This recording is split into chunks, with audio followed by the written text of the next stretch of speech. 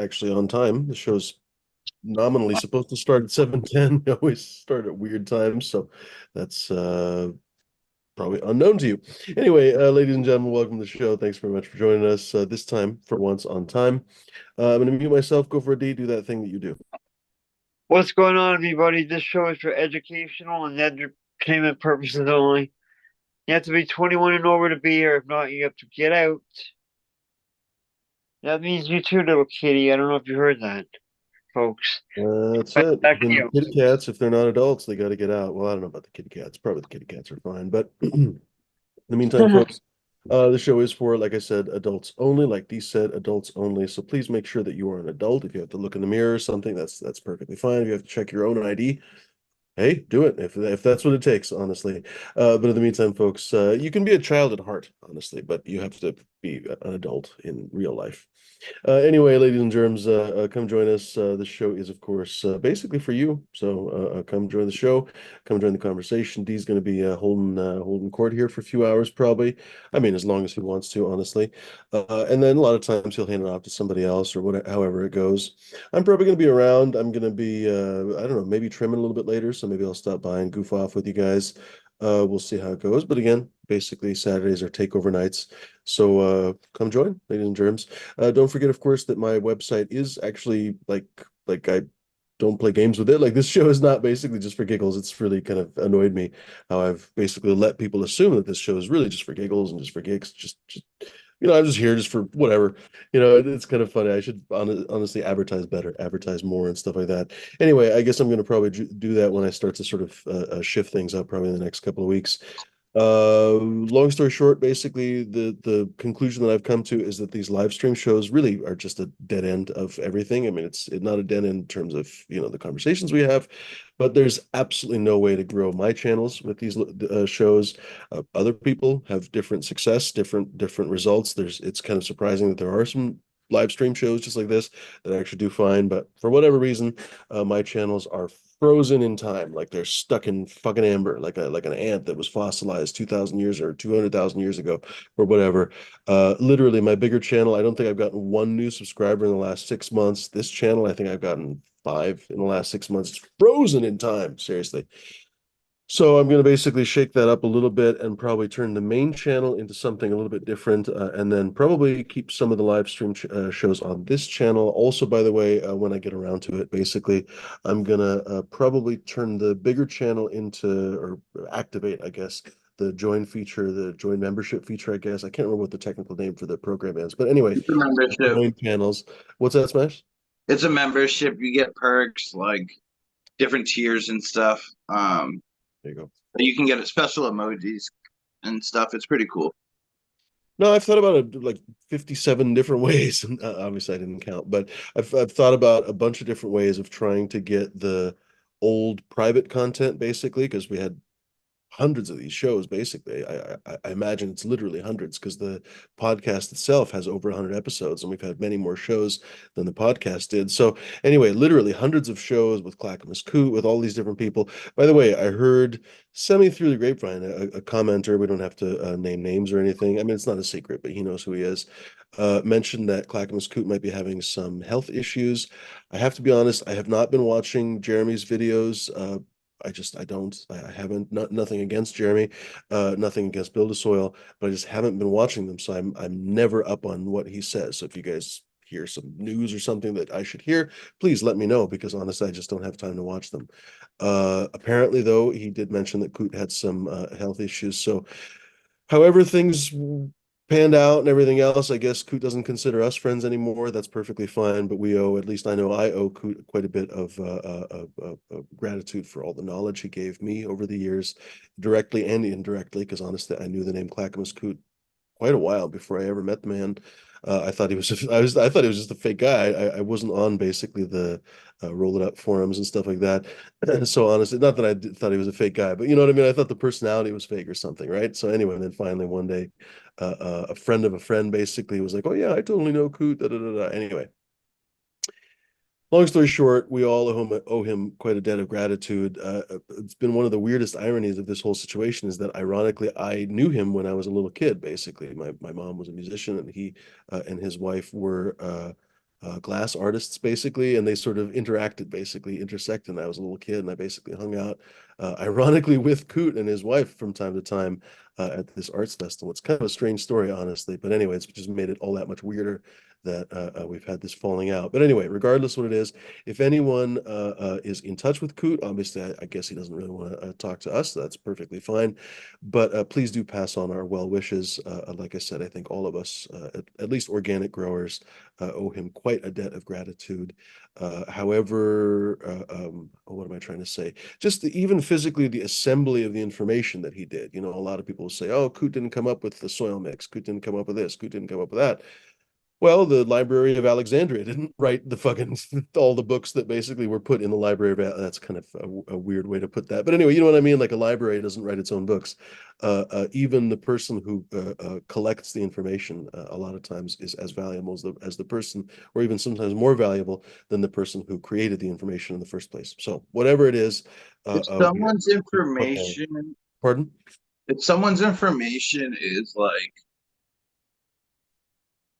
found and someone brings it to light and actually like it's like really good information, I mean, it's hard to argue if like the messenger's there because that message might have not have been found if it wasn't for blah blah blah for bringing it back, or you know. You're not wrong. You know, the connections, you know, you might say like, okay, Cornell's been working on this soil stuff for a long time. Yeah, well, the weed industry has been basically underground. A lot of the weed people basically were sort of, I don't know, they came at it at a very different perspective. They didn't come from a straight horticultural background and everything else. Yeah, maybe they would have known the Cornell soil mixes and stuff, but honestly, the way the weird world of permutations worked, basically, we needed someone to bridge the gap. Basically, weed people needed someone to bridge the gap, and I think on a big level, that was Coot. And certainly it's been very successful. Speaking of Build-A-Soil, basically, the ideas that Coot kind of brought to life became Build-A-Soil. Obviously, it was super clever marketing and everything else. But anyway, a real testament to the information they brought. You nailed it, Smash. Basically, bringing together the information in kind of a surprising way oftentimes wouldn't have happened otherwise. You know, so. You gotta read, especially that college fucking testing and those white papers. They're so annoying to read. Not many people get far when they try to read white papers. That's why it's hard to like actually know what all the white papers say. You have to actually have someone on the ground reading them. I mean, the reality is that those white papers are written, you know, whatever subject they're written in, let's just say horticulture, for example, they're basically written for fellow horticulturalists, right? And a lot of times it's for PhD programs or fellow PhDs, and they don't use jargon, right? They use, or rather, they only use jargon, I guess. They don't use slang or something, you know what I mean? So it They comes use all across. the medical terms. Yeah, And 100%. They use all the statistics and everything else, and it's not written to be entertaining or enjoyable. It's written to convey the scientific method. Anyway, I, even now, when I read a white paper, there's still some words I gotta look up. well, that's actually a good step. Whenever you have to look stuff up, it's a good sign that your vocabulary is learning. Is our children learning? Famously, our president asked, and Hardcore says, "Cheers, nerds." Otherwise, yes. Looks like that might be a first for Hardcore for a while here. I used to get first in the chat quite a bit, but it's been a while. He said, "I just came to show my dick." He says, "Better than the poop. We'll take that honestly, any day, all day, every day." Organic Soul Gardens is back from Mexico. Nice to see you, buddy. I hope it was fantastic. I think they call that Sexico. Tortilla filled tortilla. What was that? A French tortilla pronunciation? Tortilla. Le tor- Yeah. Donnez-moi une tortille. Grandma Grows is in the house. Cheers, Grandma Grows. Good to see you, buddy. Welcome, everyone. Let's see here. We should probably post that Oh, link so you guys could join us. Were you going to Talk say that something? live chat. I switched plans for my phone recently to Mint Mobile, and if anyone's looking for a phone plan, they have a deal right now. It's pretty much just T-Mobile at this point. T-Mobile sucked it up, but whatever. They still have a deal where it's $15 a month for 3 months. So I paid like $57 with taxes and little fees for 3 months. Sorry, I put four fingers up. 3 months unlimited talk, text, and data. Oh, wow, it's a And screaming deal. each month I get 10 gigabytes of hotspot. Hmm. So If anyone's I looking, pay and it's about good. three I times actually, that. Speaking of freaking T-Mobile, I pay about three times that. In fact, they just raised their $5, I guess, and I get basically the same that you do. I just get a little bit more hotspot. I get like 50 gigabytes of technically unlimited, but fuck off. It's always limited these days. It's always yeah, there's always it's after another 50 gigabytes, they slow you the fuck down, basically. So yeah, crazy good deal. Oh That's yeah, what and they gave me FTC saying six now, sponsored by months. Mint Mobile. I fucking wish. They Uh, gave me that six might months make of. the show worth doing. What's that, Smash? They gave me 6 months of Paramount Plus too. Oh, that's cool. That's But cool. I've wanted to buy Paramount Plus for months because the South Park just keeps releasing shit on Mhm. Paramount Plus for some reason. They just had a new special released on it. There that surprises me because isn't South Park owned by Warner Brothers? Oh, I don't remember honestly. Anyway, they probably have a deal. Yeah, they cut a deal. Uh, Like the only place to watch Star Trek pretty much is Paramount Plus. I mean, they'll put the movies and stuff every once in a while on HBO and stuff like that, but for the most part, if you want the whole catalog, the only place is the Paramount Plus. It's been hard for me to get into the last season of Star Trek Discovery. I've said on this show or the other show, whatever, a bunch of times about how I thought it was actually a better show than all the reviews are. I mean, I kind of agree with some of the negative reviews. Like, there's just excessively too much love story shit. There's excessively too much close-ups of fluttering eyes, and it's just kind of nonsense. It's too soap opera. It's soap opera-y for sure. It needs to be more freaking discovery, more exploration instead of fucking, oh, does so and so love so and so. Anyway, but this season has been just the worst. Like, just even the first couple three episodes was just a fucking slog to get through. Anyway, I'll get there, but the show had its moments. I'll tell you that. It's not always at its peak, but it had its Oh, anyway. what We was should that? use. What were we gonna say, D? What was that other show you said? I was gonna check it. I never wrote it down. There's another Star Trek.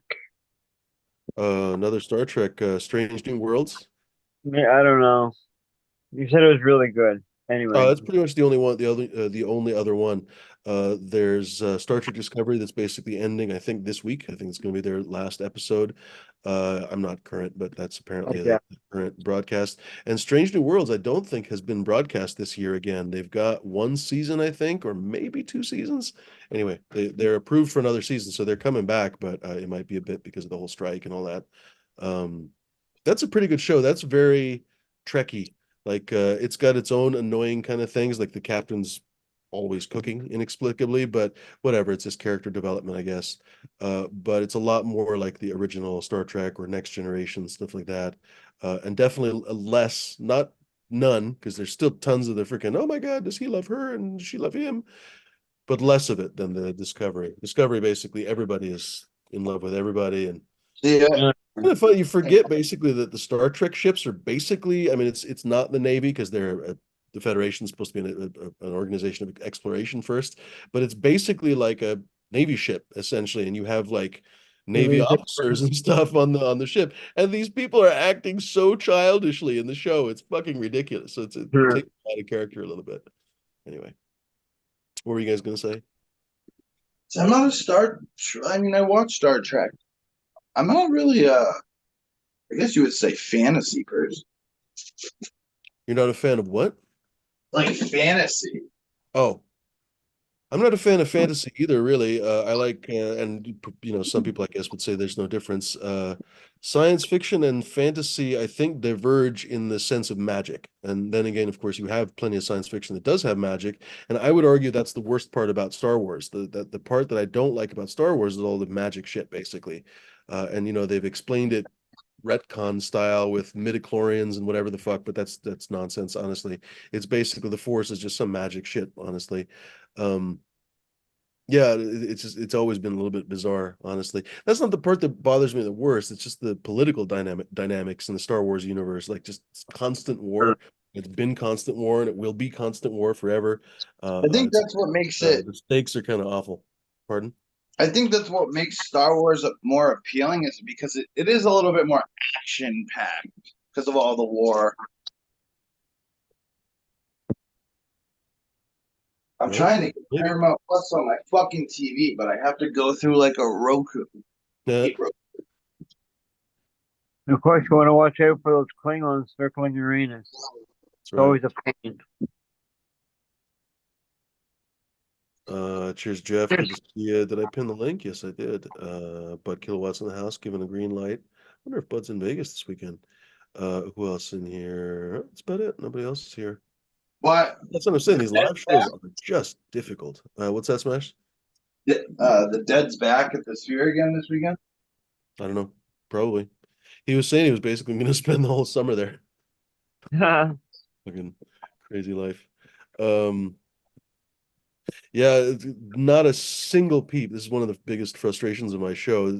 The biggest frustrations of all this kind of show and channel stuff is that basically not a single one of my ideas ever gets anywhere. And that is just pointless, like just beyond point. Like I don't want to be one of these, I've been super negative on this show before, and I don't want to do that again this time. But man, if you guys ever wonder what my perspective is, like, I was talking about setting up basically a tasting event essentially in Los Angeles.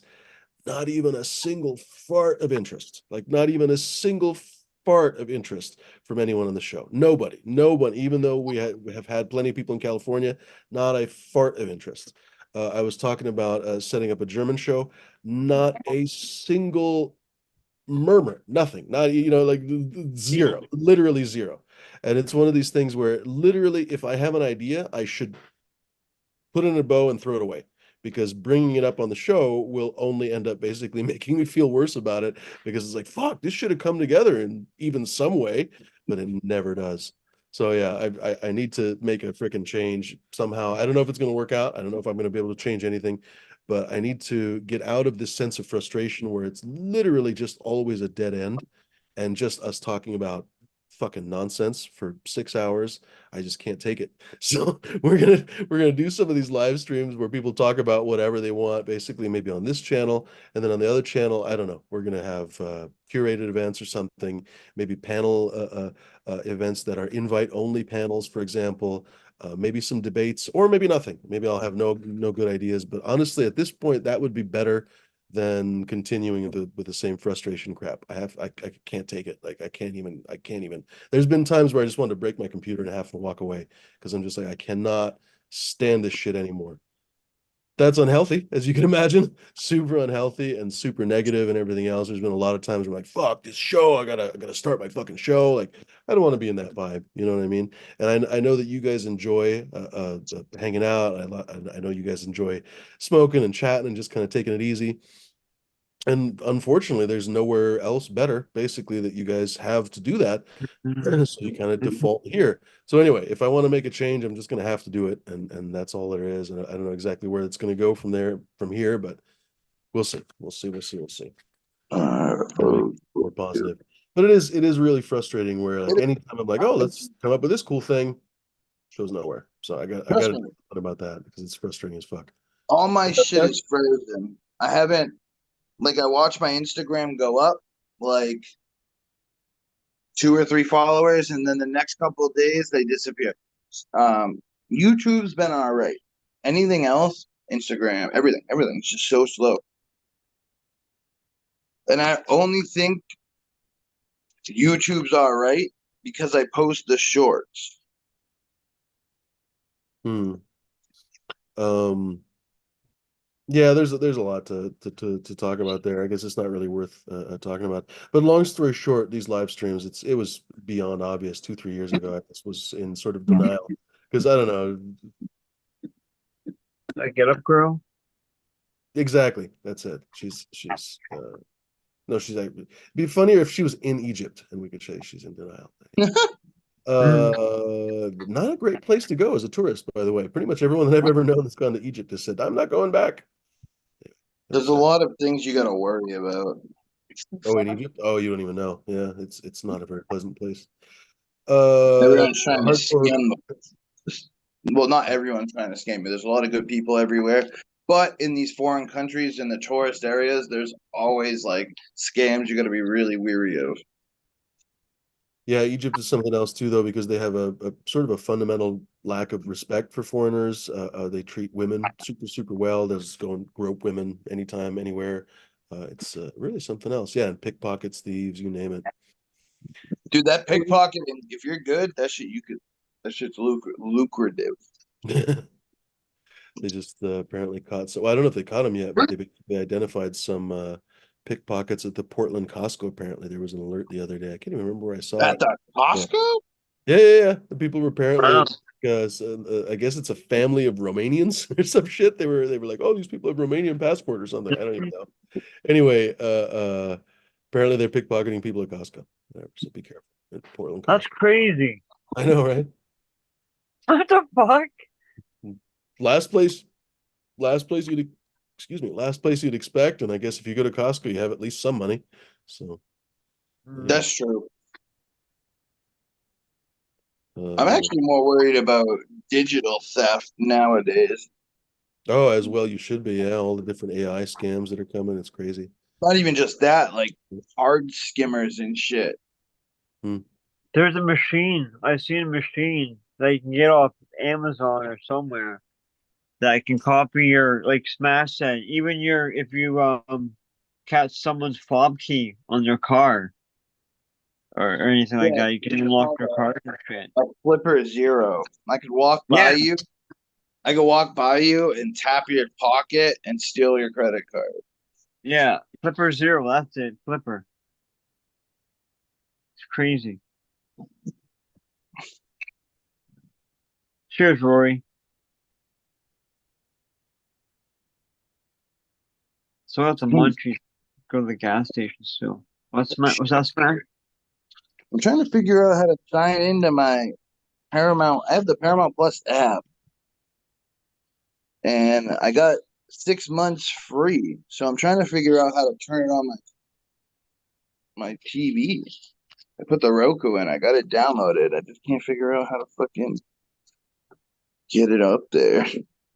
That's what she If said. anybody wants to know how to Yeah. watch free on the computer, message me. DM me on my Instagram. I got a good link. For anyone who wants to watch, what was that, D? Anything, any TV, I got a link. You can watch it Really? off. Oh yeah, that's all I watch my TV is off the internet. That's funny.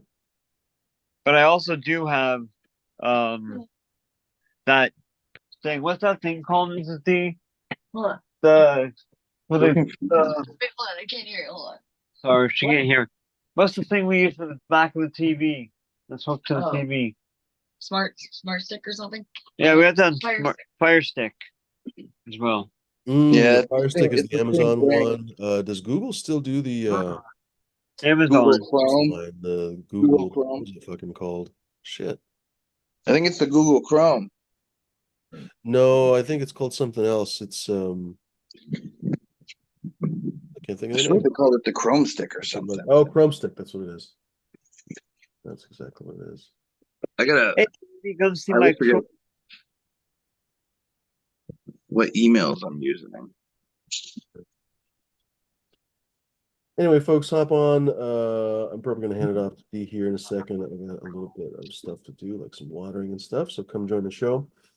What was I gonna say? Yeah. We'll still be here on Tuesday. We'll still be probably on this channel though. Honestly, I think I literally am just gonna take all the live stream channels and put them on here, or live stream shows and put them on here. Oh, I didn't finish saying about the channel memberships. Basically, I probably got distracted. My idea has been, if you guys didn't catch one of the last episodes where I talked about it, my idea basically is to allow people to see those episodes if they join, basically, because as far as I can figure, I've thought about it a million different times. I cannot download and upload somewhere else. I don't know how many people Captain 420 and so on have suggested that. That's just not a viable thing. It's It's so so hard. much People don't data. realize. It's so much you would have Yeah. no idea. And there are no other real viable platforms, basically. Like Vimeo used to be one, but Vimeo has, I don't remember if they got bought out by private equity or something, but they are completely different now. Their subscription is super high, like super high, not $20 or something, but like hundreds of dollars a month. It's really a weird, I don't even know how people subscribe there, because they don't have like, I mean, they do have Hollywood channels and stuff, but producers and stuff, but they have like regular people that have channels still, and these channels cost them hundreds of dollars a month. I don't know, it must be trust fund babies or something. Weird business model, I have to be frank. But anyway, so Vimeo's out. Cheers, Skunk Ape. Uh, I haven't been able to make anything else work. So long story short, it's just not going to happen in the foreseeable future. Cheers, by the way, Jeff. So the only way that I can figure to make those videos available, and there's a lot of good content. I mean, holy crap, like I think Coot, for example, that's basically the best part of the content, probably. I don't think Coot has ever been on any other channel for hundreds of hours. And that's basically where he was on my channel for hundreds of hours. So if you want to watch that, all kinds of other interviews. We had interviews with Romulan Genetics several times. What's his name? Uh, Hedgehog. Why can't I think the guy's name? The super nice guy from Seattle. Seattle Chronic Seeds. There we go. Seattle Chronic Seeds. Had a bunch of other people. Breeder Steve. We had a bunch of people. The only way that I can think of to actually allow people to watch that, frankly, is the join channel membership thing. So On yeah, Wednesday. don't bother looking. But one of these days I'm going to actually do it. I avoided it for the longest time. I don't know. I had conflicted ideas about it.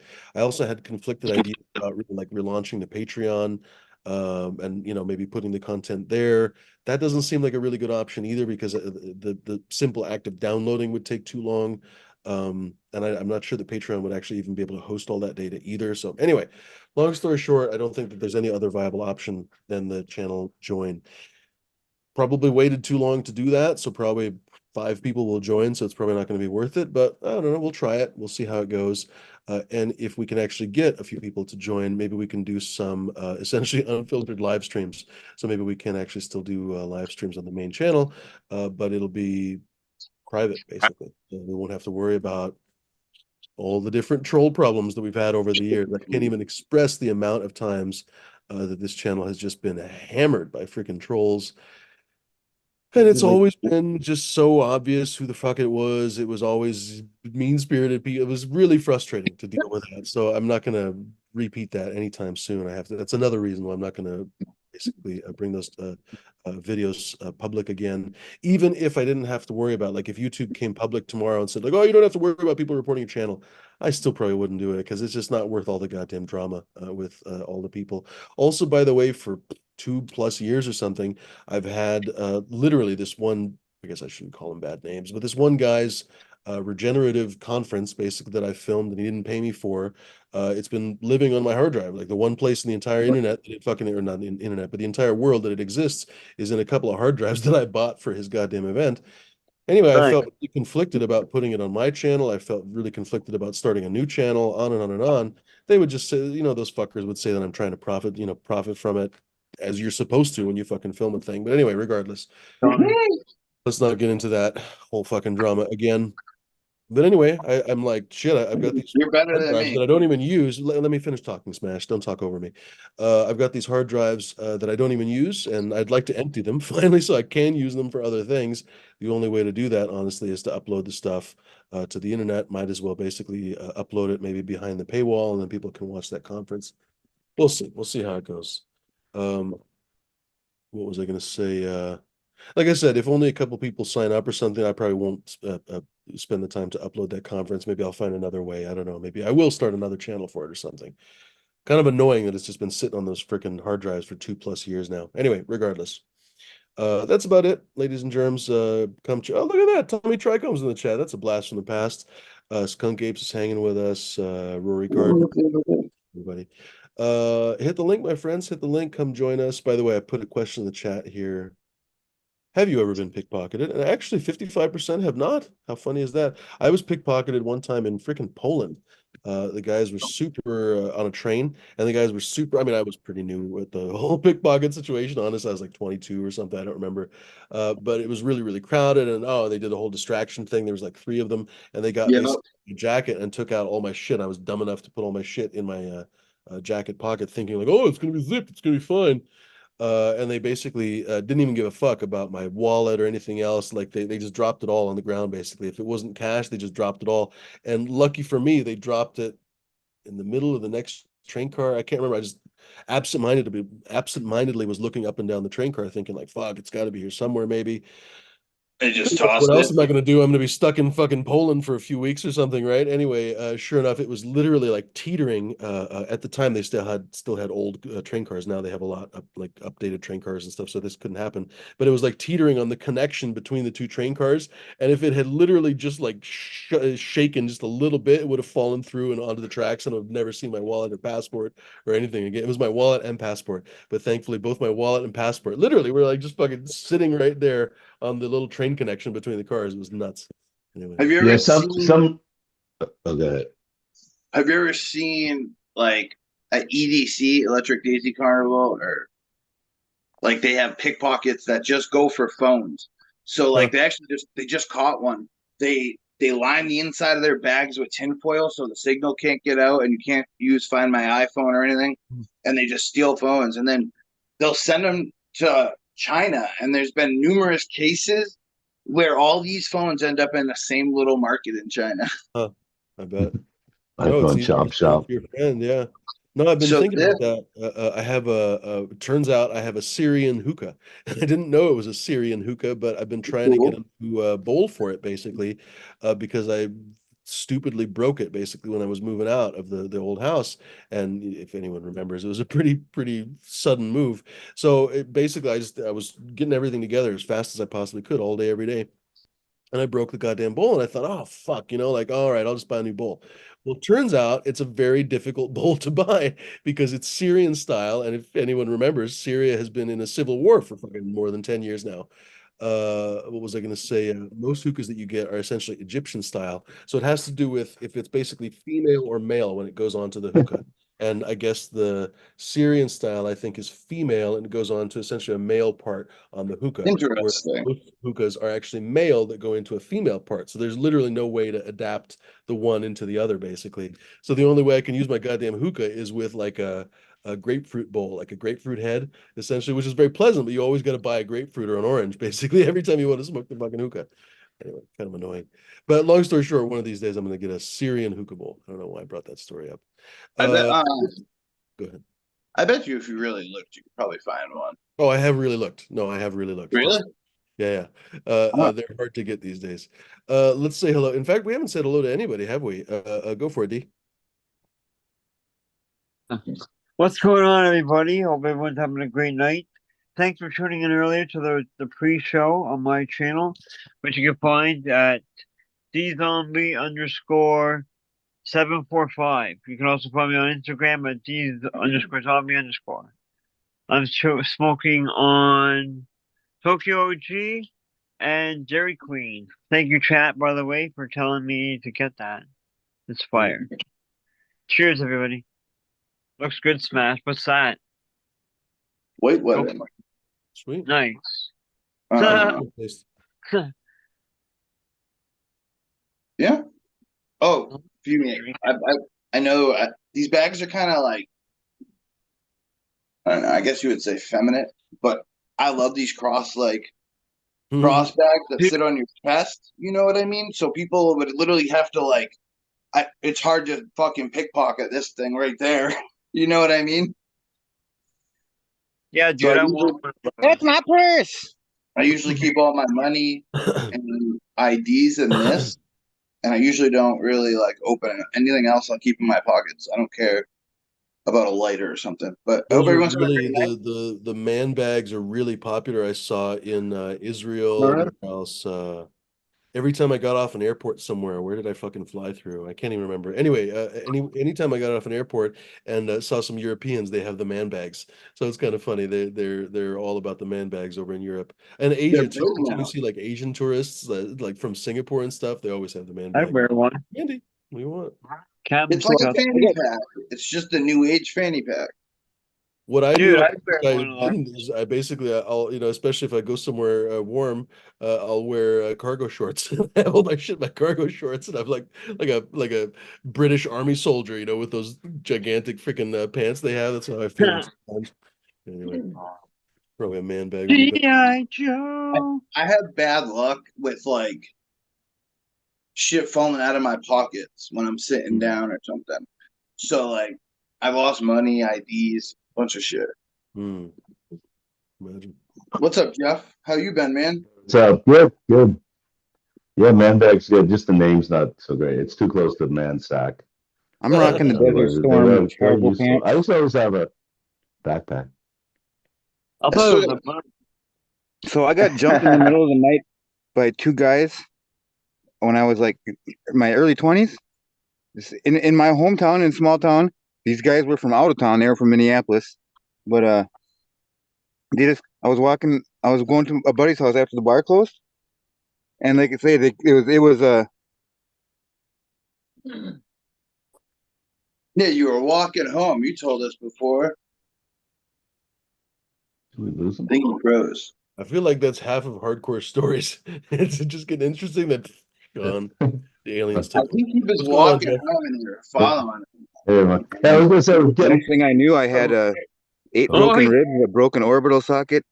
They stole my $400 jacket, my ounce of weed, and my fucking camera. Unfortunately, hardcore, we missed 3/4 of that story. You just conked out. Yeah. Middle, Oh shit. the whole middle. Yeah. Yeah, the important part. 'Cause I gotta turn my Wi-Fi off. that was in Ohio. We That's feed.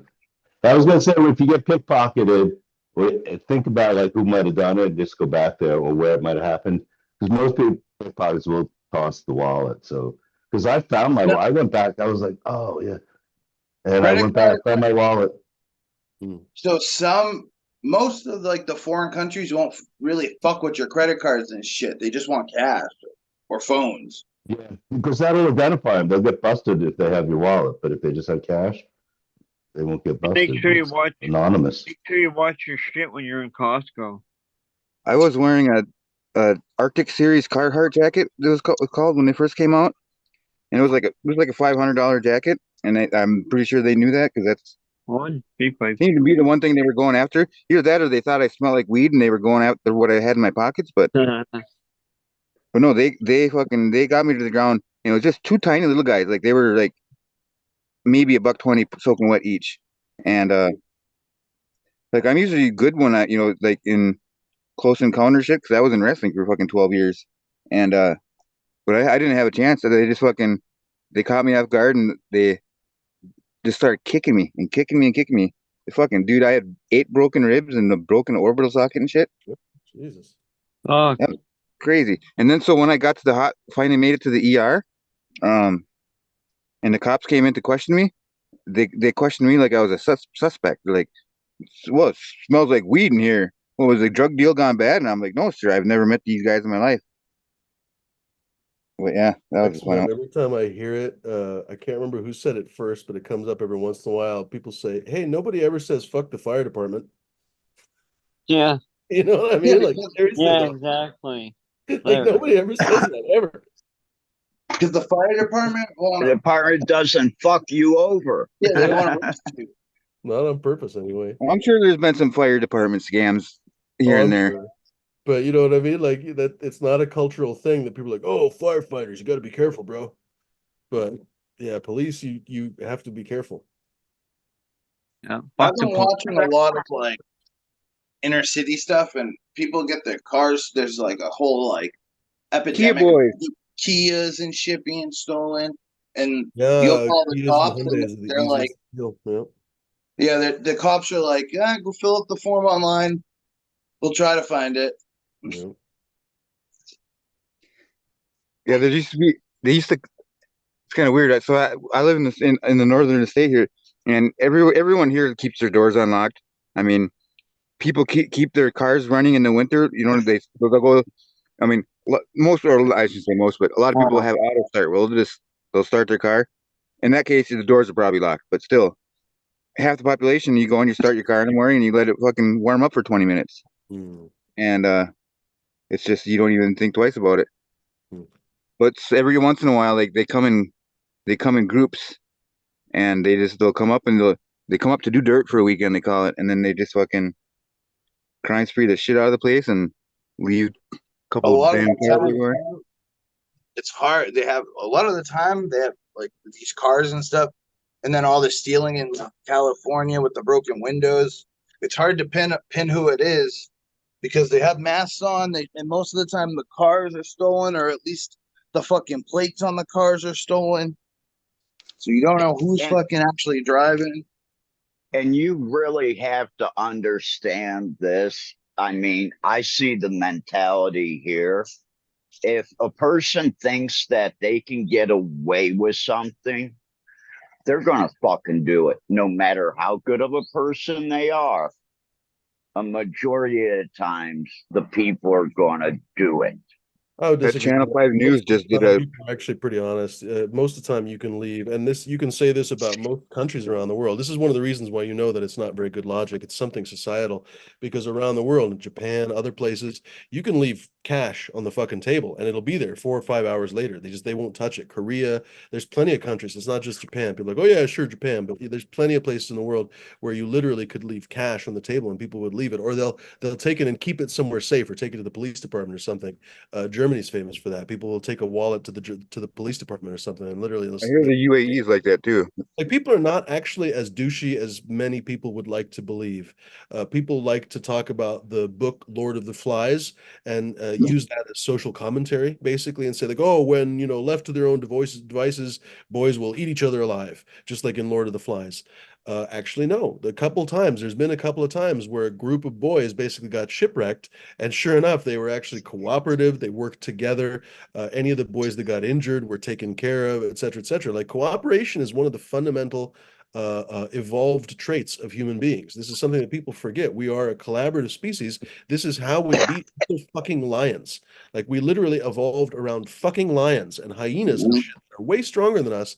And we are not just smarter, but we are collaborative, just like dogs.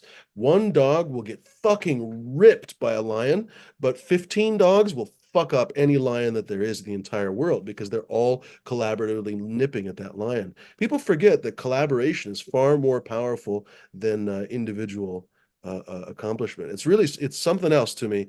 I play PUBG, and it's something else. I can always tell when our team is going to win or going to lose based on, because it doesn't matter if one person is a superstar, but when the team, it's kind of a team game. Basically, you can win as an individual, and if the rest of your four team fucks off, you can basically win, of course. But generally speaking, when the four players work together, you fucking mop up. And because all the other teams basically don't work together, and you end up basically picking them off one after another.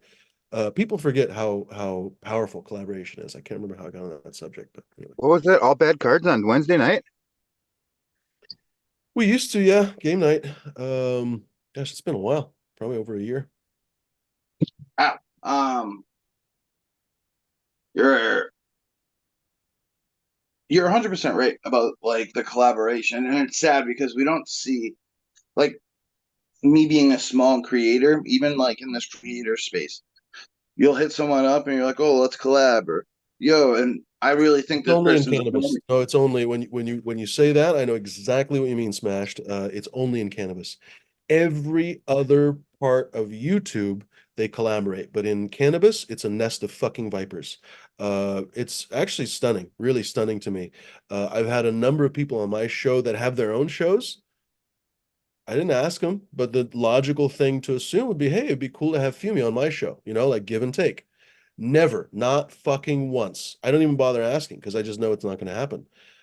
Not even one of the other creators basically will. Like, sometimes they'll even hop on this show, but they would never invite me onto their show, never have a crossover, nothing. And I don't know what it is. It's not just me that they do it to. It's to everybody, basically. They fucking won't do it. And it's one of the surest ways to not succeed. Like I said, like, the only way to really get anywhere on YouTube is basically to do those collaborations and get in front of other people's eyes, and have not only your audience, but then someone else's audience get to meet you, on and on and on and on. You go to I'm a the double photography dipper. reviewers, go to the pipe community. I'm now into literally any single fucking thing on YouTube that I've ever been interested in, audio equipment, you name it. The microphone guys, for a while, I was looking up all kinds of videos on microphones. The microphone dudes, they talk to each other, and the big channels talk to the little channels. There's this guy, he must be a voiceover artist or something, because he always uses his whole name. But his channel, I think, is called the Microphone Assassin. He just reviews microphones and then DIY microphones. It's kind of cool. Anyway, it was a super esoteric channel. He's only got a couple, 3,000 subscribers, really, like basically barely bigger than my bigger channel.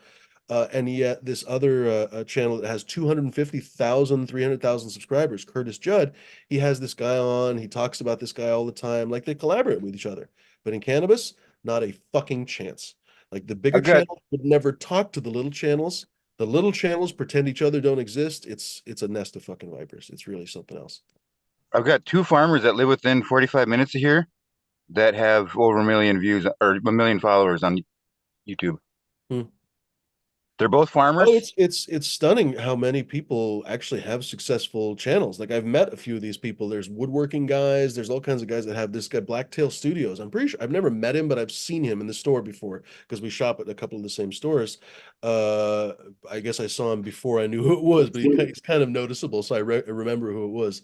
Anyway, dude has like 2.5, 3 million subscribers. Just chill, just 3 million subscribers, just like that. It's just some I fucking. got- I mean, he's not just some dude now. He's got a he's big old business from it and stuff. But like he essentially just started his channel a few years ago, and now he has 3 million subscribers. It's really something else. I don't know what point I was trying to make there, but I shot and directed 2 videos for Joe Go's channel. He only has 300,000 subscribers, but still, I felt like, I mean, he was a damn celebrity when I first met him. I mean, I watched that guy for years, pretty cool. or I watched her for years. However that works. Oh, I can't wait to harvest the rest of this. Transition or however that Oh, works. Yeah. I want pepperoni. No, it's I really want harvest. the weed people. I don't understand it. I think basically that weed people just always assume that it's a zero-sum game, and anything that they give up or anything that they give someone else is something they're giving up on some level. I think it's actually really foolish, but whatever. I always considered weed like a community thing, or or not something to bring. It's supposed to be, but the content, like there is the weed community, the ones that go to like shows and stuff. You see the aspect of the community, but online content creation, totally different ball game. What's his name? Dude Rose from the DGC or whatever was on Chad Westport today. Yeah, but Chad Westport's huge. He fucking writes for Sensi magazine himself. Oh, dude. Excuse me. Chad Mila. Westport is the anagram for Red Stopwatch. You put people up like that. So Mila just I look had, at them as another person. I talked on the phone with the Saltwater Cowboy for 4 hours when I booked him on the Chad Westport show. So Mila just had a Davadu in Massachusetts, and I don't know if I looked at the wrong place, but I was like trying to figure out how much the tickets were. And the ones I found were like $600, and I was like, that's a lot for a Davadu, I would think. But I think it might have been the VIP. So I couldn't find general admission tickets. I hit her up, and I posted on her Facebook or no Instagram, and I was like, hey, look, I missed your Massachusetts Davadu. Next time I added all the channels. I was like, I hope we can meet next time you come to Massachusetts and smoke. So hopefully next time she comes out, we can smoke. If you I know go that- to Amsterdam and you go to the Hemp Hotel, you can talk to her in person all day long. Yeah, but I can't I travel think like that that. DGC Cup is this week sometime. Why can't you travel like that, Smash? Boston to Amsterdam is probably the same as Boston to Las Vegas. Yeah, but haven't you noticed I took one trip since you guys met me? I'm cheap. And It must Have you it noticed that must you be all the what? times Smash you're cut off for a talking. second. I've taken He's like cheap. one big trip since you guys met me. Well, traveling's expensive when you want. I And Yeah. one of the I know most what you're exciting saying. parts of being a grower, a gardener, is that you can almost never really let go of your garden. You can never really hand it off to other people. When Yeah. you usually pay for it. So even if you take, if you train your caretaker well and everything else and have a good caretaker, even then it's kind of universal that basically the garden will suffer when you're not around. And so then when you get back, you have like double duty because you got to catch up to where you were, not Yep. only keep going. So it's kind of an annoying process. I almost Yeah, lost. growers a lot of times don't go on vacations, don't go anywhere. Something else. Nope. I almost lost a couple of these plants when I went to Vegas because no one was watering, and I was gone for a week. See, that's when you get like a 50-gallon barrel and a fish pump and a regular timer. And a drip system going. And I 3 got AAA batteries I and got a it. flux Just keep going. capacitor. Well, the 1 gallon an hour sticks, you hook that up and you just let it go for 30 minutes every other day. It gives it a half gallon, and that's every other day instead of every 2 to 3 days, giving it 3/4 to a gallon of water. I got You half got to a be able to gallon. go for, you got to be able to leave for at least a week. 7 days Pack is them like shits up and bring them pushing with it. you. 7 days is pushing it, but you No, got to be able to do that. and water. I don't like machines because every plant's a little different for me. Portable One grow month, room. Buy them for me. They all get watered. They all stay alive at least. yeah, but some get like less than others, especially like right now. Like these two in front right here are drinking so much less than that one back there that if I put like my rainbow drippers in, I feel like these would be waterlogged, Well, at least right now. Yeah. buy a better timer. And I also have multiple size pots, like they're not all the same size pots, so it wouldn't. Yeah, I'd have to like go and put different drippers on each and stuff. And I never Yeah, know what here. most people normally have like the same pots in a room, same size pots. I cook it right now. Not the There's strawberry cough guy. there's 3 10s, 1 5, and 5 3 gallons right now, just You randomly. got to get a bunch of those rat tubes. Did anyone have a rat when they were younger? Or you get those clear rat tubes. You got to Nope. connect all your pots with rat tubes and get the soil food web going like that. I like the bottom watering. So if I really do have to leave for a super long time, like a week, longer than a week, I will go get trays big enough that I can put a couple gallons of water in them, and the plant can use it as it pleases. You got 2 neighbors named Trey that you bring over and fill. Never mind, I'm stoned already. I got stoned and you missed it. I'm surprised these are still going. Well, this one looks like it's gonna be close soon. I'm thinking one more week on this one, maybe a week and a half. And then Got some same dance thing, moves. same thing with this one, probably about a week and a half.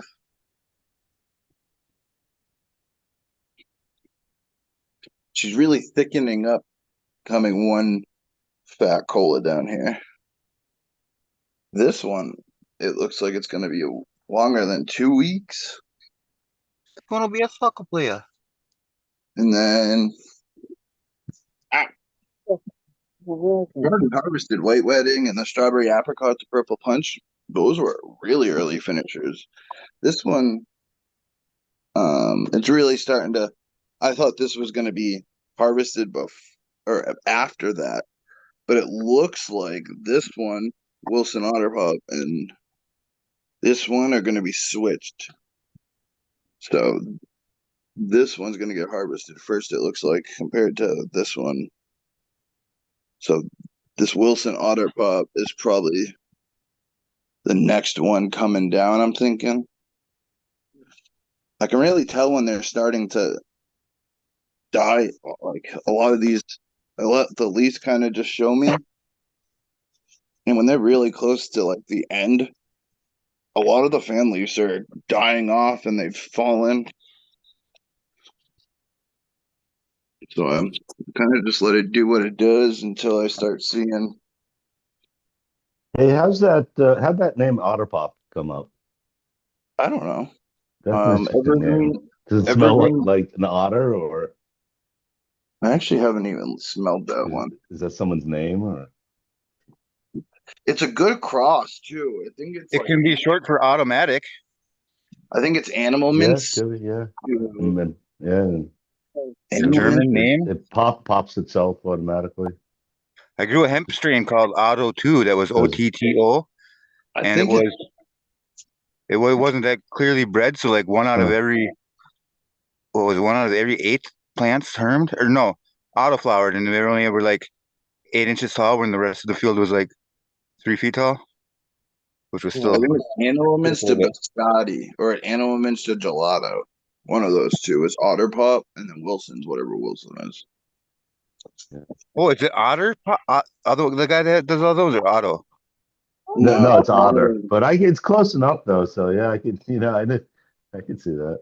These are some But yeah, auto. but Otter Pop, yeah, it's a unique name. I don't know. I'd like to hear the story Like on the that Otter one. box.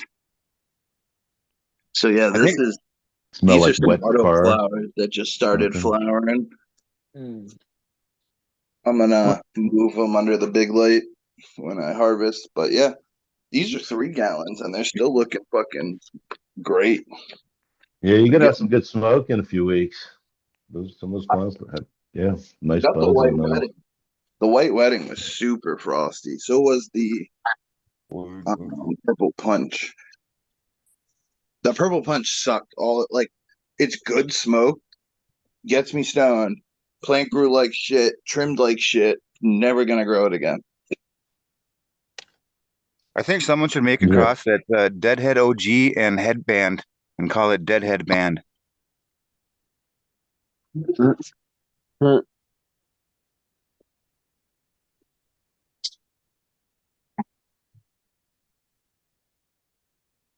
Sorry for killing the show there with my musings. Oh no, I stepped out. Sorry.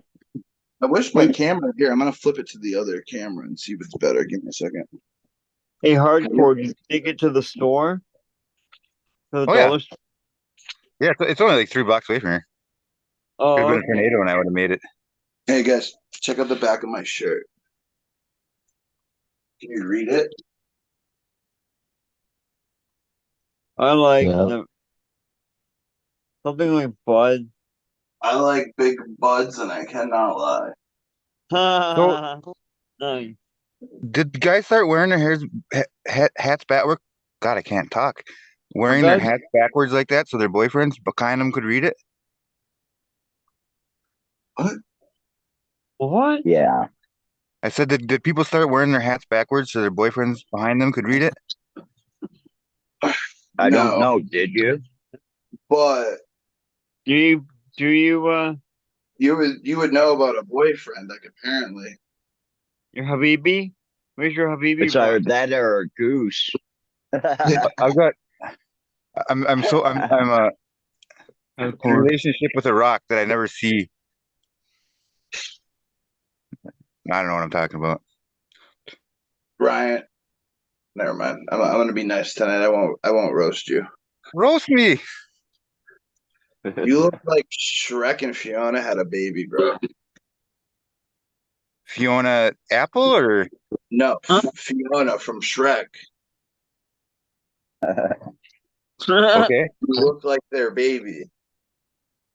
I got you, I Smash. live in That's a what, castle though, so I don't give a fuck.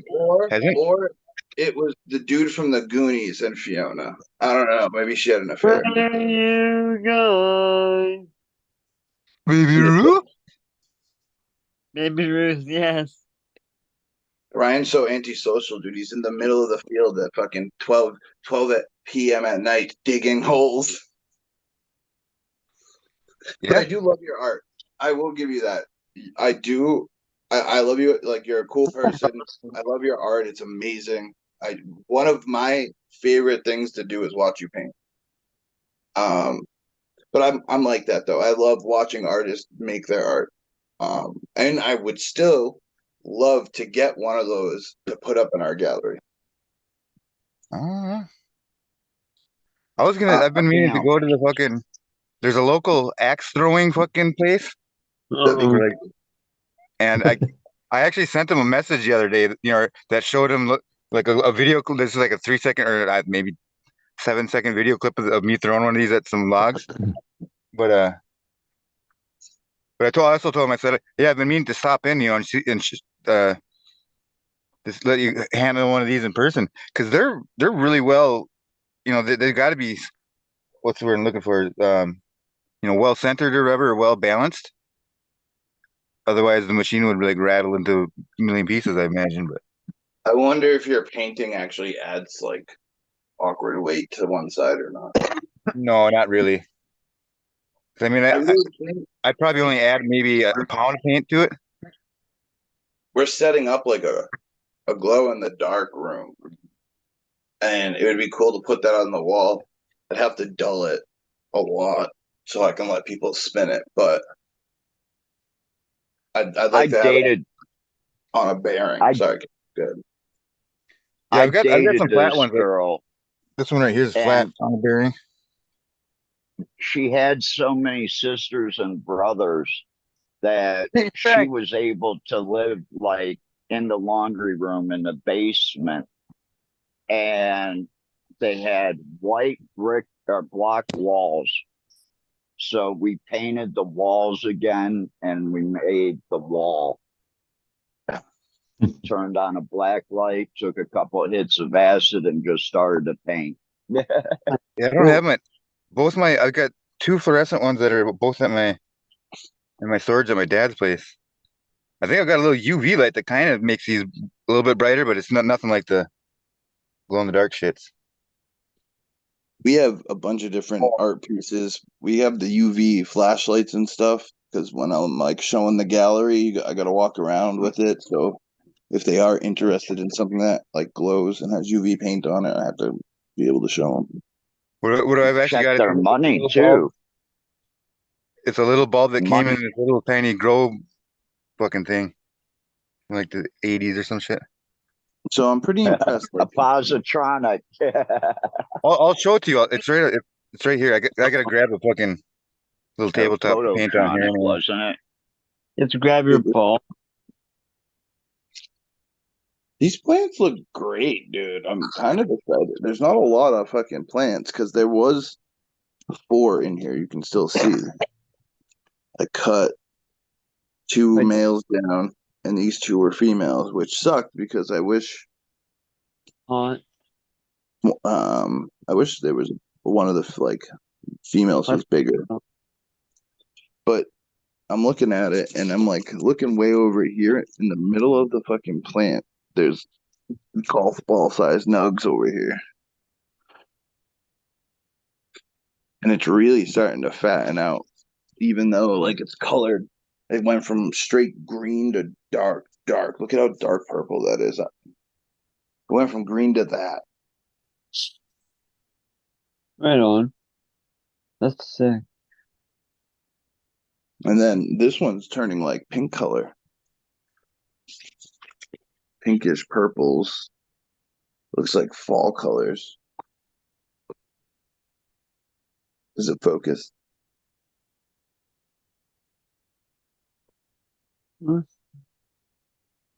Exciting. Fucking spears. Oh, wait, I got a lighter in my pocket. Smithers, Yeah, I got a pretty bucket in good. my pocket. Yes, I know, sir.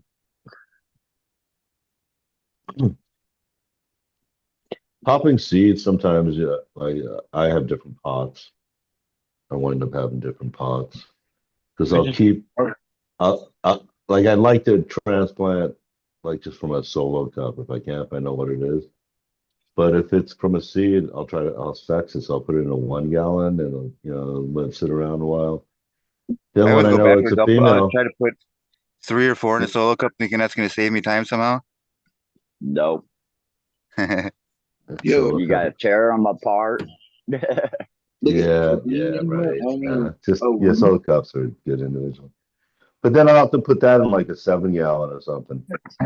This is from a 1 gallon. Well, I mean, I'm thinking maybe I will just start transplanting that into 20 gallons or something, really big pots, 20, 25s.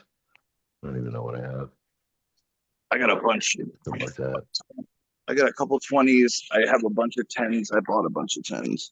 I just transplanted all these today from solos. Give me 2 seconds. Switch. Man, I hate filling 10-gallon plus pots. They take a lot of dirt. Well, Yeah, I'm used to using a big Rubbermaid tub and being able to do like 10 or 15 3-gallon pots and transplant. But you Yeah. get those 10-gallon pots or 13-gallon pots, and it's like, man, I got 2 out of that whole Or thing. these fabric pots that are flexible. It's like, oh, that you can like really fill them. Yeah, I just use the cheap plastic ones because Yeah. I pick them up and drop them on the ground a lot. I got everything. I got the plastic. There's actually a fabric right there. So I don't know. I posted a picture on my Instagram today. Like I haven't really been feeling the best, so I haven't really got around to doing stuff. All the seeds I popped for outdoors, I forgot about, and I looked in the paper towel today, and they were all sprouted, yellowed. So I hurried up as fast as I could, got them in the soil. Looks like a couple of them are still gonna make it. I also popped some more seeds. Um, these were in solo, actually smaller than solo cups. I've been using. Hold on.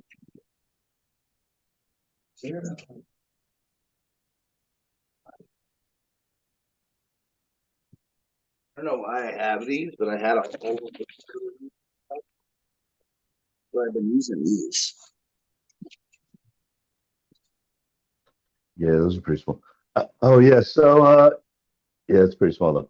But I've used some bigger clear ones, and yeah, I was surprised. It's been a while, but I think it was actually even with just plants for tomatoes and vegetable plants that I I just noticed like how much water you really have to let go through it before the entire thing gets soaked. You know, a lot of times you think the soil's like, pretty, moist. It's not really dry.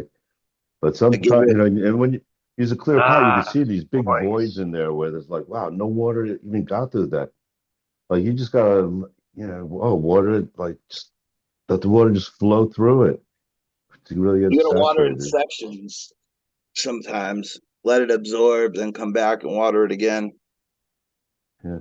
But I was Oh, thinking like some like 1 gallon size clear pots would be interesting. And then you like a liner that then you put inside well, something I that try stops not the to go light. completely Just clear. This is like frosted, I uh, guess you would say.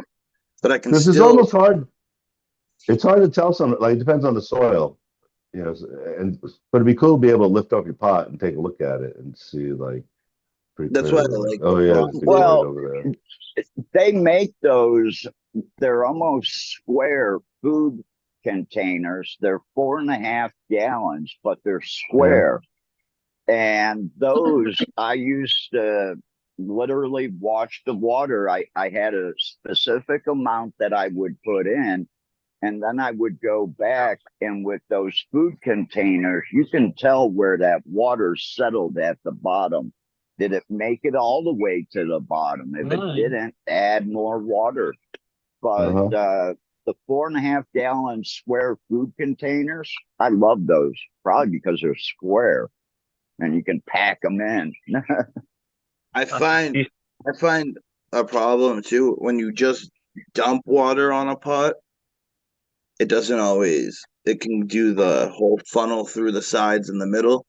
But Becomes Yeah. if I That's put why it that's like why I drop my pops every once in a while to break that dirt up. And besides that, I'm using about 25%, 30% perlite. I just use a sprayer and slowly water in, let it absorb slowly. I think the slower you water, the better. Yeah, the Oh more no, channels it has to make. I got like a 1 gallon like jug. I dump it into the big 5 gallon bucket and I pour those into my 3 gallon pots. I have the dirt as specific height and I walk to the next one. I don't have to worry about it. I just boost the water in the morning and then I feed it to my plants through osmosis. throughout the day. through osmosis.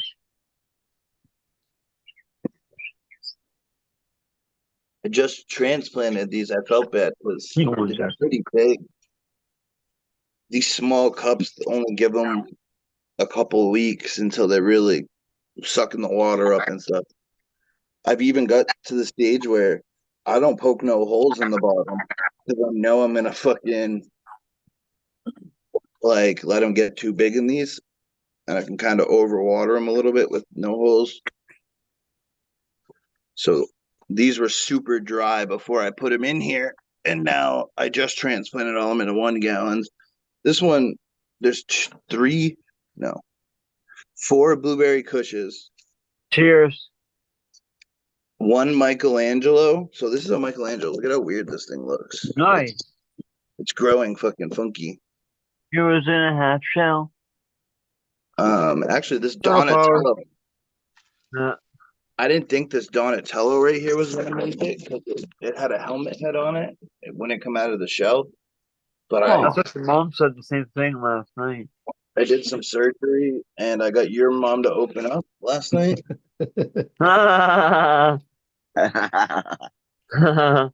No, I really did have to do like I took a clean scalpel. I also did, well, I took a scalpel, cleaned it with some alcohol, and had to cut it out.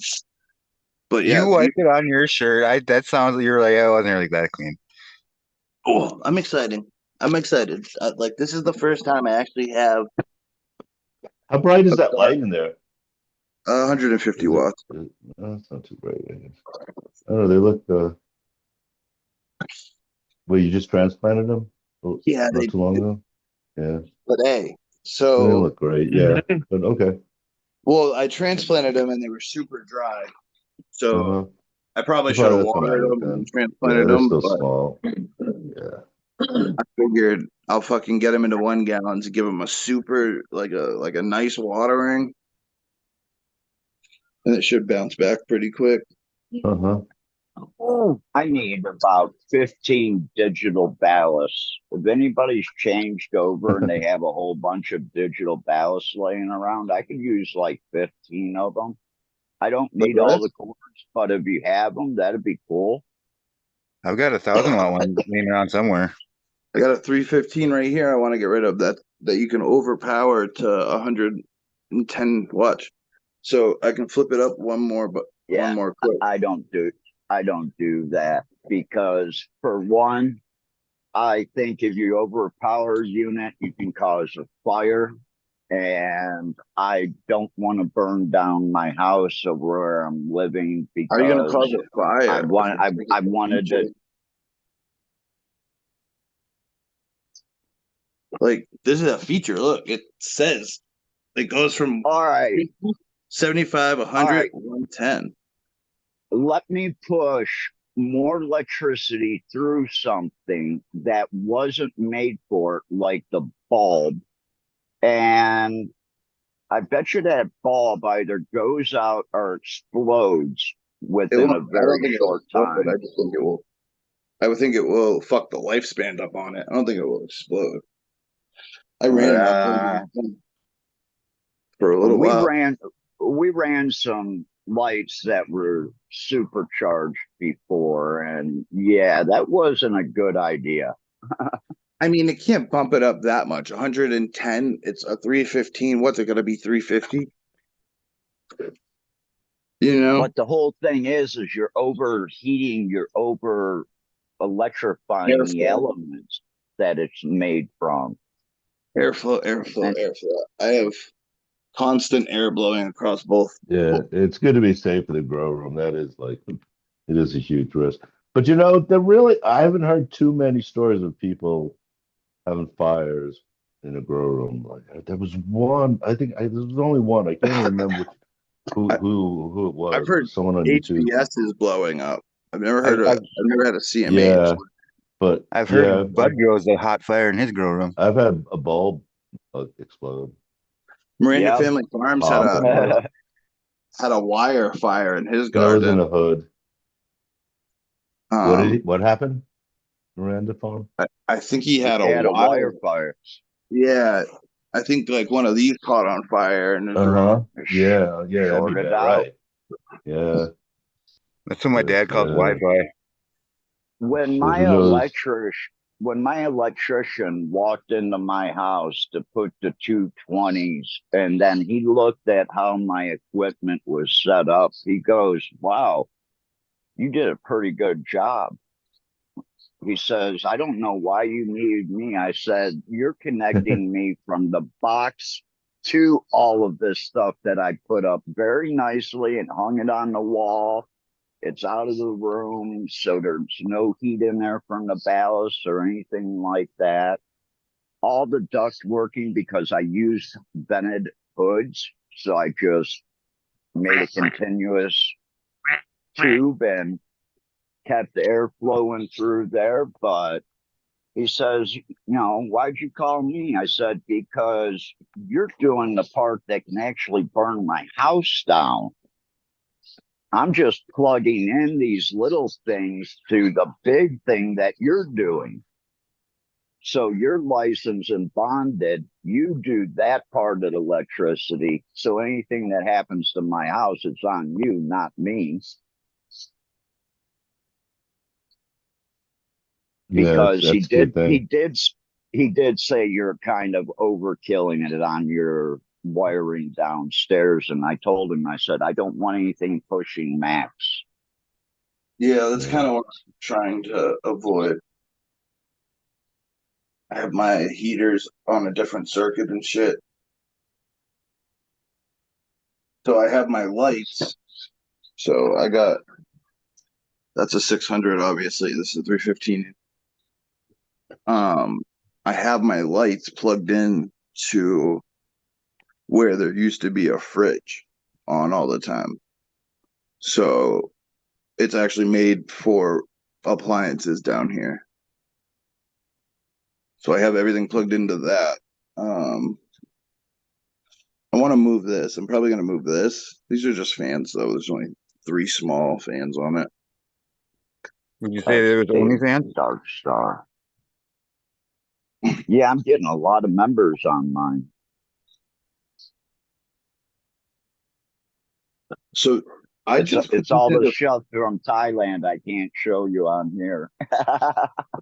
um I fucking I just put this in a flower probably a week ago, and they've already started to bud pretty quick. Fuck. Kind of impressive. Like, I don't even remember what that one is. I got another Wilson Otter Pop, and then two Cindy Cake from a guy around here. It's Dark Heart Wedding Cake crossed to Cindy 99 Brother Grimm. Then they took that plant, used a Cindy Cake male, and hit it with it. And Fuck that you, is, Dark Heart Nursery. oh, don't, I won't.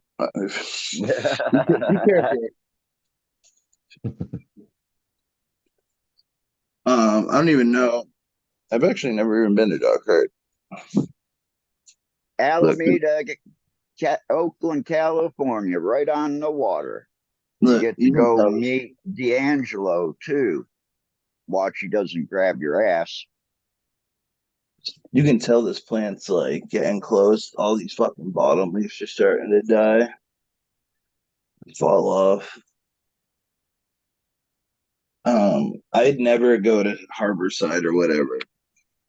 Well, that's D'Angelo and that's Dark Heart Nursery. They Uh, own Dark Heart Nursery. Part of it, a big part of it. so my reasoning behind D'Angelo is one of the Ganjiers too, isn't he? I don't know, and I really don't care. I think He my he is. reasoning screwed me behind not over, and that's liking all that matters. my reason for not liking Seaside or Harborside or whatever is Steve. Harborside. Yeah, Steve at one point was going against home grows because he knew it would really fuck with his business. Exactly. He's done some shady ass shit, let me tell you, over the years. People look at him in one light, But if you really spent any time with the guy and just listen to the way he talks to people. And it's like, oh my God, he's talking to this guy with a big smile and a happy tone, but he's just doing this to fuck him over.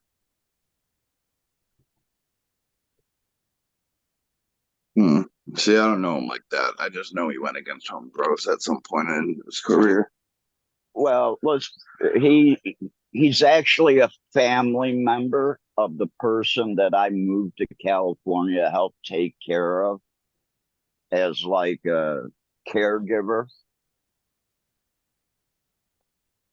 Interesting. So, I mean, it's direct family connections there. And the reason why they started up Dark Heart Nursery is because they knew they came over to the house because my partners decided to do a flowering room. So they basically raided my room of all the mother plants I had and decided to flip them all. So when I came home from selling clones one day, all my mother plants are actually, I sold some clones and I went away for 4 or 5 days to Northern Cali. And when I came back, all my plants were thrown into flowering and already had started to flower. But they came over and they asked me, well, what are you doing?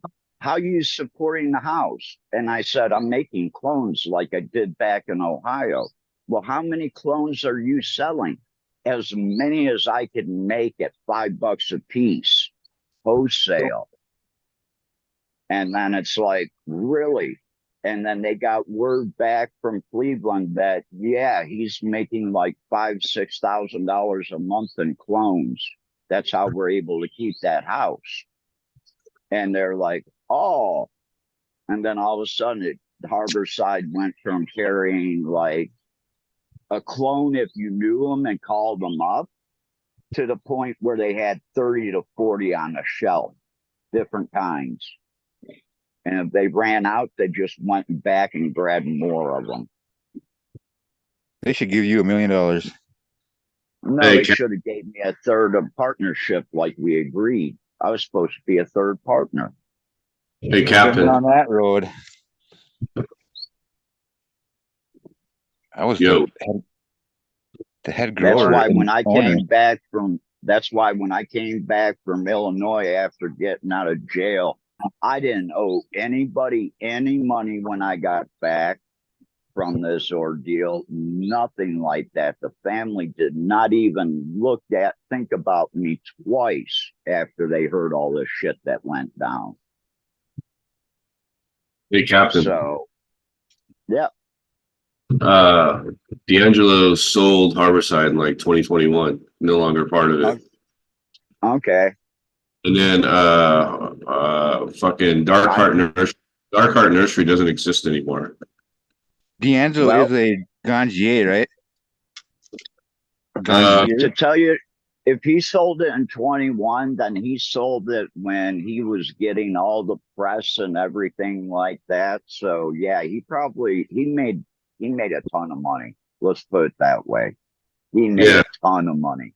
They, What did they waste that stupid hats then? They have a drive-through Harborside right here, like 25 miles from me. But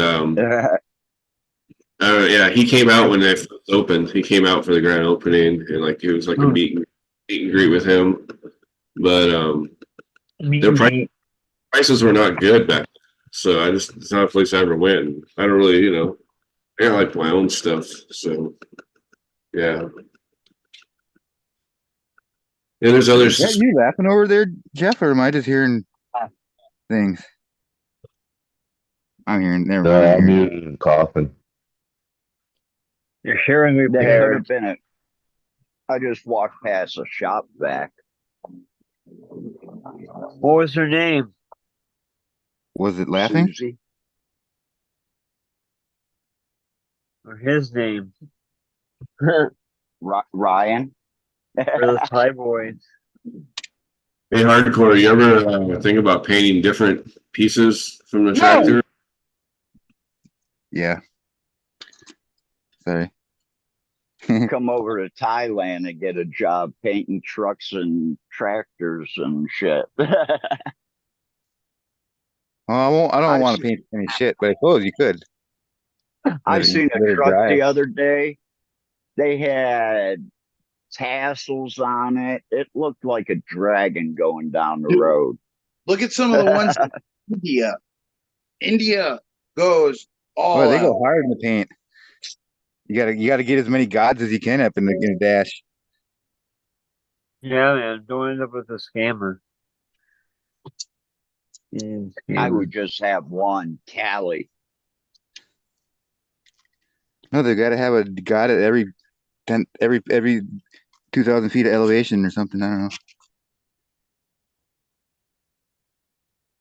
I was actually watching a story on a guide for Everest, and he's climbed it like 100 times or more. Passing them bodies up. Yeah, They're I don't supposed to think I actually can be make it cleaning a up the third of body. the way. Supposedly, they're someone was actually brought it up to clean up the summit. Because there's a lot of trash up there. Well, There's a that's the lot of thing. trash on the way up, too.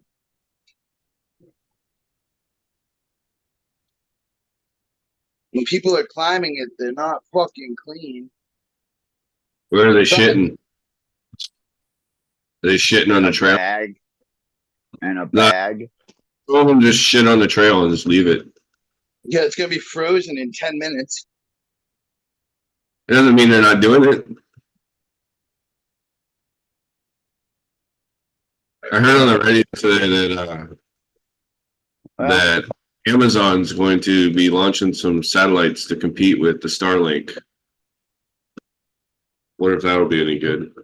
Dude, I was watching a Chinese SUV Yeah, that with can like spin around in a circle in the same place. It's a hybrid, and you can get up The to new like 600 Mercedes. miles.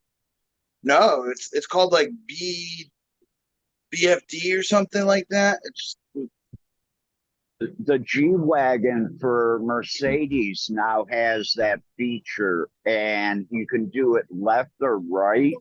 some Chinese. And press a low 2 button on your 4-wheel drive, and there's two like levers, almost like little clutch levers. You push one of them down, the right or left, and you let off on the gas, and the car does a 180 in the same area that it's in. It just spins around for you. That's cool. But no, there was a Chinese car. It had like massaging chairs and like it had all like super a bunch of amenities that you just don't ever see unless it's like Bentley or something. And it was like super cheap, American money. That's the thing with the cars over here. You know, you get some of these cars over here, and it's like, holy shit, the Nissans back at home aren't like this. This looks like the inside of a Rolls. You know, they've got some really high dollar cars that you don't see in America that are sedans over here.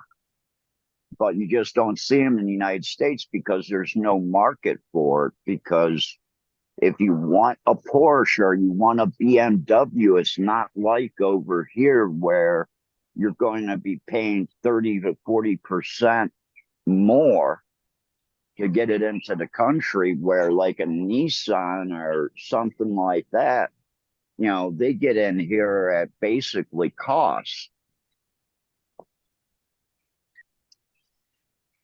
But I mean, when I can go out and buy an R35, Yeah, that makes me think of 240, right? right off the shelf, you're like, you can't do this in America. This is a race car.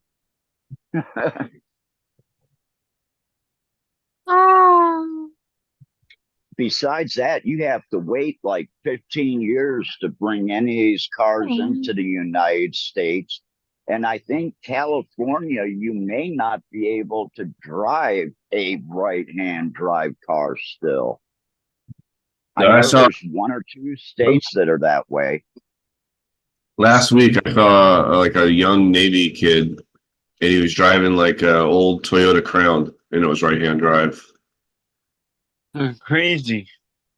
There's a guy here that's got a Nissan that there's a couple cars here I wish I'd get home.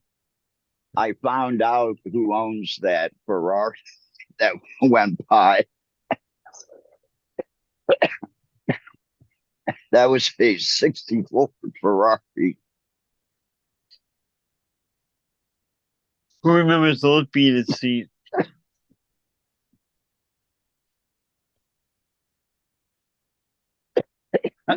But there's even a Dodge Power Wagon over here that I wish I could get back.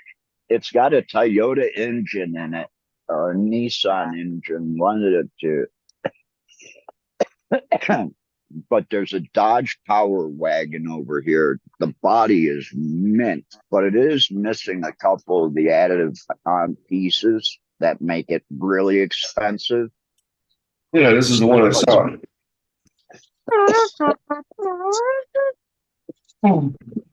Yang Wang. Arr. Yeah, like Yang Wang. Arr. It says the cabin looks just like a Bentley. I'm trying to look for pictures. Here we go. That's the cabin of this car. It looks exactly like a Bentley. It's got Adobe. Looks like a Ferrari or something. Well, there's a kit car that you can. There's a kit car in the United States now. 300 for like 2 years. 22. For 20. Yeah, 22. 25K. Awesome. Bentley, W. Yeah, it's got a lot of stuff. Yeah. Right on. How much is it? Build my own car. So what was that? A BYD?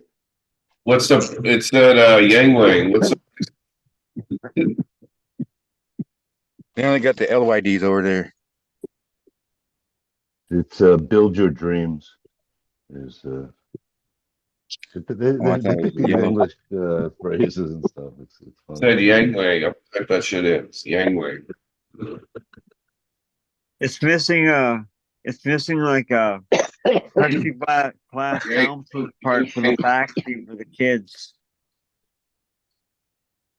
And metal bars. The launch the Yang Wang. Yeah, it says about 15,000. One of them for the Quinn Plus EV. Which one was that? I got them up right now. U8, I These think. are the one. These guys are talking about putting factories in Mexico to get around some of the tariffs. They've already got 18 factories in Mexico. Uh-huh. They're slowly moving everything from China to Mexico because of the trade agreement. Yeah. And the taxes and the tariffs. Coming from Mexico is completely different than coming from a Chinese company in China. Yeah, you gotta watch for the cocaine smugglers. I don't know. Fentanyl. Cocaine don't even go through Mexico anymore, I don't think. Whatever, I don't know. 120,000 for that model. These Chinese car. The U8. Oh. Yeah, but if you want to buy that car in the United States, it's probably 200 plus. Cheers, Jack. I wonder what the safety standards are on it. Like, is it going to meet U.S. crash standards? Because they have to crush one before they can bring one into the country. I don't even know if they're going to make our market. We have a trade embargo against them. I think you have to give up 5 or 6 cars for them to wreck, actually, If they brought it to because like they do Taiwan, they could side probably get them in. testing. But we'll never see them. Did anyone ever watch the interview of the TikTok CEO to Congress? And he kept asking Singaporean Chinese they served in the Singapore Your mic is going out Yeah. or something, Smash. Really quiet. Yeah, you want to like talking in a can far, far away. Land. Can land. Buffalo. But over here, I get to see a lot of this stuff that they won't ship to the United States because it won't pass a lot of that. And you're talking, you know, if you want to spend between $7,000 and $15,000, $20,000, you can get some nice utility vehicles. We won't call them cars, we won't call them complete trucks, but utility vehicles. And you know, you can get electric engines, or you can get that 1.2 or 1.4 liter engine that they have, which is barely bigger than my bike engine. The- But they do 1.4s here in America. It's just a lot of times they add turbos to them. A lot of the economy.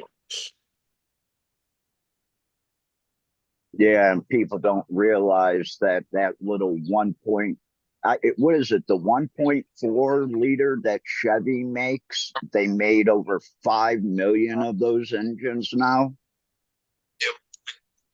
The one that's in the fuck, now I Like the can't- Cruise, the Chevy Cruise and everything. You're still really your sound fucked is up, really bad. Smash. I just don't know how reliable motors are. But well, the thing is you're running them at such a hard RPM all the time. You know, basically those engines are only good for like 120,000 miles.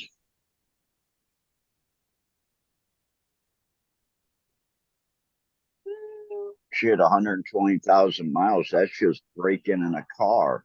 That's the first 5 years of me having a car.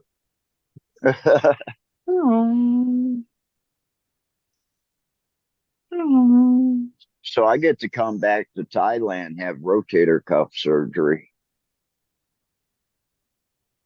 When are you actually leaving? You've been leaving for a while. Well, my original leave date from Bangkok is Friday morning. So they so I guess they're extending it then? Tonight I get in, and tomorrow I go to the hospital. And then we'll see. True. They have a new MRI because I went up here and I actually took the MRIs up here because I can get MRIs up here for 3,900 baht. The same MRI in Bangkok is 11,000 baht. So I had both my knee done here and my left shoulder, and that's when they told me yesterday that basically you have a rotator cuff tear. Can you hear me? Yeah, you're a hell of a lot better now. Yeah, every time I share with Zoom, it fucks up my audio. I don't get why. I have to leave and come back and reset. When I'm on IG and I'm talking to a friend and he switches over to show me a plant and then he switches back, I lose like the mic on the loudspeaker. I always have to hit that button every time he switches back or I can't hear shit. Instagram's fucked because It's been longer than 30 days.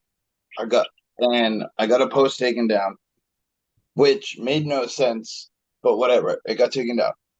You can actually look at your account status on Instagram. It says I'm eligible to use every feature, but every time I try to go live on Instagram, it tells you an error. I've sent them 5 fucking requests, and none of them have been answered. Yeah, I they got just think that you'll make another page and that'll be it. Worst They fucking Instagram. they don't give a shit about you. You're not a blue sponsor. Yeah, but I'm paying, When I and I've been when I paying. go back, I've been paying to boost my posts and shit.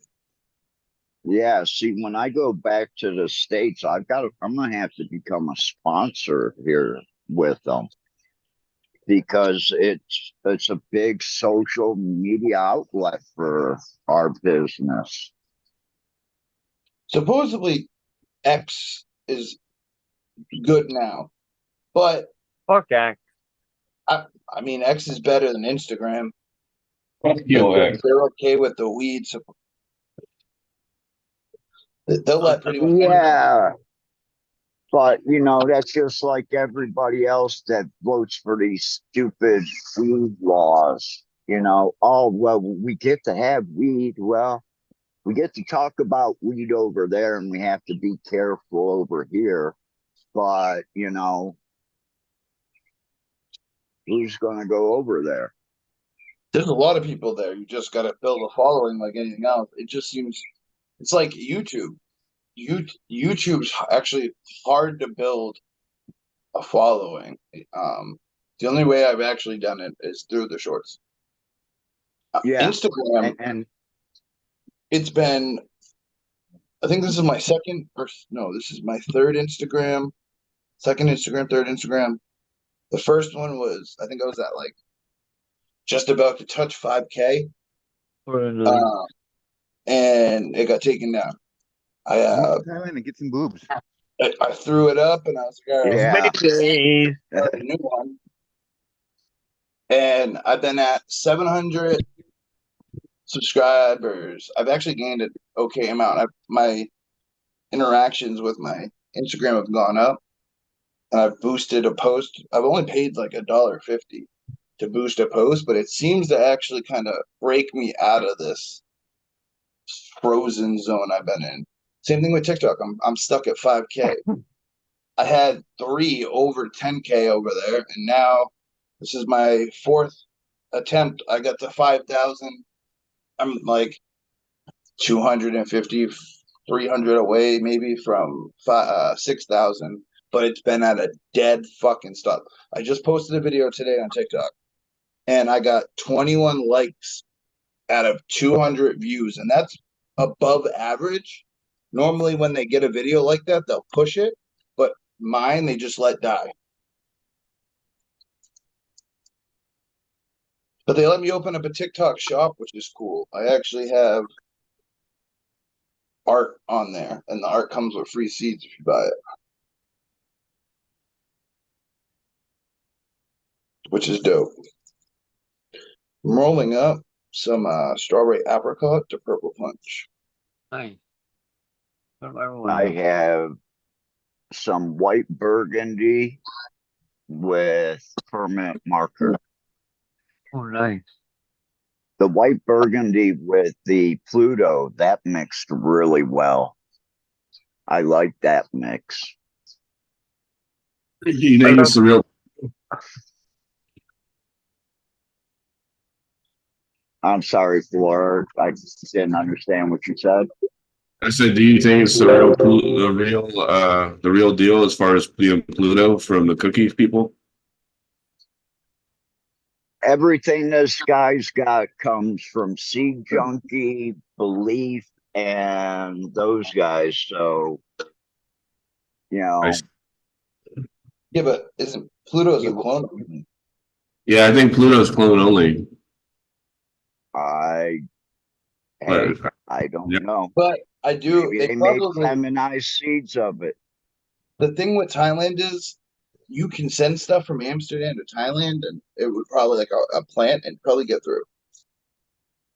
Okay, but the thing of it is, even if you send it from San Francisco or LA, and it's still going to take, if you send it overnight, it's still going to take 3 to 4 days to get to you in Bangkok, believe it or not. Yeah, that's not But too bad. I have heard of people getting cuts through the mail from the United States, and they're viable. My I mean, it's idea was to shot, but take snips and One at a time, please. Sorry. delayed internet. Yeah. what I was thinking about doing was taking snips and putting them in down in like a bouquet of flowers and bringing them in that way.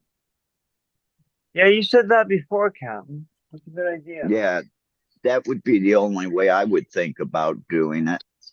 And I bring live plants in because it's like, well, you think it's cannabis, test it for THC. Oh, it's got no THC in it. Okay, let me go. Yeah. Go for it, Jeff.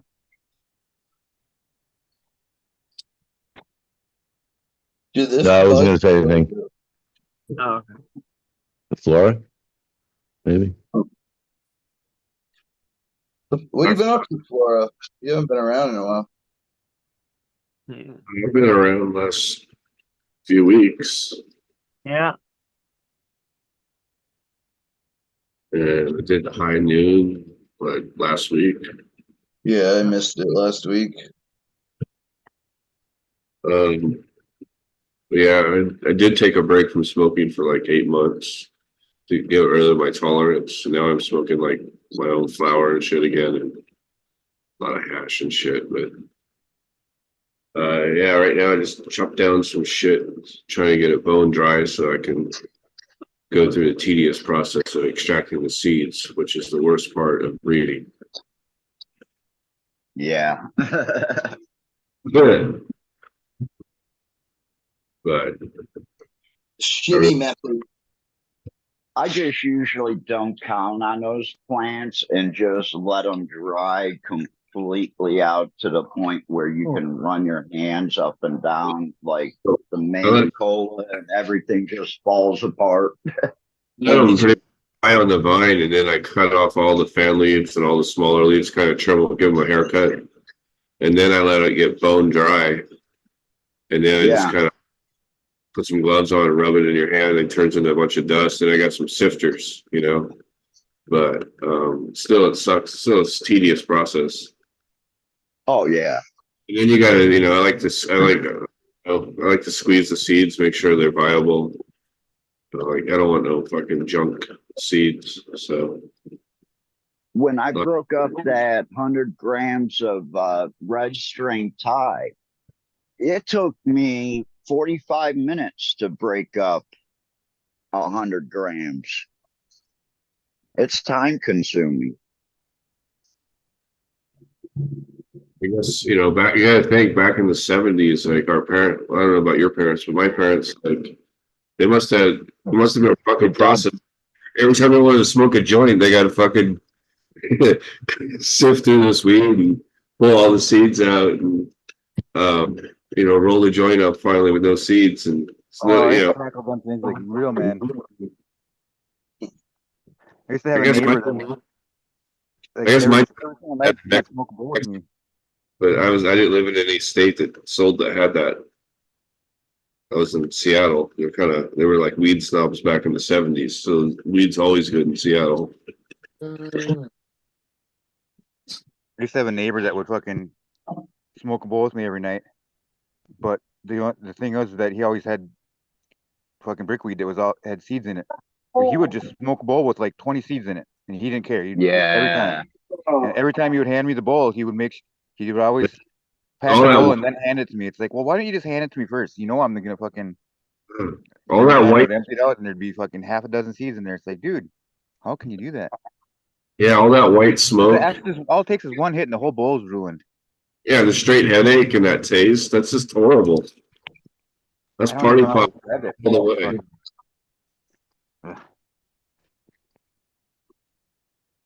You got like 3 little smokestacks in the bowl, and you're like, yeah, those are seeds. Where do you get I the wonder how pop? many people. The Make your pop. joint explode, yeah. Fucking gross. I wonder how many people have attempted to smoke just a full bowl of seeds, thinking it's So, got to get me high. I knew a It's girl I've had thousands. back in the day that used to collect all the stematas or whatever, the hairs, and she would make a full bowl of the like orange hairs. It's pretty funny. Yeah, Stigmas. because it did nothing for you. I mean, there's trichomes on it, but it's probably not. No, I remember there was weed in the 90s that was like the super like lime green weed, but it had lots of trichomes or lots of those red hairs, and they'd fall off in the bag. You'd have a ton of them. Called it Yeah. orange California crush. red hair. That might have Called it been a orange crush. Alex. 1995, 1996. yeah, that same era, exactly. Yeah. It hit Okay. Cleveland too. Really big buds, but really airy. Really Like airy. nothing but, you look at the bottom of the bag and there's like an inch of the red hairs in the bottom of the bag.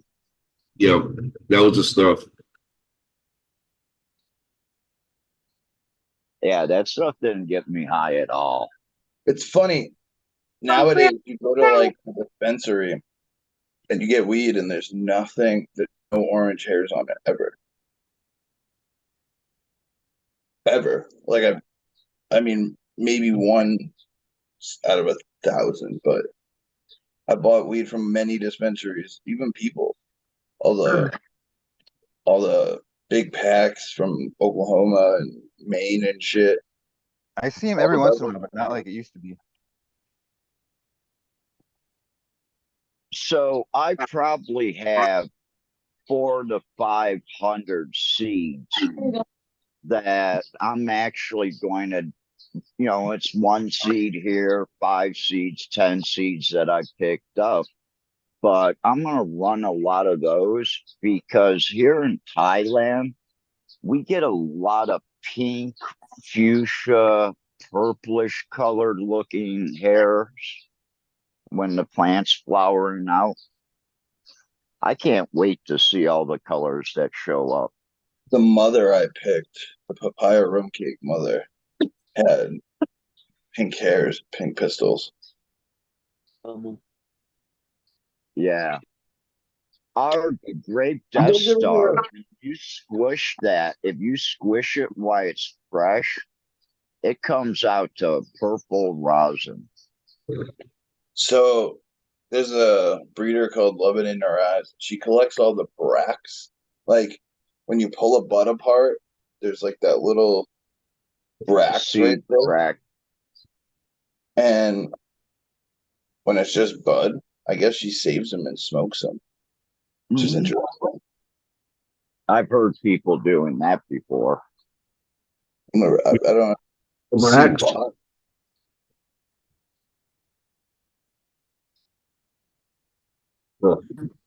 I barely even pull them off the plant. Like, what am I gonna do with it?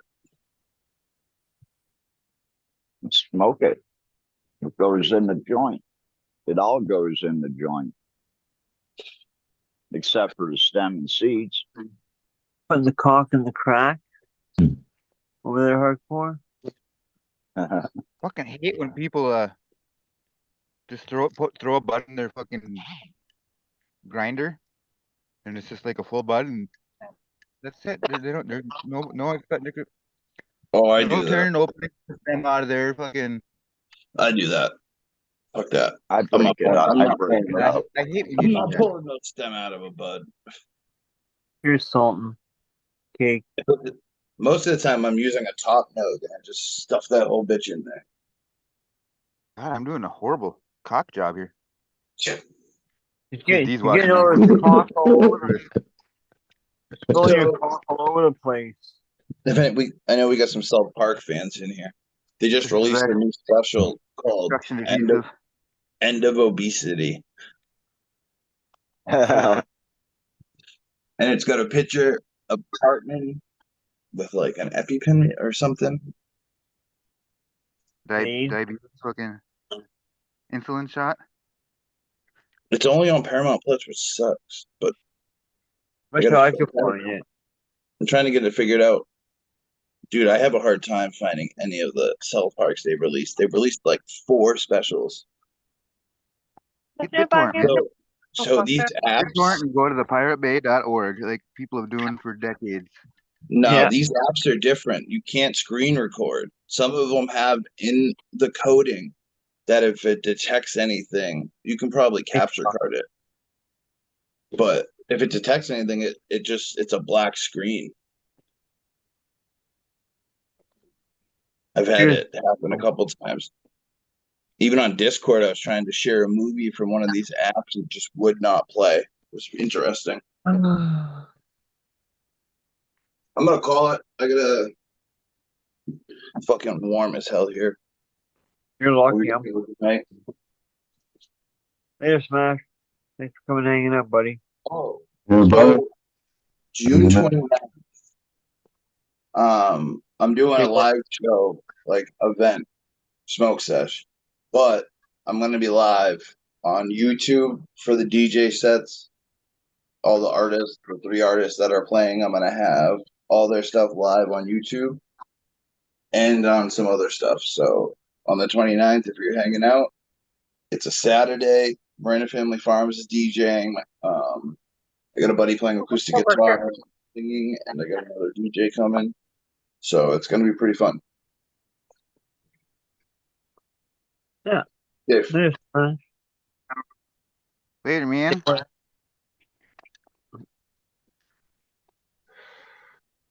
Cheers, everybody in the chat. Doctor, leave me alone. Pardon the dank. Love for the plants. Salt and seeds. Cake in a cup. Jack Beanstalk. Mr. Barrington. Buddy Kilowatt. CDC. Deadfish Fan. Midwest Outlaw. Shisha Walker. Rory Gardner. Pot Snob. Humidor. CDC. Crymore Grows. Thinking I should have Tommy sprayed Trichome. Or CDC Jeff. Cheers. Panic Soul. Cheers, everybody. Hit when you lose your jar of pot, the one that you're looking for. I've just ordered it's like an assortment of sticky tape, like blue tapes, but it's not all blue. They're like removable tapes that you can write on. Like an assortment of like they call it like even like artist tape. Yeah, I think that'll help. I'm trying to find the jar I'm looking for. I'm a fan of that gaffer's tape that you can find on tumadoro.com. I think. Yeah, for tape's good. That Use Santa that Shield, coupon I think it is. That's good shit. But Use that gaffer's tape, the actual thing is some fucking HD shit. Use the coupon code BRAINZ BRAINZ for discounts on the seeds. What about us Americans that don't have Z on their keyboards? What about the A key, the EHK key? The A key, the AA key. How's it going? A key. Take Hey. off. Oh, good that. Eh? A. What's the What's process? I don't know. I gotta put an H next to my A key. I think that's what I'm gonna do. It's gonna be called the A key. Or no, the E, next to That the could be the E. A key then. How come you guys spelled check fucked up? Oh, feel me's on here. You guys put a Q in there. Because they need to get rid of their U's. Did I send you? Yeah. Or You you? I do a show. If people are listening. You do. There was a cute little white cat this morning. The cat's only probably like 5 weeks old, 6 Yeah, I weeks know. old. True. Snow great. White. That's the first Snow White cat I've ever seen here. And he had blue and white eyes. Mm-hmm.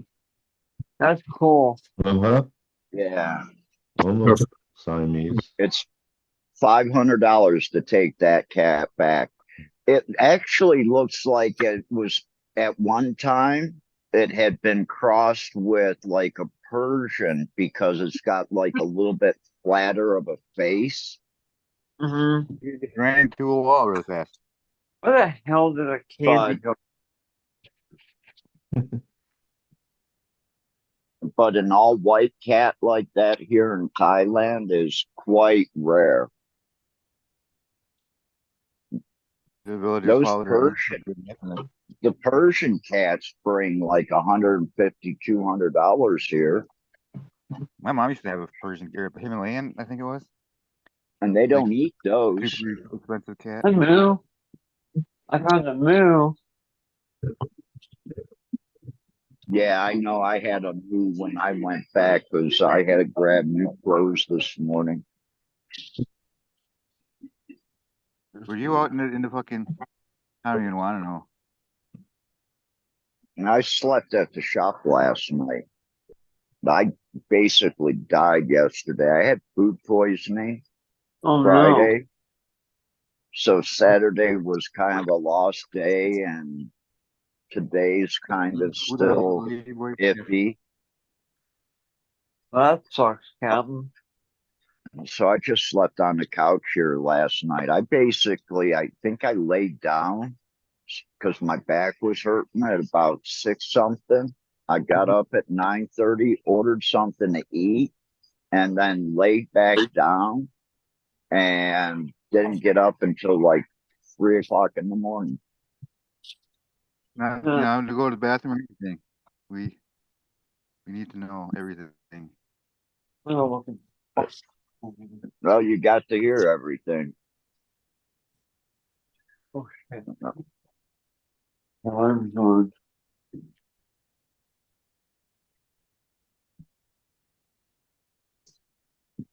Can't find my going to the fucking candy. Man, I got like 800 flies around me. Yeah, I was eating some ice cream before. It was great. Ben and Jerry's, man, they got so many crazy flavors now. It's unbelievable. Did they My have some infused ones? Wasn't Rhode Island? Holy You're kind fucking of breaking candy. up. Did they have Kind of breaking up, that? hardcore. I don't know why. my friend Right. is opening up an ice cream company in Ohio.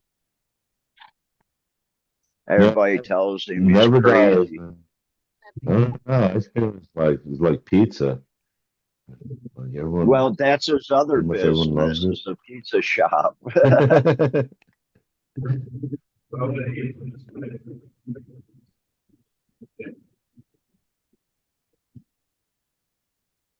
That sounded like God, somebody talking, but I don't know who that was.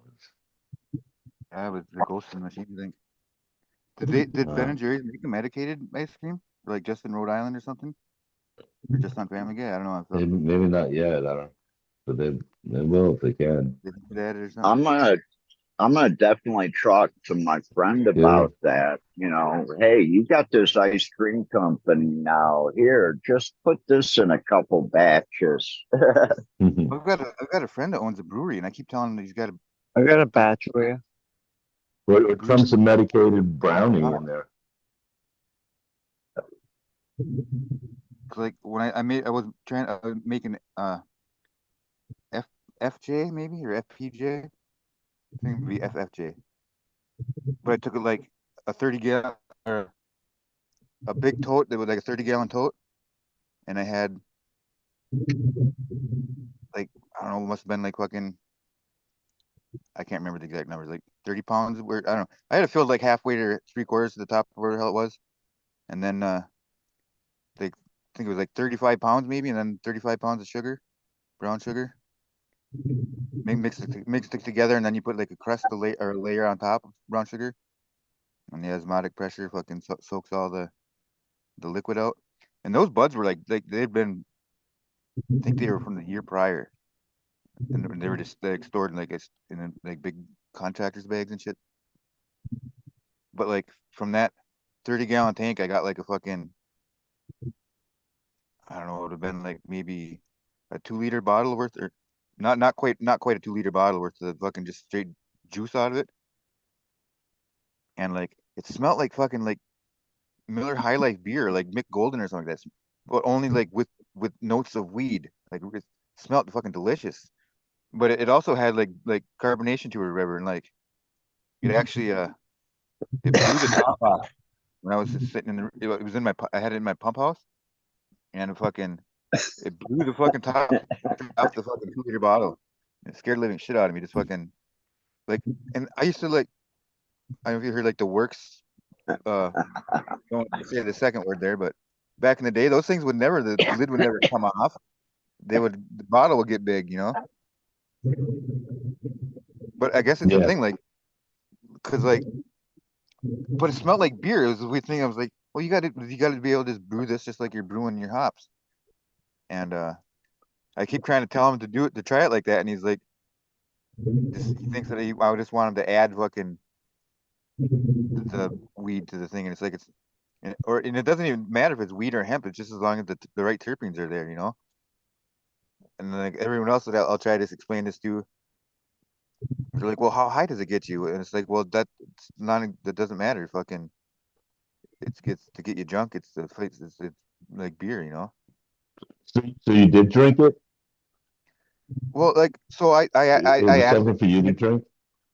like mine. I did take like a swig of it, and it tasted pretty good. I mean, it wasn't like you know, fucking awesome, but or anything, but it was actually like Uh-huh.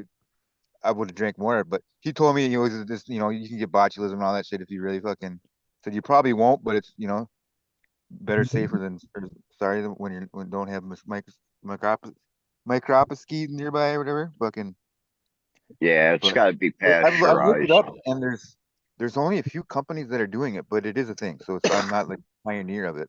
I mean, I'm sure people did it thousands of years ago. You know, fucking. I'm But sure there's going to be a mead out there. There was like a mead in Amsterdam. I actually put it in my mom's luggage. It was a bottle of cannabis indica extract, but it was like a liqueur, yep, I'm sure that almost like in like a the 30s, mead. I It bet they was had those like in a lot of the fucking pharmacies 23, and shit. 24% alcohol content. Come back there. Oh wow. Yeah, I put that in my mom's luggage. And I actually, the only time I've ever been stopped going back and forth between Amsterdam and the United States was when I was flying with my mom and they took us both over. She's wearing her fucking hooker clothes, her street clothes. I'm supposed to wear them to the airport.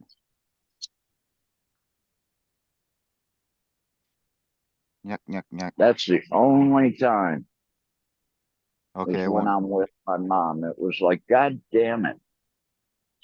They've never done this to me. Get them bowls loaded.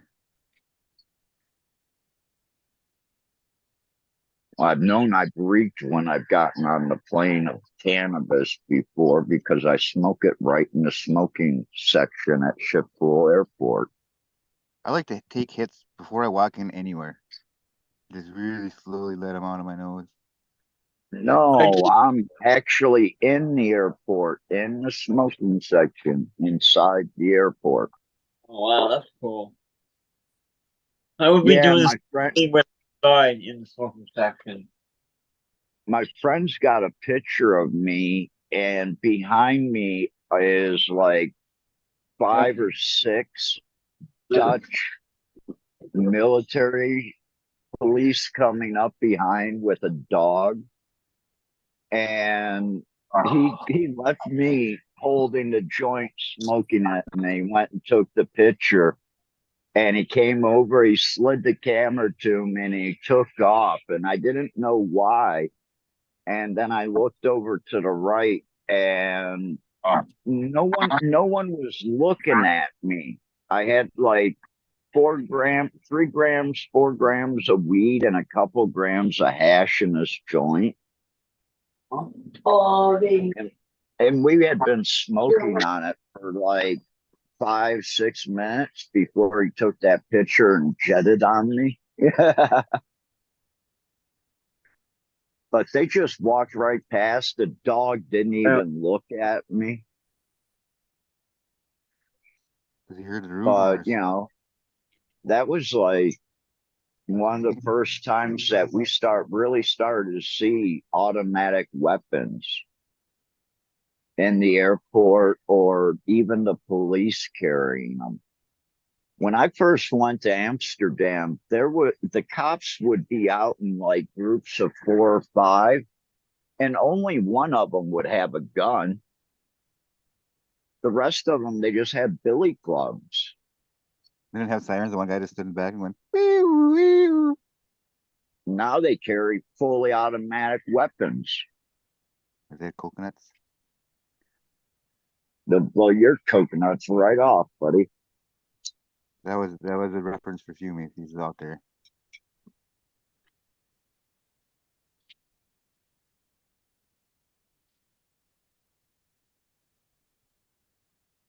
Ah,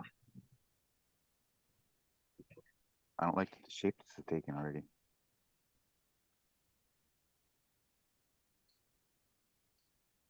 man, it's done nothing but rain the past 3 days here. It's raining here.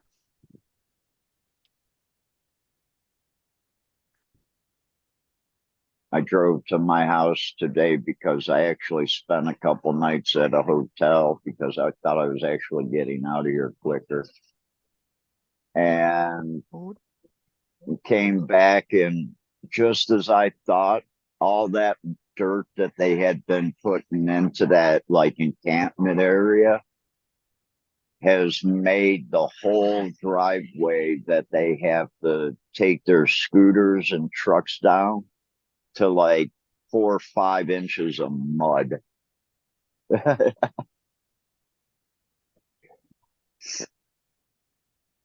But it looks like they've got all the roof panels back on. We had a storm the other night. It tore off like 12 of the roof panels. It broke the front gate again. So now they don't even lock the gate. And they don't even lock the gate anymore because the last time they did it, it destroyed like 1.5 wall of the walls.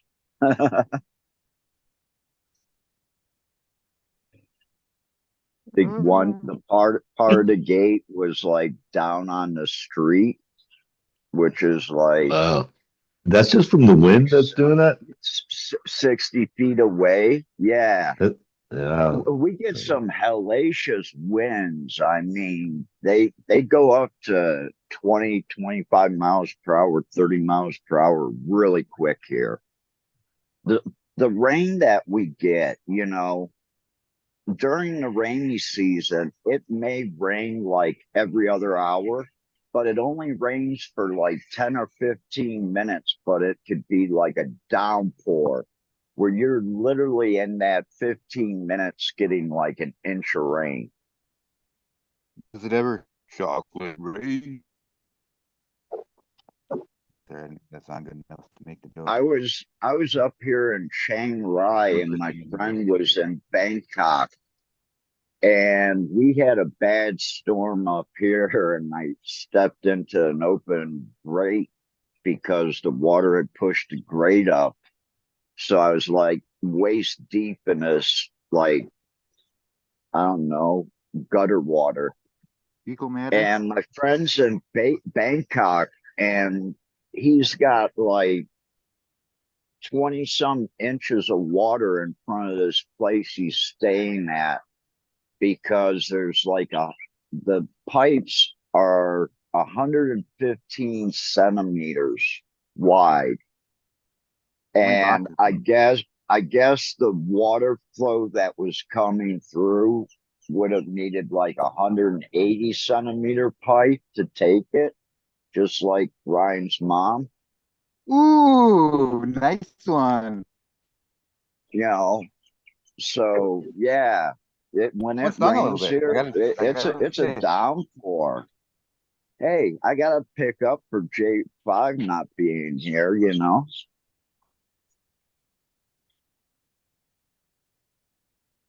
I'll slide them in when I can, just like your mom. Like your mom. On a Tuesday, do Wednesday and a Friday.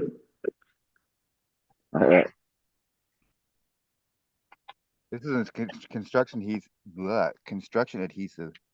So I got to be very nimble. The mountains here in Colorado, the Rockies got a ton of snow on them. These trees. We can see from Denver. It's trees. Wednesday, I'm going to the Royal Mint in Bangkok. Are you going to buy some silver or some gold, or what are you buying? I don't know Candy. what they have available there or anything, but my friend and me are going to go over to the gold and silver bullion area of Bangkok and the coin shop area. So we're gonna do that on Wednesday. I'm wondering though, even if you got it a little bit cheaper, but then you have to claim it in customs and pay a tariff on it or whatever. Wonder if it's still cheaper. Well, I just say, hey, I've been living there for 7 years. This is what I've personally accumulated. You ain't taxing shit. You know, I traded 4 hours worth of work for that piece of silver. He blew a guy for 4 hours, dude. You know how much job work that takes? And he's talking to us now. But Hey, Captain. Hey, I actually went through all the change. And that sounds good. But when you're talking to like customs officials, I doubt you take that kind of attitude. No, I do because I'm a collector and, you know, I've got plenty of other things to show them that are from the 60s that I brought from the United States to Thailand and make it more like home. He just whips out his huge hog. He says, "You see this hog? This means I do what I want." I got like 6 concert posters from here. Well, yeah. I've always found like the best way to deal with those people is be cordial. Yes, oh yeah, I'm always nice with them, but you know, you got to be firm. I mean, they're not. Yeah, most of them are just trying to do their job. I mean, that's it. And you say, hey, listen, I'm moving back after 7 years living in Thailand. These are items that I've collected going to different countries and things like that. So I didn't even buy these in Thailand. I bought this in Cambodia. I bought this in Myanmar. I bought this in Laos. I bought this in Bali. I'm sure there's some like limits, meaning, yeah, obviously, if it's just personal stuff, it's pretty easy to tell that from like somebody because the stuff that he's as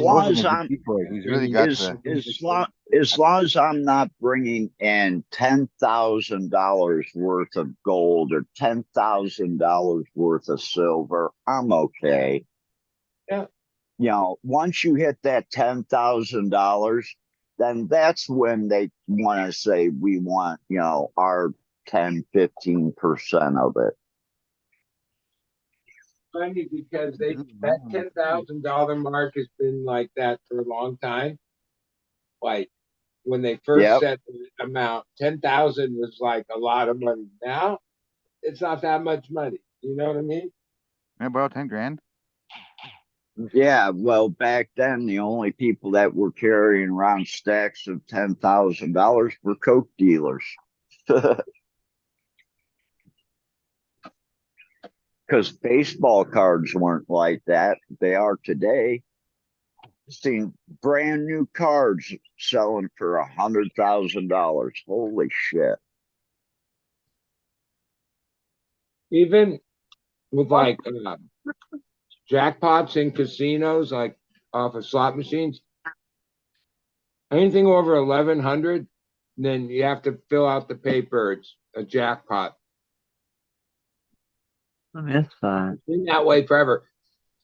Like so, the best win is like 1,099. Like you don't want that thing to go because then the machine freezes up and they got to come out. Yeah, that's a really like. Yeah, that's a hustle. It should be more like 5,000 and up, like not 1,100.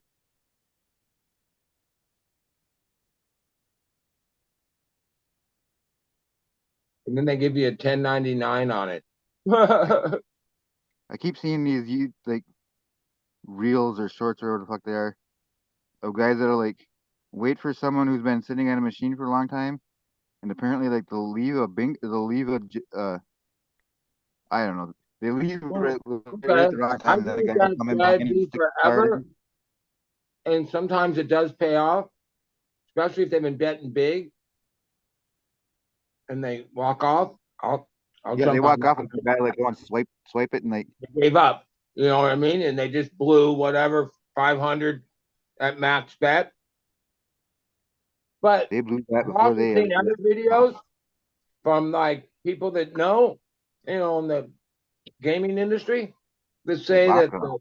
the way the machine works, that's not how it works. Meaning that the when it will hit, when it won't hit. I don't know which side of that to believe because I've always had like certain beliefs and sometimes they seem to pay off. But I've watched these other shows by like ex people that were technicians that didn't make YouTubes explaining the algorithm or the thing of it. And they seem to know what they're talking about. And yeah, if you listen to them, then yeah, none of that shit matters. I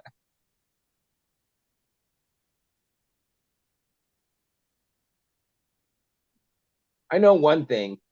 You don't want to gamble in a casino that there's not a lot of action and other people gambling and losing money. Because the only money you're ever going to win is what other people lose. Like example, last weekend when I was in Vegas, right across the street from the Venetian and all the new places is the Mirage.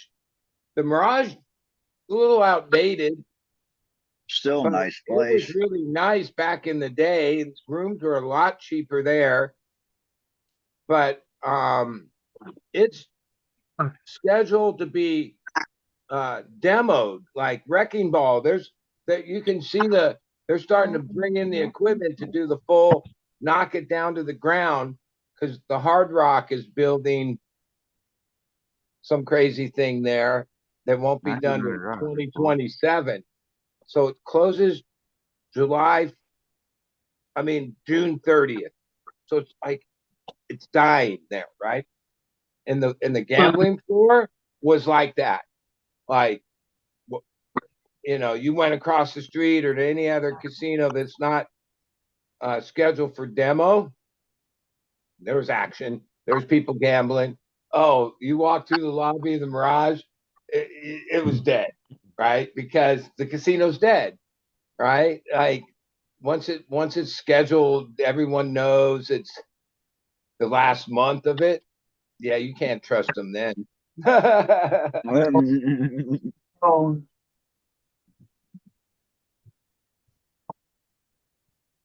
You gotta learn how to I count won cards. 500 from Yeah. $60 playing blackjack I don't know. at the What Mirage. is it? Isn't it Baccarat that you're supposed to, or no? You're supposed to play the one that's the one with the Korean one that's got all the crazy numbers.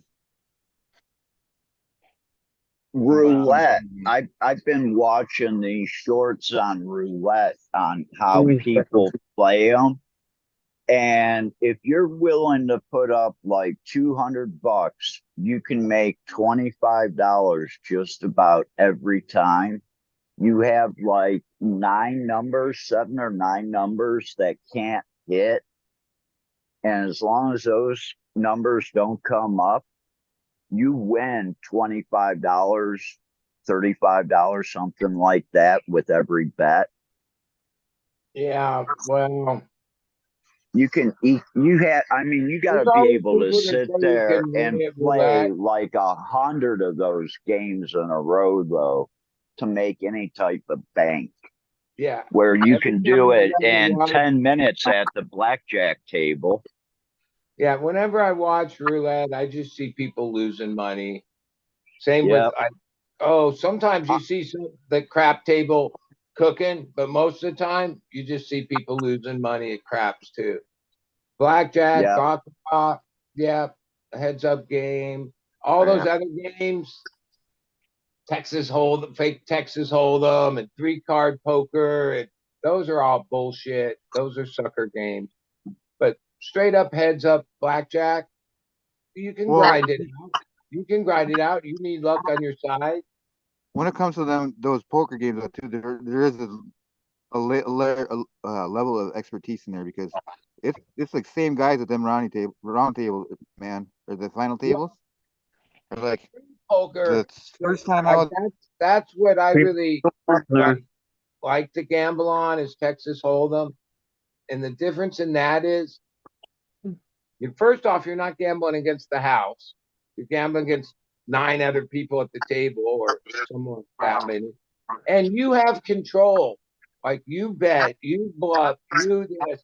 All those other games are like, when yeah, it was you like the heyday of the you're World just Series of hoping for the Poker, bluff, right? and Because like basically the longer you play, the more the house has an advantage in every one of those games, period. That's why they offer them. Like, so yeah. I've had some runs, but like gambling's rough. I I sat by Johnny Chan on the airplane. like the action of it. The problem, like, I can start off where I'm gambling pretty low, like, and have fun. Bet you I But can then get you gambling something in 5 triggers minutes. me, and I start to gamble like Big. bigger bets and try to like, and even in the scheme of things, when I bought into a 15 minimum for $60, I said I'll give it $60, 4 bets. And That I played monkey on the conservative. I didn't like do all this crazy move. I could have made more money, but I also know what happens. Like you get more sucked in. I was just nickeling it, right? And then when I got all of a sudden I had a couple stacks of reds and I was like, oh, cover up. I didn't know how much I had really.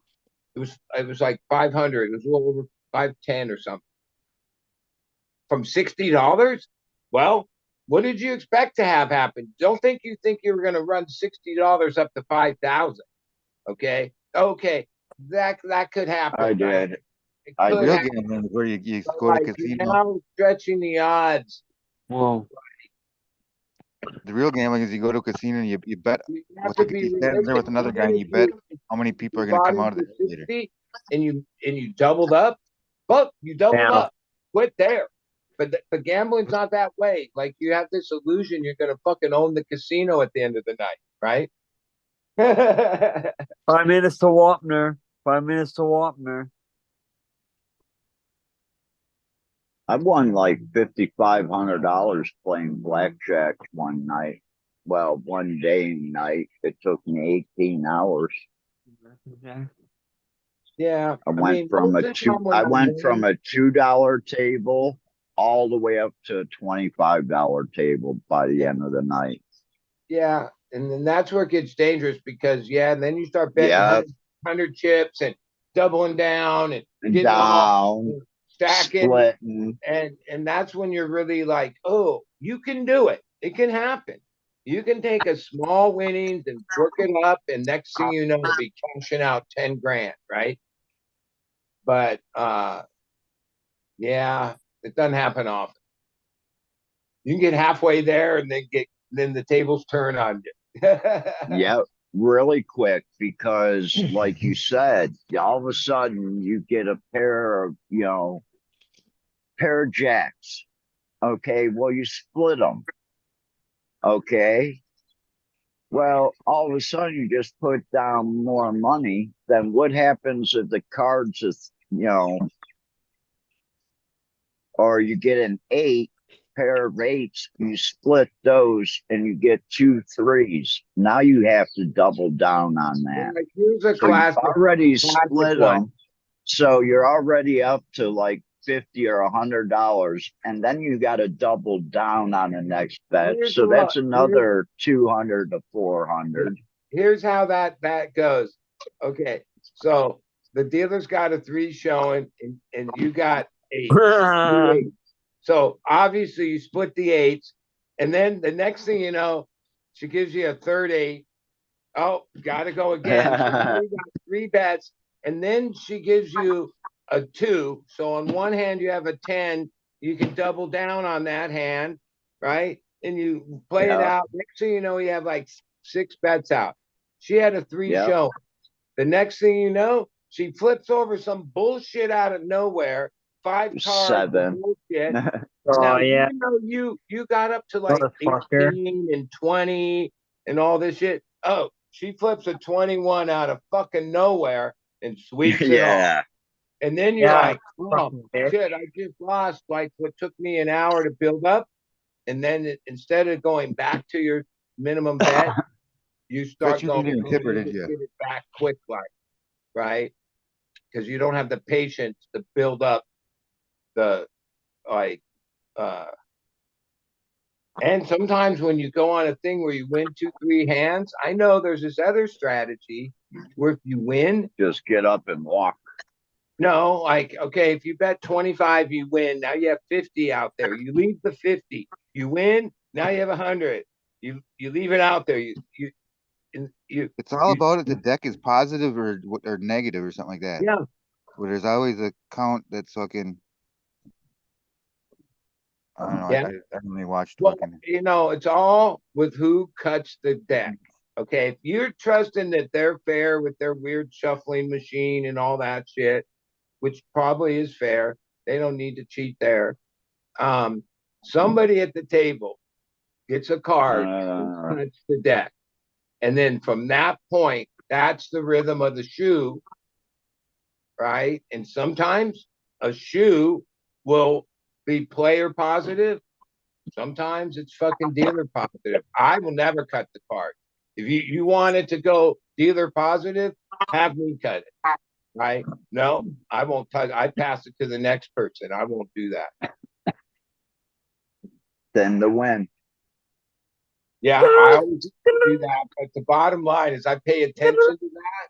And yeah, when I cut the deck, it never goes good. So I don't cut.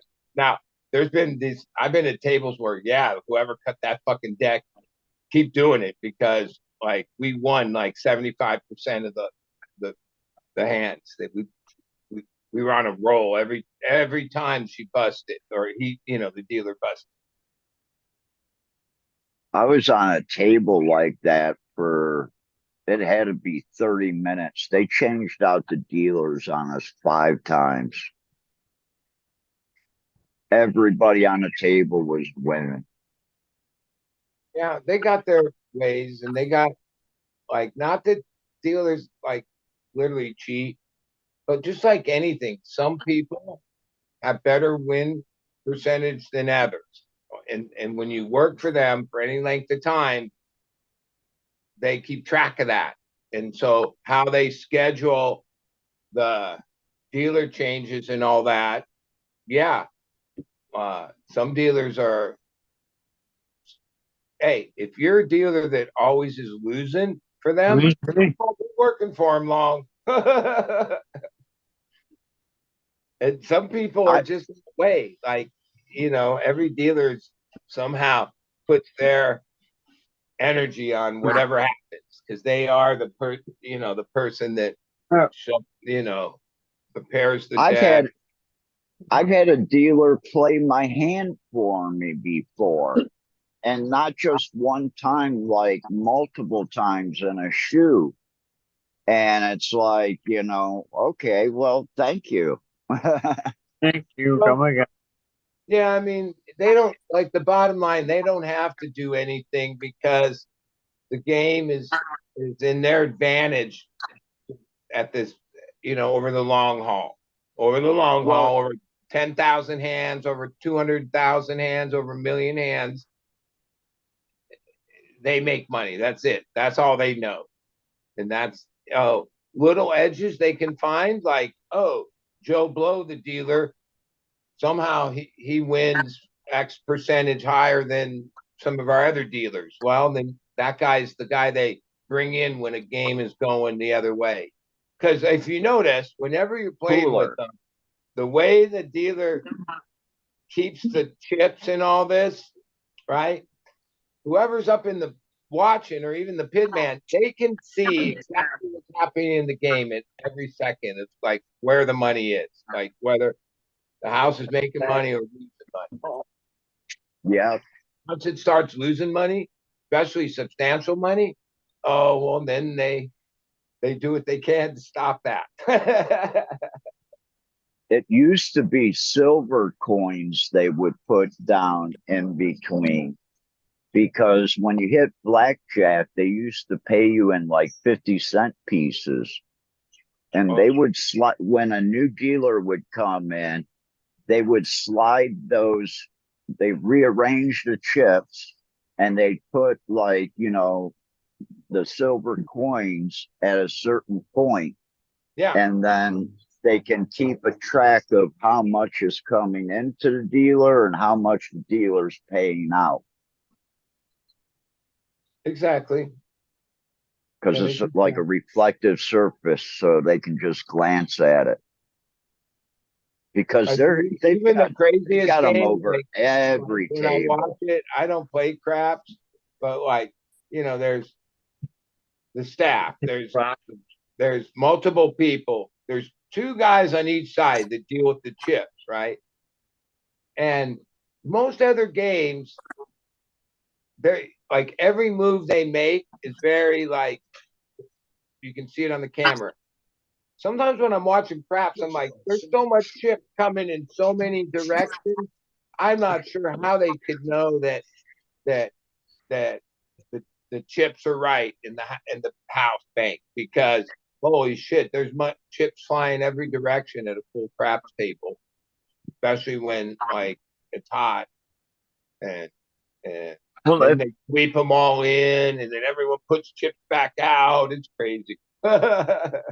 Well, a craps table, the casino's got like 4 or 5 people looking at all the bets and everything as it's happening. I know. So there's a lot of people and a lot of chips going here and this guy passing off to this guy, and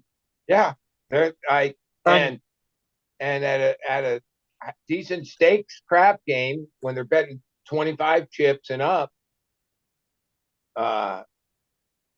there's a lot going on. It's one of the only times I'm thinking, if you knew a guy at the table, he could just pay you like by accident so easily, right? Where most games in the casino, oh no, they're tight. There's no way. Like a blackjack dealer, they're watched like a fucking hawk, dude. That game is watched like a hawk. Even if like anything you do, anything, they'll question it. I was playing craps, and this was like probably the second time I ever played it. And I was playing with a friend that plays really high stakes. And I got onto a roll, and I had just a minimal amount of money out there. And I think I threw the dice like 16 or 17 times. And I ended up with like, I think $160. but him and like 4 or 5 of his friends were playing bigger money. They ended up giving me like $100 bills each.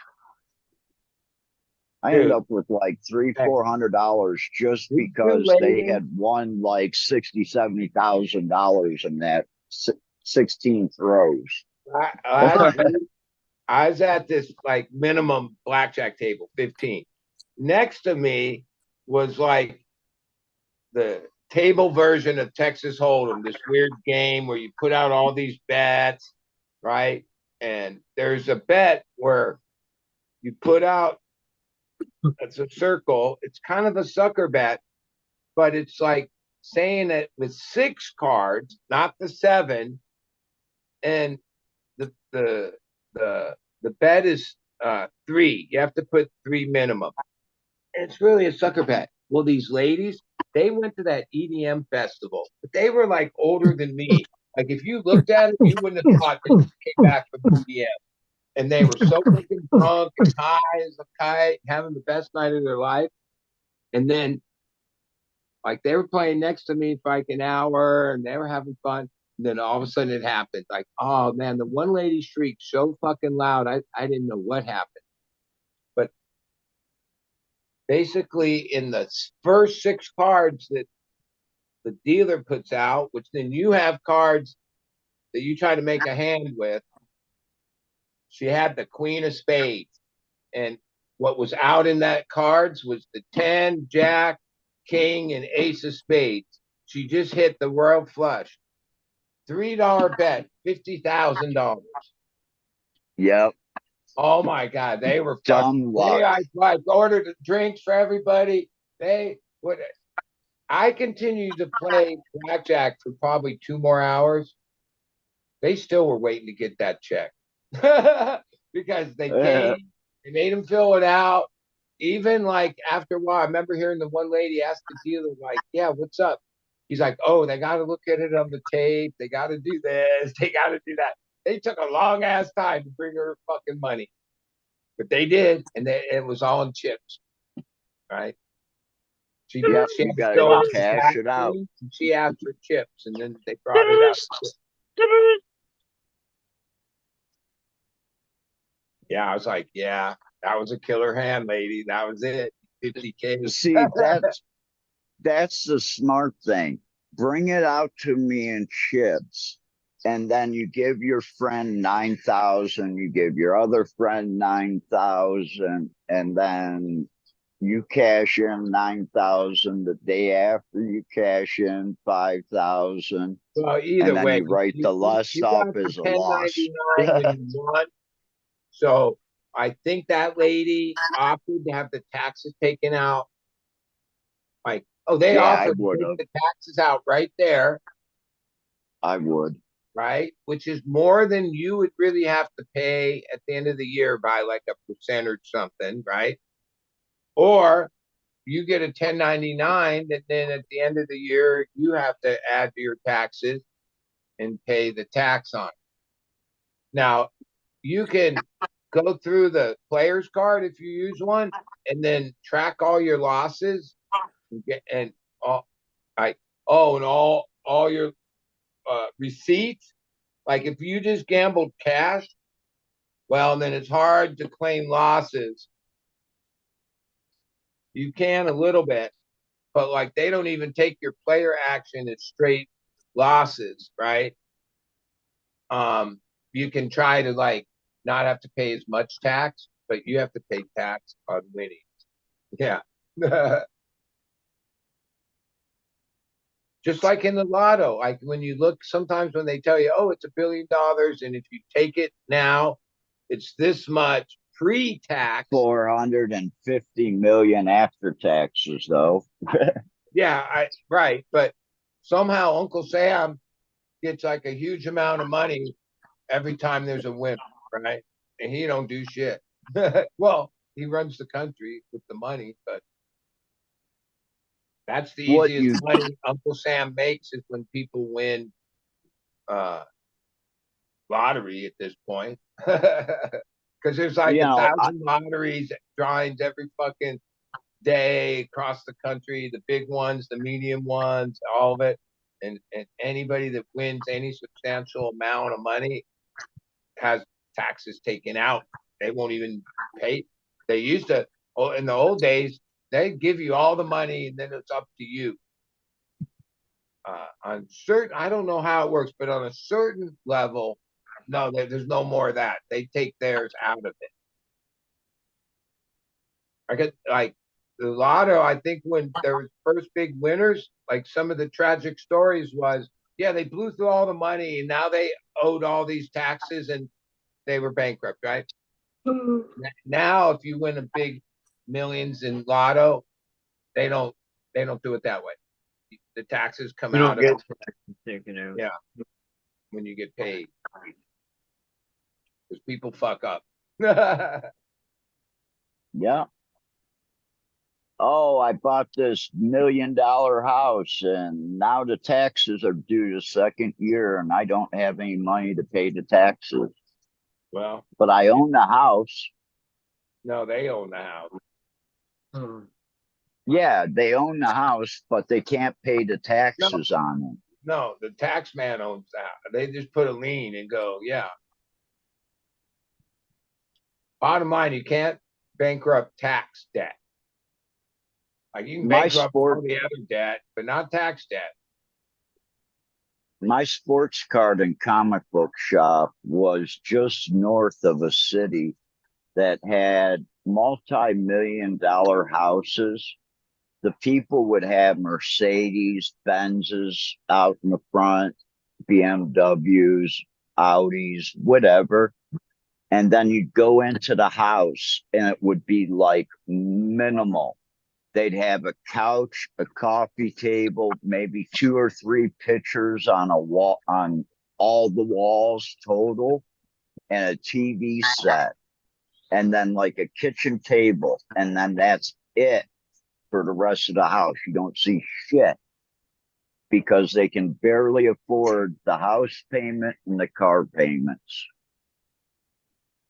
Yeah, but like a huge amount of people that made wealth made it off of like somehow having a house. Maybe they couldn't afford it, but by the time they sold it, it was worth more money. Like the accumulated wealth in our country, a lot of it was created for the average person is created by real estate. Even if you bought $100,000 house that now is worth 200,000, because real estate. Oh, there's been a few times at bottom. We know about those. But if you look at it in the long run, oh, it's always just going up. You can't lose. I mean, except when you lose. Because they'll fuck it up real good. Wall Street will figure out a way to fuck it up. Yeah, I know the only property I own, I know it's going to be sold off and the money is going to go to the University of West Virginia. My daughter may get 5 or 10% of the sale price, and that's it. Okay.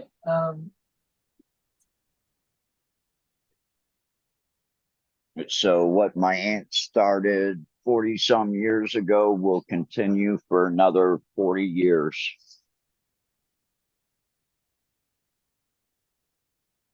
Because that's a pretty big farm. And it's got oil wells on it.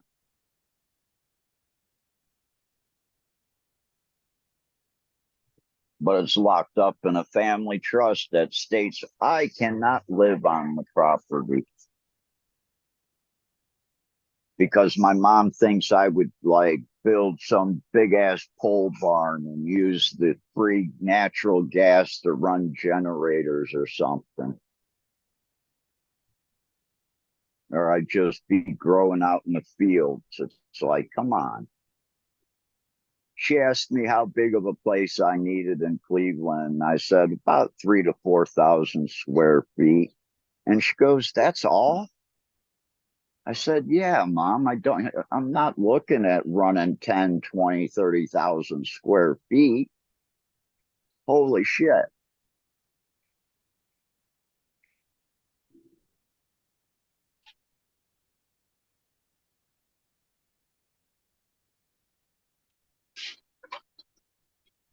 I guess that's when you don't show your mom or you don't have your mom over when you've got like 30, 40, 50 pounds of weed in your living room because your mom thinks you're a big drug dealer. And everything you do has to be on a large scale. My mom would say, let's fire some of that up. Pull it up and let's smoke it. My mom just looks at these dollar bills. Oh, shit. And I've sat down and I actually had to use the craft beer market because they were into beer collectibles and shit. And they were around back when the craft beer like really started and then it died out and then it got popular again. And I had to explain to them that cannabis is kind of like that. And right now we're on that big downside like the microbreweries had for a few years. I said, but once like what happened with the microbreweries and they all went out of business or they were bought up by the bigger brewing companies, you know, it became popular again and, you know, the stuff's in demand. So the ones that made it through it or got bought out, you know, they're making good money off the craft beer name now. Same thing happened with cannabis, but it's going to take 10 years for them to clear everybody out. Or they can just change the law like what's coming up, and that could do it even quicker.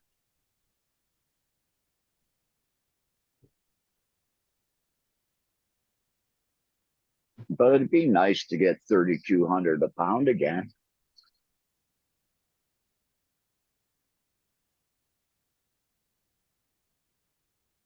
Well, that's never going to happen. So Yeah. never. Okay, I had another pack of cigarettes. But it's more important, like the supply and demand. Like, oh, there's just too much product, like tenfold, hundredfold.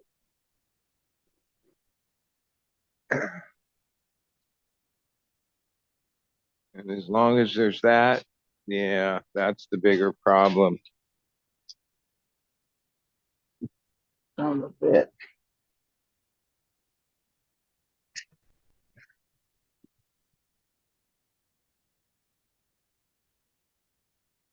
Do a lot of work today. Like every cube, I'm doing 140. I have to slip the sleeve up like a half inch because that's like oh, when you water, it keeps the water from just flowing over.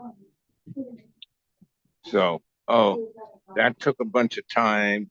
And then now I flushed them, but then I stack them to pull the water out. Then have to yeah.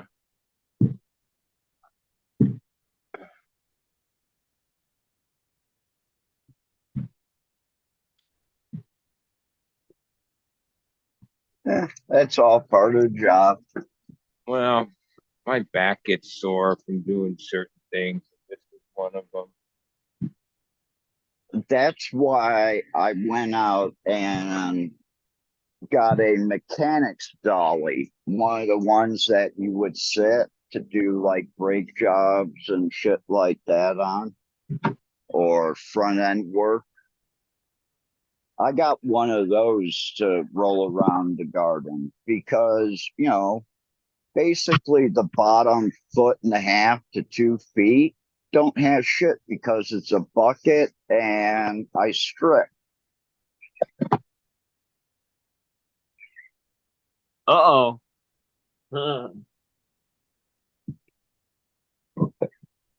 But I also try to keep my plants really short and bushy when I'm taking a lot of clones. Because I like taking like 7-inch branches to make a clone.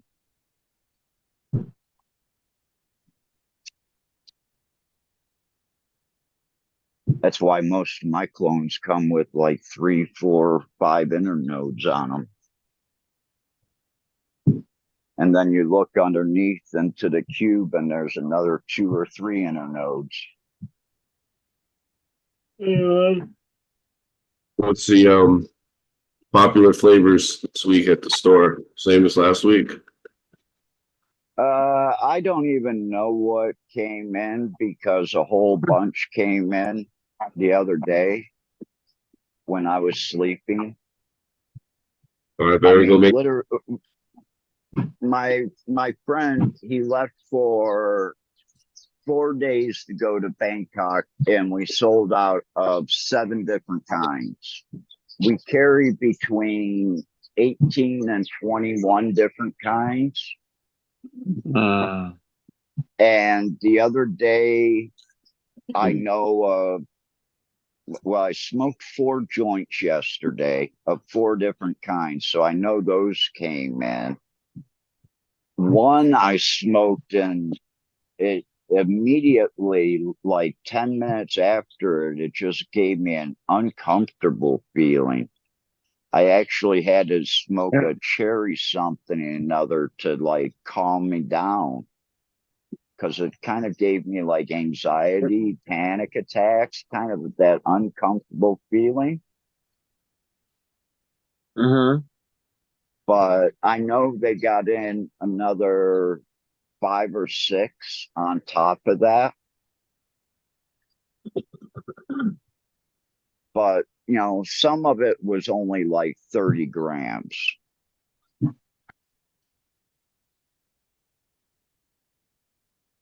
So it wasn't a full 50 grams. I think what he did was he did a third, and an extra 10 grams in one, so 40 grams to get the 100-gram deal. And then I told him about the guy that I've been helping, and I said, yeah, you know, until this last time, I didn't know that, you know, he was only wanting like 15,000 baht for 100 grams. I said, you know, I paid him 6,000, or I didn't pay him, but I said, you know, 30 grams is the last order. That's 6,000 baht. And my friend was like, yeah, if I knew it was 150 baht a gram, I would have bought some of it. Because he could price it here in the store at 300 and still be 150 baht cheaper than in town on the same weed, which means he'll actually sell it. It'll take a little time, but he'll sell it.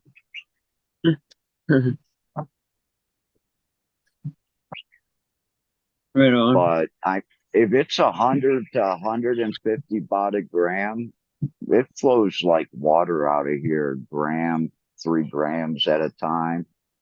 If you buy the more expensive stuff, that's like 3 grams for like 3 grams for 250 baht. And that's the stuff that we normally get 250 baht. How much is that in Iraq? It's 3 grams for $6, $7. Yeah. The shop actually works on a 50 to 60% markup actually on the weed. The drinks are hardly anything. You know, we're maybe making 10 to 12% on the drinks. Now that his wife is back to cooking, they're selling a lot more food though, because she can actually cook food with taste. The other girl was like cooking for like 100 people, so nothing had taste to it. She didn't know how to put the right amount of seasoning to spread out across that. No, It's her. no. I mean, I ordered fried rice, and she basically I like- took the rice and threw it in a frying pan for a minute or two, and it was still white. It wasn't even hard or anything. And it's like, man, I looked at my friend and I said, I'll pay you for the rice and I'll pay you for the chicken, but I'm not paying you for fried rice price. It was that bad. And he looked at and he goes, yeah, okay. It's a fried rice you put. Fried rice.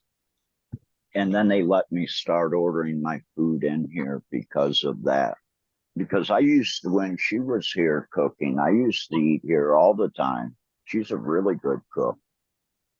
I like her food.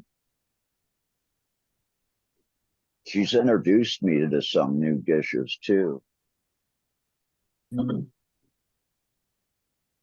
And not made them like their spiciness the way they like it. Because that should eat a hole in your stomach, man. Your lips burn for 2 hours afterwards. You're like, holy shit. Oh, yeah. That's awesome. I like that. I was at a restaurant and I looked at the menu and I forget what it was, but it was spicy something. And one of the ingredients was straight out capsaicin. Wow.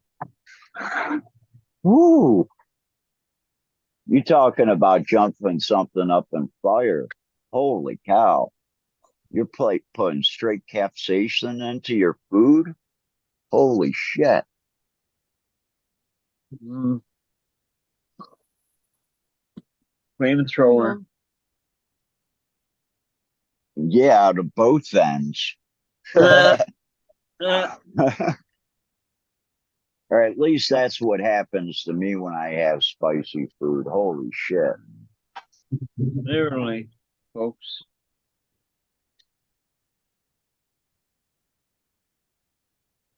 The day before I got sick, though, I had some Korean chicken. Oh my God, was it good? It was kind of on the spicy side, but it also had a sweet side to it, too. True. And I bought 2 of the dinners thinking it would take 2 of them to fill me up. I couldn't even hardly finish the first one for 60 baht. Uh-oh. Yeah, Chinese food, they make a lot. Well, the whole thing is if I would have that dinner with that amount of rice and that amount of chicken in the United States, that'd be like a $22 to $24 dinner. Mm-hmm. Because when I went out and visited Bud out in California, I took a look at some of the prices out there, and it was like they wanted to stop and eat, Asian food. And I'm like, I can't pay these prices for this food. Well, I'm looking at a dish that's going to cost me almost $18, and I figure it out in Thailand at $1.30. Mm-hmm. And it's like, if I can buy this in Thailand for $1.30, there's no way in hell I'm going to pay $18 here. Let me buy a steak. And it's more authentic there, too. Oh, yeah. Yeah. And depending on what restaurant you go into, each restaurant has its own little variations. I mean, I've been into some restaurants where, even the Thai people I've been with have liked their food spicy and say, hey, make it spicy. And they've come back and said, holy shit, they made it spicy. Nice. And I'm like, well, you're the Thai person asking for it to be spicy. What the hell do you expect? Okay. Okay. Okay, you wanna go? I don't know. I'm gonna wait 10 months, 11 months to have surgery on my shoulder.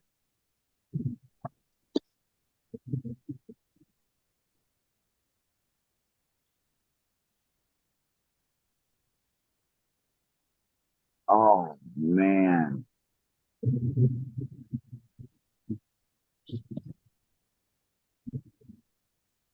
Off to the gas station to get some munchies.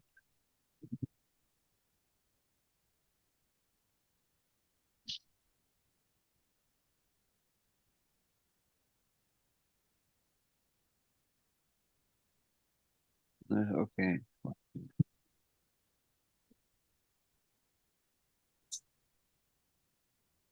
Okay. 5-minute warning, everybody. 5-minute warning. Oh shit. I'm saying.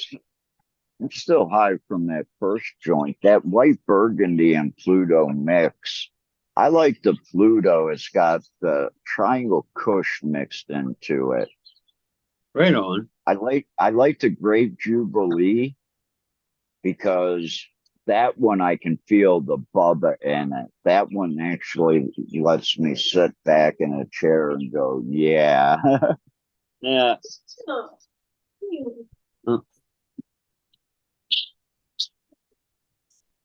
I got get back, Oh. get back.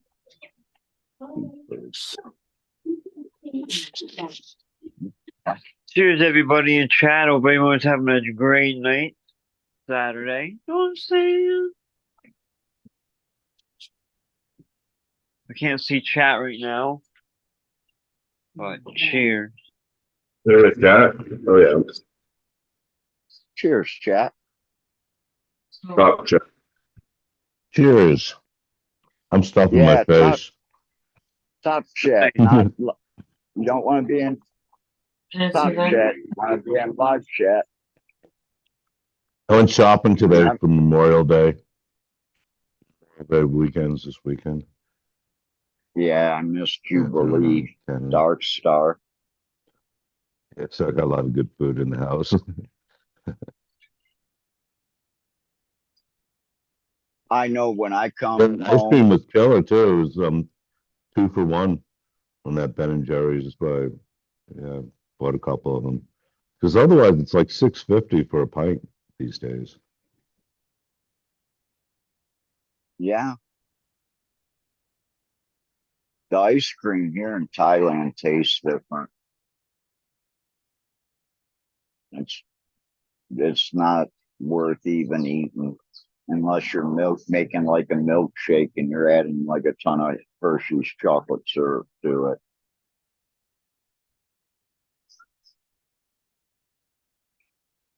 But they do have really premium ice cream over here. But like you said, you got a pint for $6. They're like $5 a scoop here. That's And fucking there's no place in Chiang Rai to get that. You got to go to like Chiang Mai, Bangkok, Pattaya. You got to go to like the bigger tourist area. I can't even get a milkshake here in town. That A $5. milkshake. That's crazy. That $5 scoop of ice cream better come with a little sucky on the side. That price. I was at the bar the other night and this girl was going around 250 baht. She'd take you in the bathroom. The lights on. Huh. That's funny. And it's funny because this is a bar that there's bars around it that have the girls and they're the ones that come in. Yeah. But this bar doesn't have any bar girls in it. So you don't have to worry about being hit on every minute. But on Friday and Saturday nights and Wednesday nights with music, when they get people in there, then yeah, the girls will come down to try to get some money, and they kick back to the owner if they take somebody out of there. Yeah. They all work together on that street. They Yeah. all pay the same amount. Uh, Are you allowed to ask them about their gender? Oh yeah. There, that is actually one thing that, if you ask them, they don't get mad about it because they understand. They'd rather tell you than have you find out later and possibly beat the shit out of them, well, because that does happen a lot here. So yeah, A young guy would go out with a lady boy who really looks like a lady, and 100% reasons why. She's had an operation, so she don't have a dick. And they go home with them, and then all of a sudden they end up beating the shit out of the girl or the lady boy. hello, big boy. How are you? That's crazy. Yeah, I've got.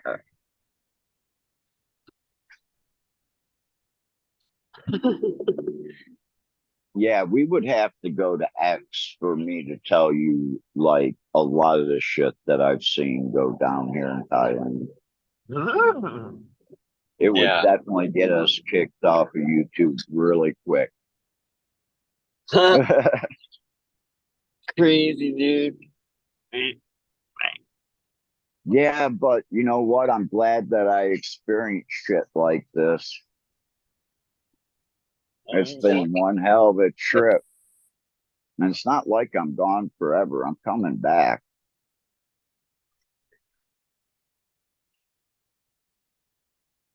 We're just going to have to run these tides twice and get the flowering time down a bit and cross correctly. Yeah. I think it may be taking the Thai pollen and hitting it to the stuff that we have instead of taking Western genetic pollen and hitting it to Thais. Because I just think that would be the easier way to cut down the flowering time. And you can always cross that tide back into it 2 or 3 times. Get it to F3 where it's nice and stable. Yeah. Hey,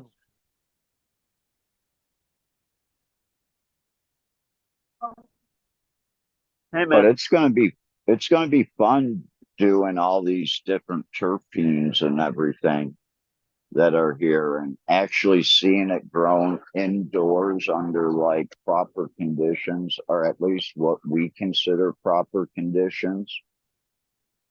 I think I'm gonna have to give it, since I've been here, I've kind of looked at a chart for the past 7 years, and there's a lot more far red and red during the main flowering time here in Thailand. I'm wondering if that is actually going to be necessary indoors to get them to finish properly. And if that is, then my lights are perfect because I have one whole driver that I can just kind of, it controls all the far red. Yeah. So I can just turn that one up. The heck? But yeah, I wonder if the Thai are going to take more, far red to finally finish. But I don't think so. Banana terps, pineapple terps. I can't wait to get into.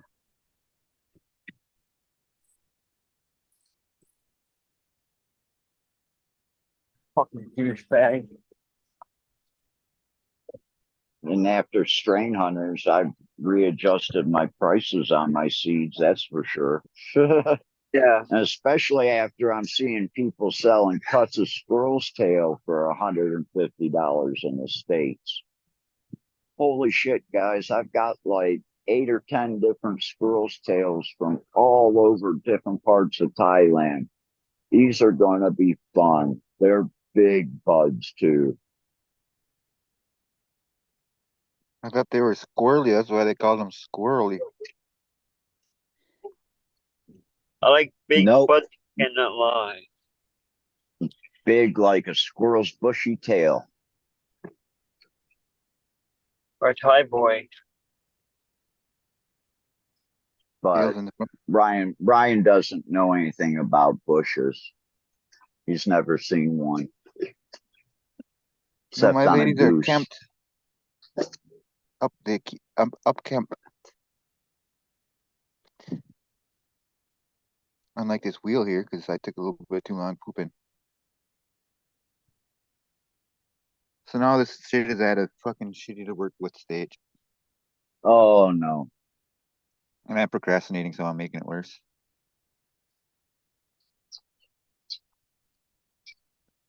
Part of my dilemma is I don't have it the spin ring right now, so I'm gonna see if I can't. Maybe I should have that surgery now.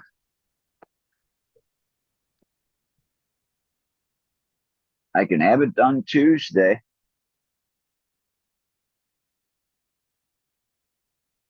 Still be on a flight back this weekend. Just won't be able to do anything for 3 months. Yeah, true. Well, it's the beginning of the 3 months, so you know the most I'd be working with would maybe be a 3-gallon pot. So at the end, everything would basically be clones at this point. Yeah. Because the first 5 to 6 months is nothing but making clones and clone mothers and having them tested and running them out through a flowering period. Yeah. Which I've actually got a facility in Michigan to do that at. So we set up a little deal, and I've got a 2,000 plant count license to flower shit out in.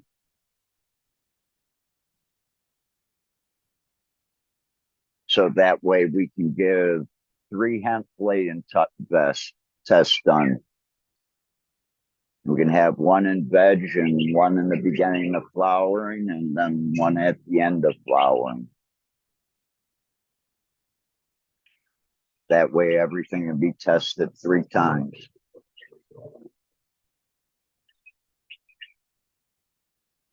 It only costs like $100, $120, but I'd rather give out clean clones than hemp blade virus clones and lose my business in a month or 2 because of it. Yeah.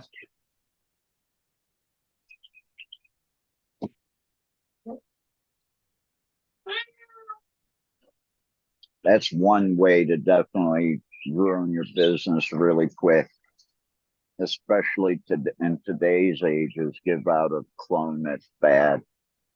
Yeah. That's when we. Yeah, exactly. You know, that's why I never really wanted to get into like facilities up in Michigan, because I wasn't like a company. And what happened if I did give one of these facilities a plant that had something wrong with it, and whatever was wrong with it ran through the facility and killed like $5 or $6 million worth of product? How would I be able to cover that personally? You know, that would just bankrupt me and keep me broke for the rest of my life.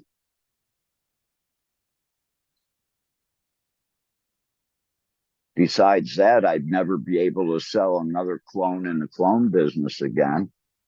Yeah, your name would be not replicable.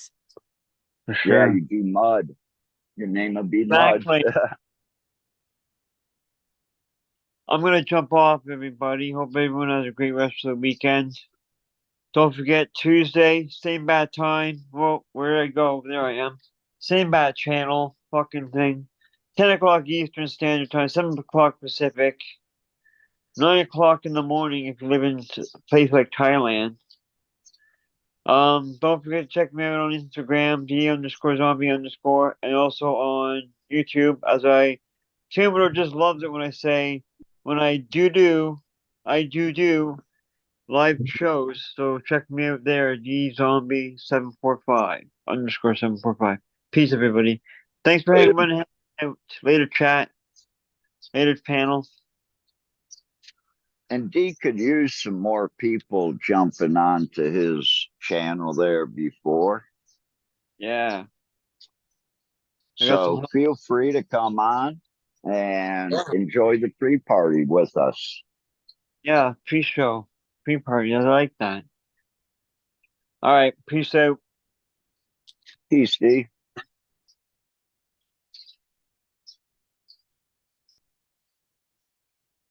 So who do we have left?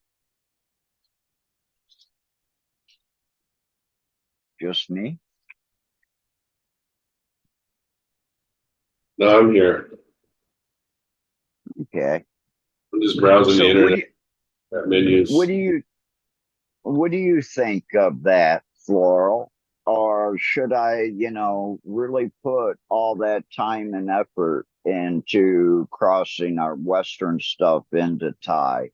Because I'm only going to be able to drop it maybe 15 to 20 days in the first cross. And then, I don't know after that because it's all new to me working with Thais and crossing back.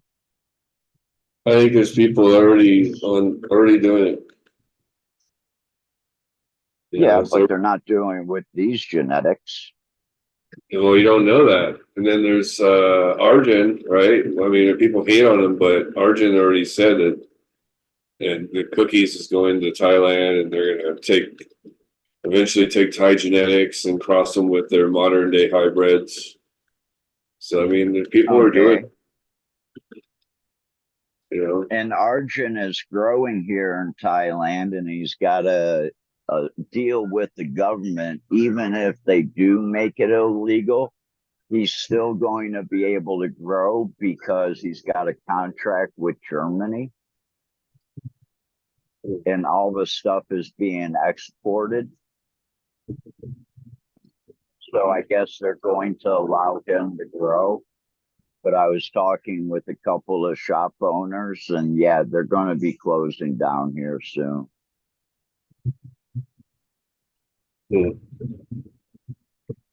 But, it's still going to be around. There's still going to be a ton of people out there growing it, but they just won't be open like they are today. They'll go back underground, but you'll still be able to find tons of weed here. The price may go up,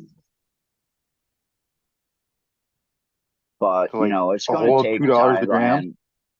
It's going to take Thailand like probably 2 years to get all the laws and taxes in place, and then they'll go back to recreational. But they are keeping medical. But you won't be able to grow your own plants medically even. So you may have to go through the government to get it like they wanted you to do in the beginning. But then they'd have to put up testing labs. That's why it's going to take 2 years. See, they never implemented the things that they wanted to, even for medical, because every medical garden was supposed to go to a regional center where they would weigh it when it comes in, and they would test it to see if it had heavy metals or pesticides in it. And if it did, it would be turned away and actually burnt at the facility, or it would pass. And what we were thinking was, yeah, like 98% of those are going to fail, and the 2% that pay are going to get through. But yeah, they weren't paying shit here for.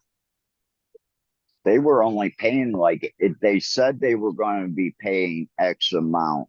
But my friend that was just running CBD during medical, they were only paying him like 8,000-9,000 baht a kilo for indoor CBD, when they were telling him it was going to be like more like 50,000 a kilo that they were going to pay the government.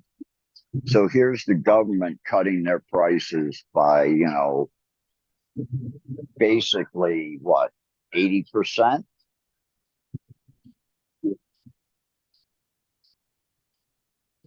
You can't run a grow facility on that. Less than $300 for a kilo.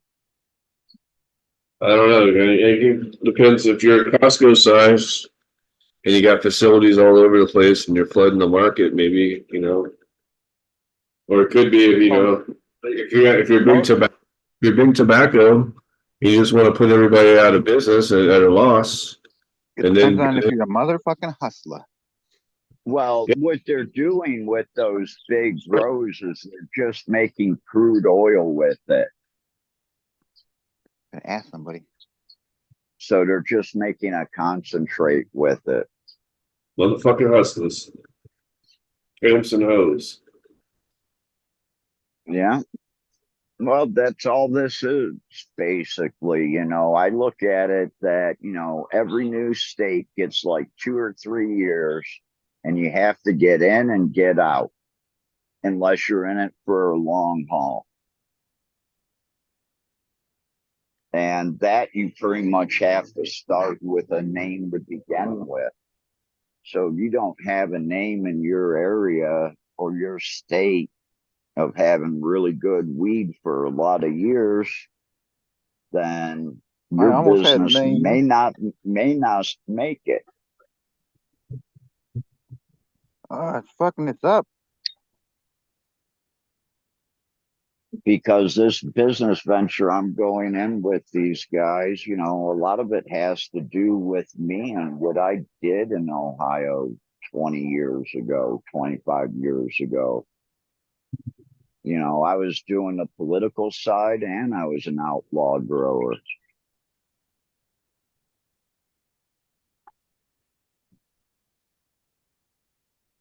You know what? You'll never know, because I'm going to put another layer on top. People seen me out at festivals for 15 years swinging.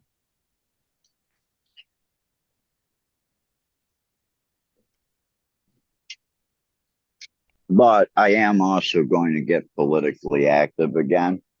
I really think that every state should have like a mediator or go between like us people that smoke a lot of pot and like smoking a lot of pot, not just for medical reasons, but for recreational too.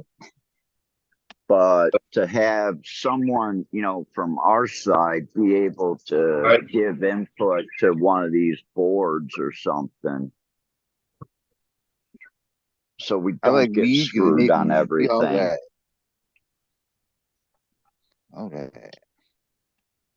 That's what I'm pushing to do in Ohio, is try to become that person. Pushing to do? Does Ohio have recreational? Yeah, we just got recreational, and they took the state liquor board chairman and they made him the chairman of the cannabis board. Yeah, I think we talked about this before. I get high. Yeah. Good shit. So you know, that's just fucking common sense. You control the industry by the industry. What? Word. Anyways, so what did it take to get a license? Well, they just gave out another dispensary license, a medical one. and that makes like the 120 some medical dispensary. Owned all by Rise And Dispense or by GTI, I bet, huh? Green Thumb Industry, Rise there, Dispensaries. there's quite a few companies that own multiple ones, because what they did when they changed the laws again and they went recreational, everybody that had a medical grow all of a sudden got like offered one or two recreational grows, and then they were offered for free dispos, recreational dispos. They were offered those licenses for free. But the number of dispos and recreational and medical that they're talking about equals out to like 3 per county in the state of Ohio. And they don't want to give out any more license. But what I think they're doing is they're holding out because they have this equality fund to help out people that, have been screwed over in cannabis but want to get into the They don't care game. about those people at one bit. And the only thing left is like a micro business license. And I think that's what they're leaving open and going to count heavily on. But I think, shit, Ohio's been wrecked since they voted it in. So say the first of the year, why couldn't the medical dispensaries been handling all the recreational sales ever since? Because that was a plan all along. Build it and then they will come. First they said June, then they said July, and now they're talking maybe September, October, the first one will open, which is almost a year later. When you could have just said all the medical you can sell to the public now. That would have at least given the people that own medical dispensaries a chance to make a little extra money before they get hit. They should just start selling crack. The money's there. Well, actually, what happens is all that fucking mids come down from Michigan and California, and you got people on the fucking street selling $110, $100 ounces, $150 ounces. And us people that used to get $250 an ounce for a really good weed can't even get that, because the guy's saying, well, I'm buying 2 ounces of this. Why should I buy an ounce of yours? So they get ounces for less than 100 these days, dude. And it's pretty good. When I see it, I can't be like, yeah, I guess you should pay a little more for mine. Some of it is pretty good for that price. You get what you pay for. Yeah, I've seen a lot of good, greenhouse here and a lot of good indoor. And, let me tell you, like you say, if you pay the topper level, especially can I talk to who at same time involved, no, are not going to be able to help themselves, but to keep taxing it more, which ultimately is going to give a bigger edge to the legacy market. That's what everyone should be supporting at this point, because I don't care what state you're in, the legal it's market all going to go back to it. And fuck that. Stand by the traditional market, because, yeah, if they wipe us out, well, then you'll be buying mids for the rest of your life. Medical goes first, then the home grow, then we're screwed. Well, everybody else is screwed. I just go back to what I was doing. Like I grew for 20 allegedly more years with no law protecting me. And exactly. exact same thing I do now. Nothing changed other than the legal thing fucked it up. Fucked it up for medical, fucked it up for growers, fucked it up. It's not like, oh, well, there's this positive to it. Oh, you can buy a pre-roll on your way to dinner downtown. Like, oh, whoop-de-doo-dah. Nice one, Ryan. Sorry about that.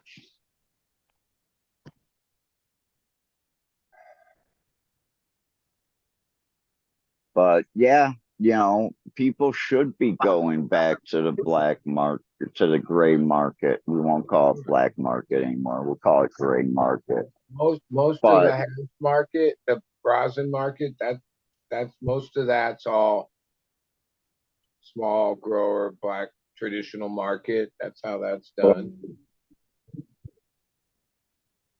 But like I said, I see a state of Ohio doing like micro businesses where you get to grow 150, 250 plants and they charge you a ridiculous amount of money. So but Minnesota's micro license. They allow you to sell on your property. They allow you to process your edibles on your property, your rosin on your property. But once you go to that higher level, they may have to separate that.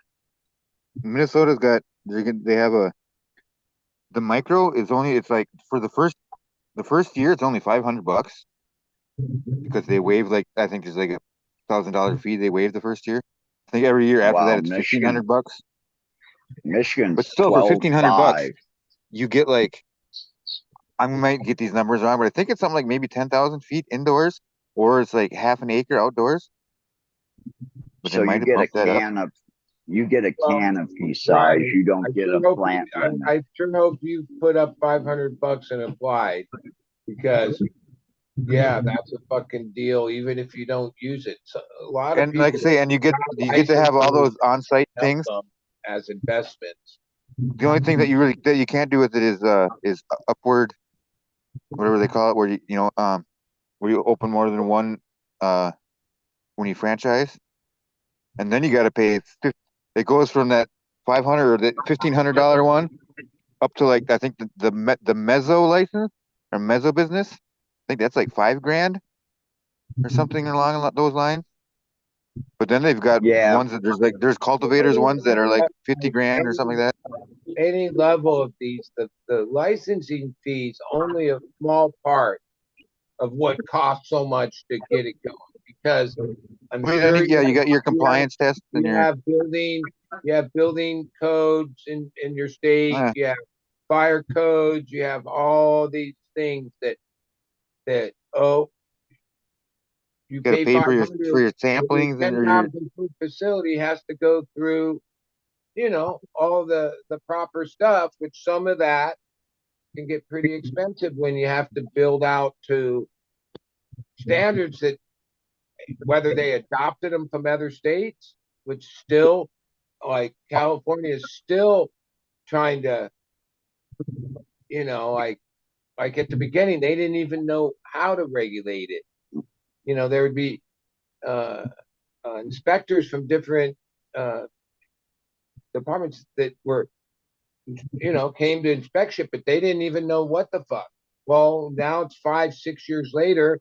Oh, they got some basic framework of, if you're doing this, then you have to have this safety and some of the basic shit. You have to have fire exits, emergency exits, all the stuff, You have to be, in our state, whether anybody works there or not, you have to be handicapped, accessible, and all those things, and those, they all cost money, and that's what, each state different. I imagine Minnesota, it's a little easier to deal with some of that stuff than stupid ass California, but it looks like it might be. But right now we're still in no man's land here, unless the reservations are the only ones that are allowed to sell it currently.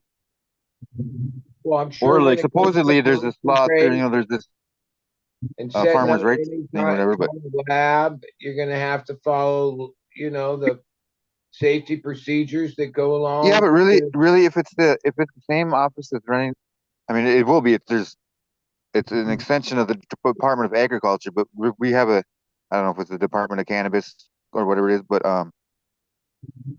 as far as it's not as is like, what am I trying to say?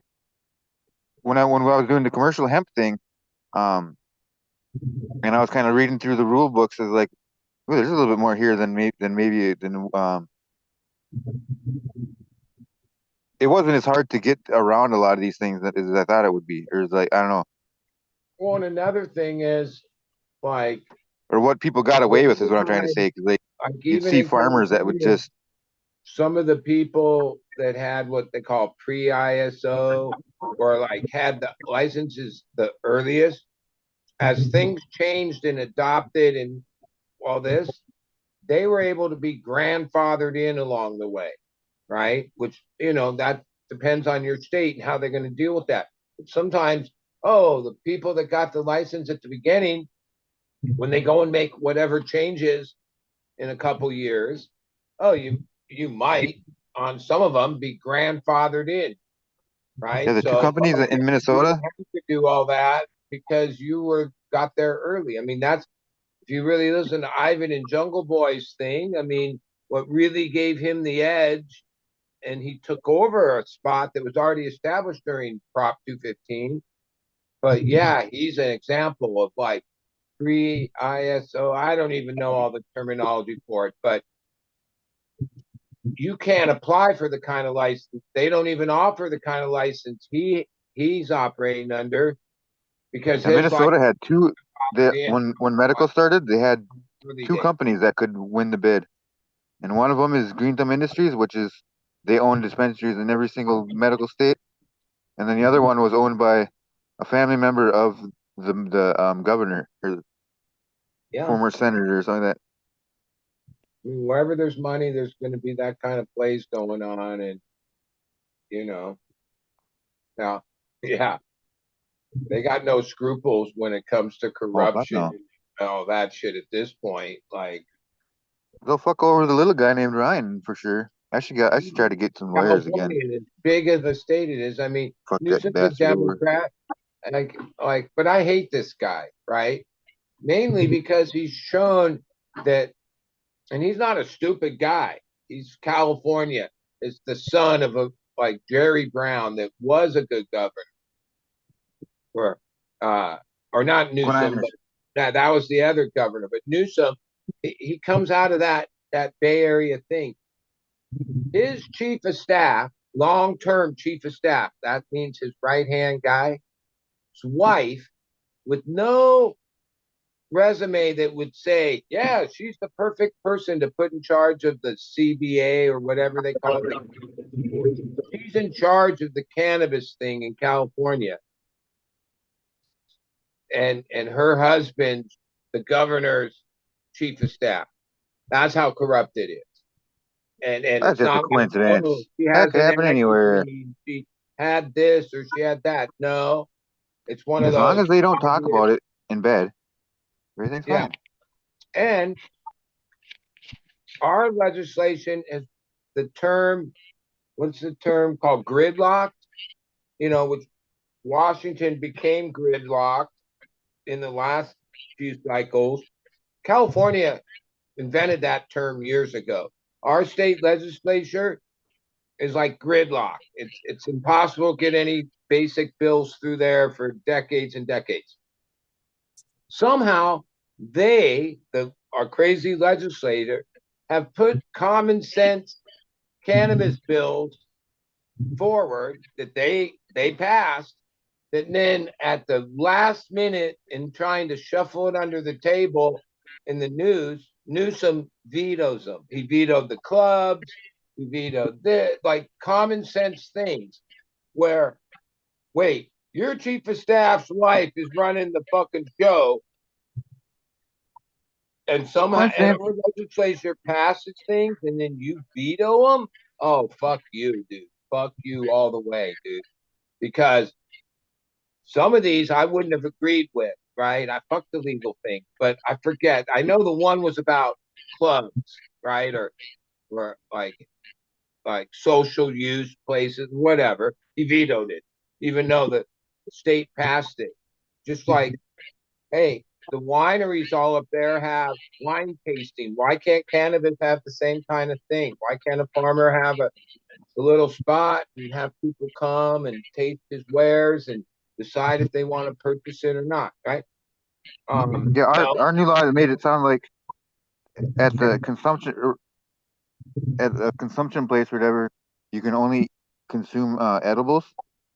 But I assume that that means the regular laws were like, because right now the weed laws are basically like treated as like cigarettes, where unless there's but a lot of the cities have already taken and made their own moratoriums or whatever that say that you can't smoke in city limits and shit in on public property. I believe that Newsom, over his terms, his purpose, because he is paid by what do you call it, lobbyists, right? That's it. That's all the government. The even the current cannabis apparatus, California, is owned by individuals, right? Like people that started businesses, grew their brand, and are in the game. Instead of like fixing it, making it all it could be, he's undercutting it every step he can because he he's in the bag. He's in the bag.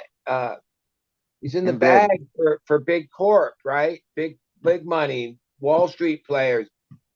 I don't know their game, but yeah, by having an archaic metric system that isn't working and all the things, instead of fixing it and utilizing the California more than any place has like a brand nationally, internationally, cannabis, right? Instead of trying to harness that and move forward and build it, he's been undercutting it for years, fucking it up purposely, mainly because that's going to make it somehow the big corps are going to benefit. He's just going to hand it over to them at some point. That's the play, right?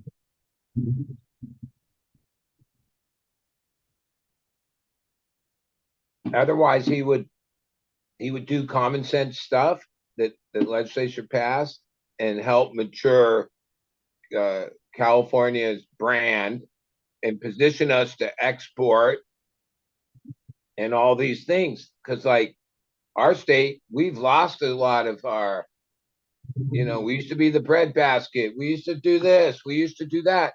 Oh, our state's so fucked up. Everybody moved out. Any big businesses fucking pulled the fuck out of here over the last so many years. Even some of the cannabis brands, like operate in every state, but fuck California because it's such a nightmare. That's stupid because whether you think not or what, California, like, has its history as far as cannabis and that makes it a brand. Like, oh, that California label, that does mean something. But it doesn't seem like our state has any, like, forget about selling weed in California. Why aren't we trying to sell weed to the rest of the world? That's what I wonder. No interstate commerce yet. Yeah, well, but I have a feeling when that comes into play, that's when you see the move of big corp. That could be part of the. Be the only people that can play in that arena because, oh yeah, they'll take all the product that all the growers, but at like some price and some situation that makes cannabis farming, just 50 like all cents other a gram. It'll be way past our lifetime, but somewhere in the future, maybe 50 years from now, cannabis will be subsidized just like wheat, corn, whole bunch of crops. Farmers grow and take a price below market, and get subsidies from the government. Okay, that's how a lot of farming's done. Why wouldn't they do that to cannabis? Right? Like, oh, field grown cannabis for cannabinoids for the farming industry. Yeah, the guy that produces acreage, I forget what an acre of wheat or something. It's such a ridiculous price considering all that goes into it that the farmer gets. It's like pathetic. Soybeans is the best crop out there, and I think in a good year they pull like $250 profit off of every acre, or $200 profit off of every acre is what they make. So if you're not like farming 8, 10, 15,000 acres, you're not making any money. In 2019, you could make up to around $20,000 an acre in hemp. Yeah, but who is buying it? It's the market. That's what the price was going for. If you had the right You hemp and you could grow the right amount. I would think that the hemp would actually have quite a bit of value, because if you've been to any like head The shop, company like, that I replaced, they made $10 million a year off of. yeah, that's what I'm saying. You go to any of these head shops lately, and they have all this Delta 8 derived THCO. My company, they sold it direct to.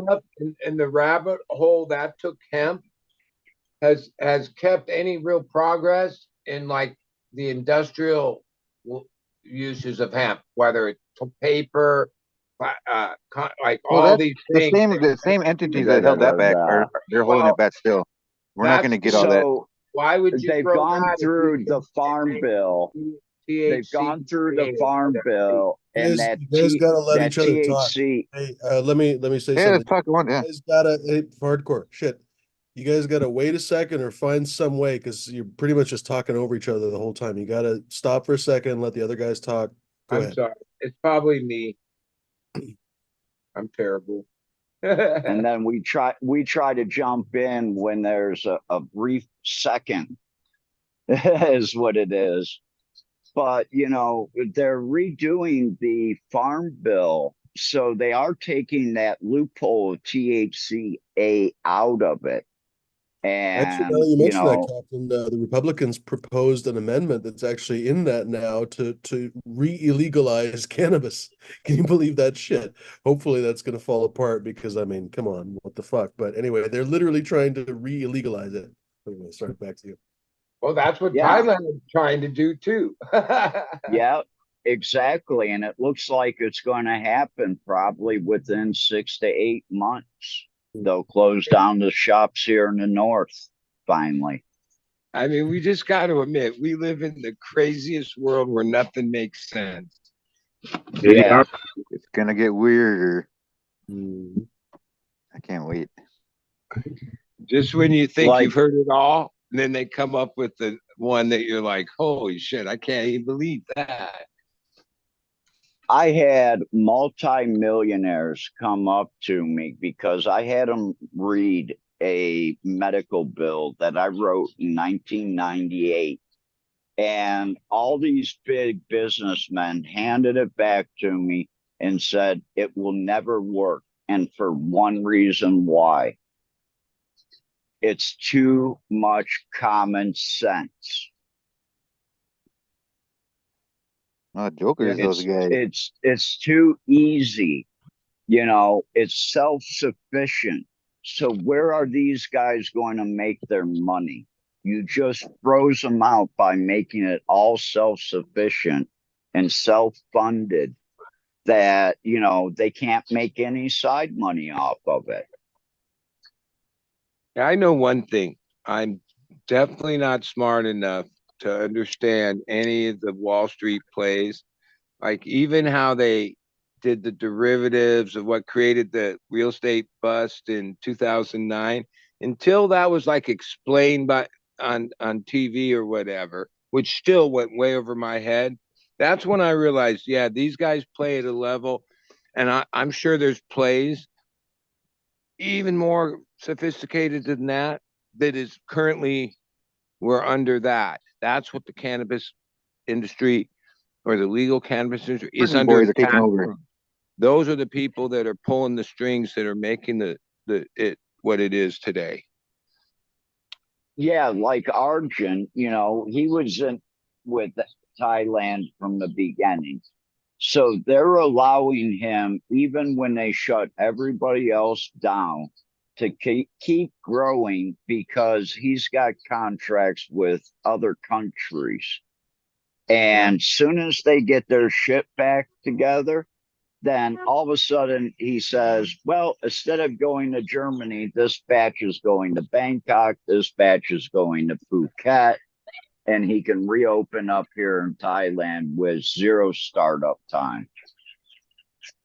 And some of those people have investors already in the game because there's a handful that when this moves to the next level up to the conglomeration are going to be bought for like massive amounts of money. Greenhouse is probably one of them, right? Cookies thinks he's one of them.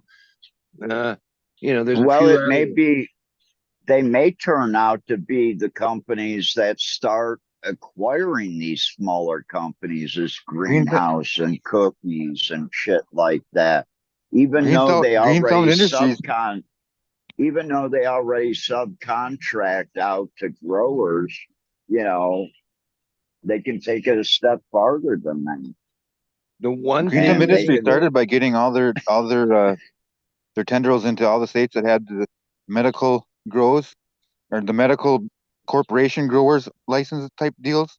Like, there's several states that have it, but yeah, they've got their tendrils in deep where they're I think they're worth $7 billion today. It's crazy. Yeah, well, see, when you're worth $7 billion, Cookies. Then went under for 460 million. That's a $500 million. If you're they're not shit compared to the Green Thumb. Yeah, well, right. But if you're valued at $7 billion, you can post losses on your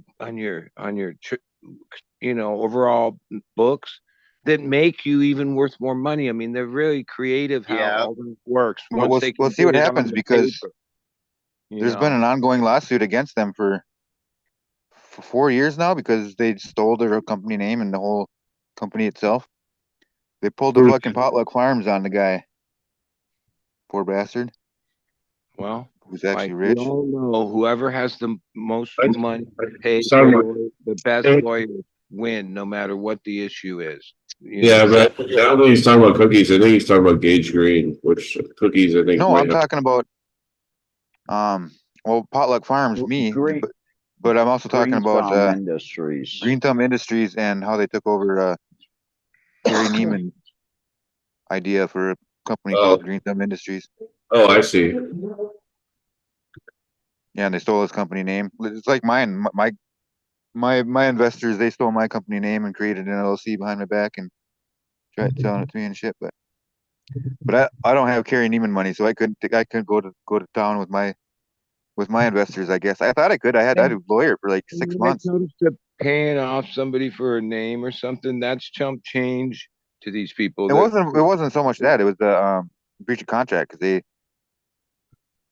told me I was going to be a owner of a fucking $1 million company. I mean, they've been burning pulled the fucking sheets away contracts since this whole thing started, right? Like, yeah, but we had a contract, so I have a case, and I had lawyers that took my case to prove it, but they backed out once someone put money in their pockets or what. But after 6 months, it was all of a sudden they didn't have the manpower to take my case to litigation.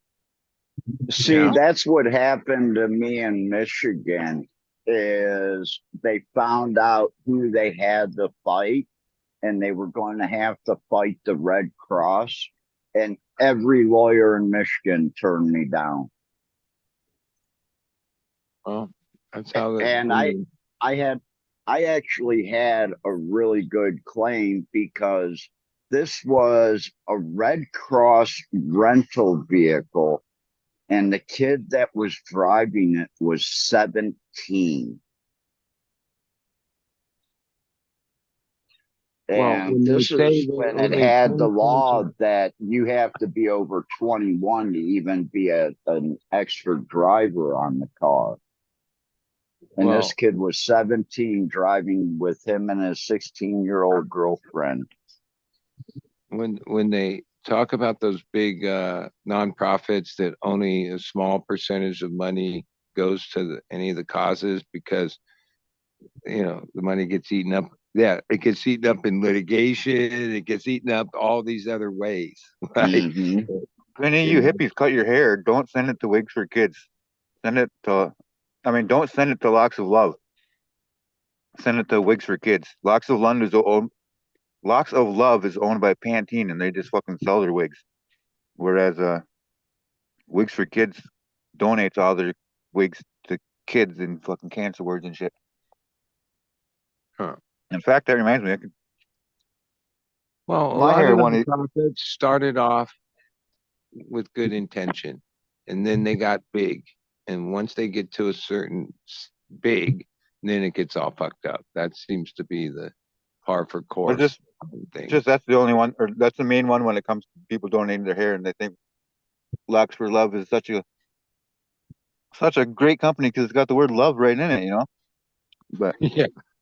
Wigs for Kids is what you want to do if you're going to do that shit. Yeah. Well, the second biggest cancer one is they only give back like 18% of what they take in. Well, they got to build their multi-billion-dollar. What's the second biggest cancer one? Is John Hopkins the biggest? I have no idea. But yeah, they came out and found out that they were a big scam. They were getting like pallets of shit, and then they would sell the pallets online.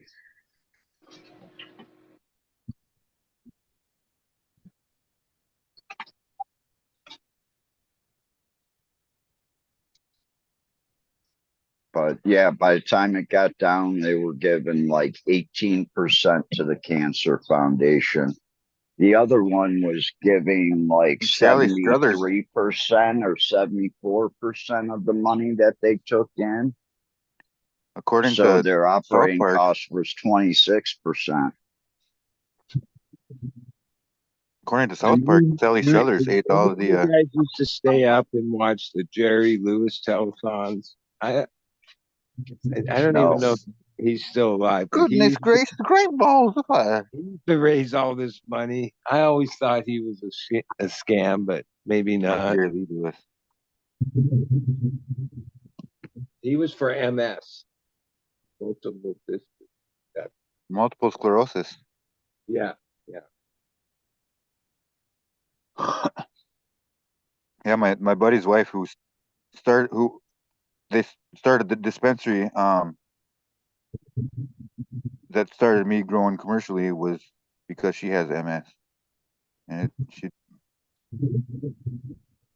only been a few years, but it comes on quick. Some people say it's not even a disease. I don't know. There's a lot of controversy over it too, but When your spine starts to twist on itself, that's a disease. yeah, and it's more than that too. Like there's all sorts of different issues. But Well, yeah, they just compound the issues.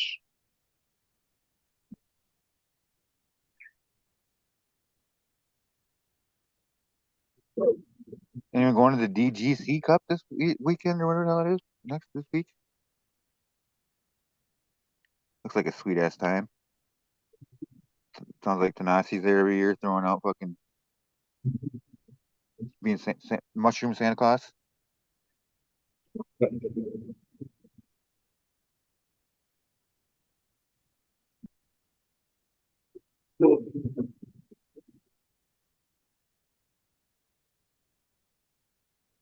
Man, my phone updated like a week ago, and my battery in my phone just drained continuously. I've got to take it in before I leave because there's probably none of these phone stores in America. Just reset. Delete that update. Is it a what kind of phone is it? An exam. It's XOIANA Chinese or phone? I. Yeah, it's a Chinese, but it Oh, when I I'd definitely this take it somewhere over there then for sure. yeah, yeah, because this one actually Fumi would understand all this, but this company a couple years ago went to they won the best lens in a camera, and then they linked up with Leica. So their cameras and their phones are like some of the best if you can use all the different features. Yeah. I seem to be stupid to use all the features, and my pictures should look a hell of a lot better compared to other people's. But if you can learn how to use the cameras on these, they're great. And the one I have is about 5 years old now. 5 years. For doing like Zoom calls and things Right. like that, it's Right. it's built for that. 5 years in phones is like 50 years though. Yeah. But I guess the new one that they came out with did an upgrade to all of the Zoom calls and all the webcasting that you can do from it. So I may pick up a new one of those because they're only like 16 to 17,000 baht here, which is like $500, $600, and you're getting something with the 258K in it or whatever it is, 1080 IP daily. But yeah, I may pick up another phone and just have it unlocked. And actually, I'm really thinking about it because I called up Cricket, and to reactivate my SIM card is like $25 a month. And then they still want $50 a month for a phone line. You got to get on that Mint Mobile that fucking Smash was talking about. Well, $15 a month, and I hear there's one called the eSIM card, and even if you go to Canada for a couple days, you can change over to Canada and their carriers and towers, and you get a Canadian phone number. And it's $35 a month. And they say the Mint was 15. They run off AT&T and a couple other different company towers that aren't connected together, because they also put down T-Mobile, but AT&T and T-Mobile is the same thing. Hey, well, didn't Sprint used to own everything, and they're Verizon now?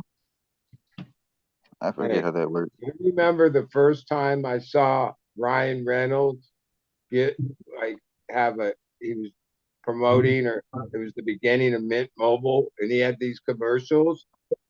The first time I saw it, I thought it was like a joke. I thought it was a spoof. I didn't even think it was real.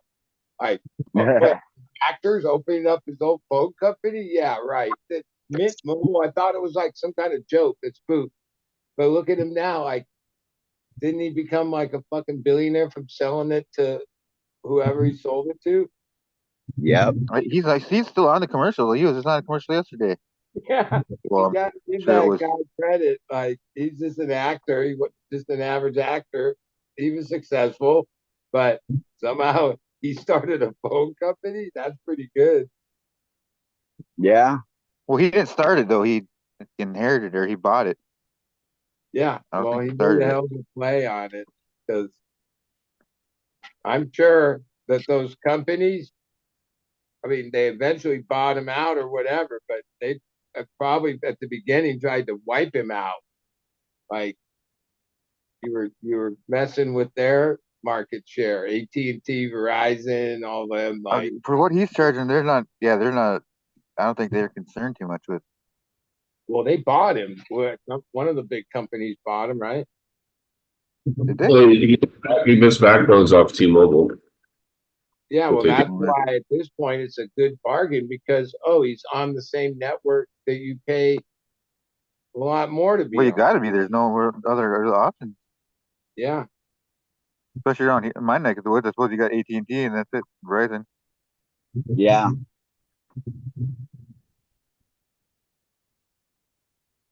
5G is making my cat gay. I don't know what to do about it.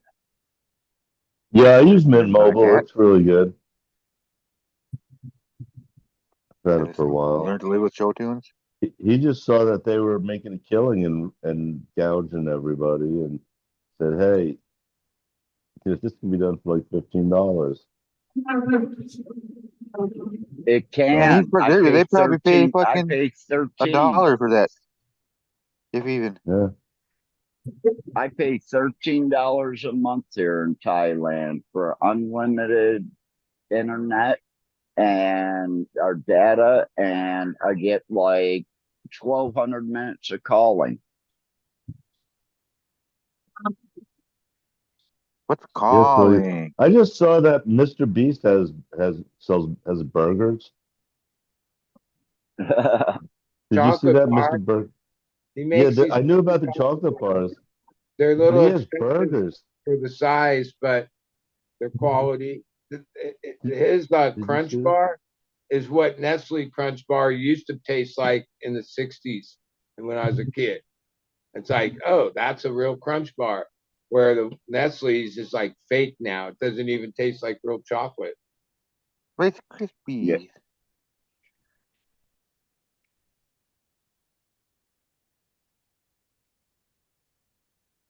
Give Yeah. people quality and they'll pay $5 a candy bar. Should I pay $5 a candy bar here in Thailand? Look, I can remember when the dollar stores first came out, and it's like, how can they sell this shit at this price? This is a whole mop for $1. I can pull this up. The Aldi's around the corner from my mom's house used to sell the Dutch chocolate that I used to get in Holland. And they have hazelnuts instead of peanuts in them. And they were literally the same price than I was buying them in Amsterdam at the Aldi's. They were like $1.49, and you got 100 grams. When you think about that, that's 4 ounces. That's like 3 ounces of fucking chocolate. So the Mr. Burger. So this, I'm still trying to figure it out. It's maybe Happy this is it. 22, It's like he's procrastinators. calling it a virtual brand. He's trying to like sell Mr. Beast Burger. Oh, that's like NPCs and shit. You guys want to buy some NPCs? I'll make some really cool ones for you. I thought it had something to do with he's a gamer. Did you know he's a gamer, or that's how he started, or before? It's virtual reality. You can go. You can have a So house this is next to perfect. Snoop Dogg's. It's like like it's a delivery service. I'm totally confused now. I am. I'm really not sure what it is either. You were talking about a burger, and then you're talking about it being a virtual burger, and then you're talking about it being delivered. No, it's like a some real Johnny burger, Hamcheck fucking thing. but he wants it to be sold through like any other restaurant. They're putting crypto in the burgers. I mean, I know I'm getting high, but because you're going to sell his burger at your restaurant, and it's going to be delivery. Delivery only restaurant. Yeah, I could see like Wolfgang Puck doing that. I don't know, but it's he's DoorDash connection with it. Burgers Well, looked okay. Mr. Beast is kind of trippy. I mean, just the fact that he became what he is and worth so much money from like basically little YouTube clips is pretty crazy.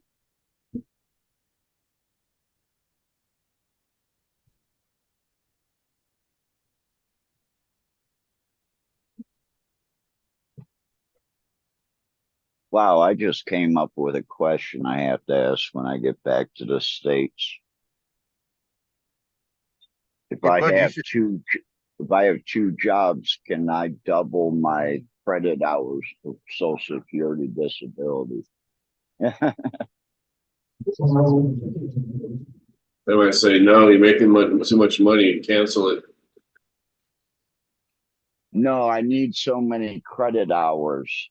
And if I'm working two jobs, do I get credit hours from each job, or do they Yeah, say, no, you yeah, only get because you X pay amount in from a off of day? every hour you work. Like that's off the And top. it's two different jobs. Yeah, no, that all counts. However you Cool. put I the may hours be in. able if I mean, if hours I equate to money. So like, oh, you know, out of your check, they take X amount. They're like the main tax that is in payroll taxes, well right? shit, if that's it, I'll pay like 90% of my check into that tax if I can buy credit hours like I can buy airline miles. I mean, we were self-employed, so like we paid I was taxes, too. and I that's got how I screwed on made it. my wife 100% vested in Social Security from being self-employed and paying like we would claim profit, and then we'd have to pay tax, and this huge amount of that tax was that like the doesn't matter how many it didn't matter how many hours you work. I guess if you Yeah, have a see, I job don't. that comes to that, it really comes to how much money you broke them off. My business, I only got paid four times every 3 months. We got paid, and that's how I ended up getting paid. And that really screwed me. I should have had like a bi-weekly paycheck, and then I would have gotten more credit hours. Yeah. But yeah, I got screwed, and that's how I ended up. Well, that being, I just turned 23. And if you start your credit hours, say when you're 19, because you're still in school at 18, so you don't pay, you get everything back at that point. So you're out of school, you're 19. Well, you just turned 23. You don't have enough hours in to begin with if you start paying ever since you were 19. You would have to be like 28 by the time you get enough hours in.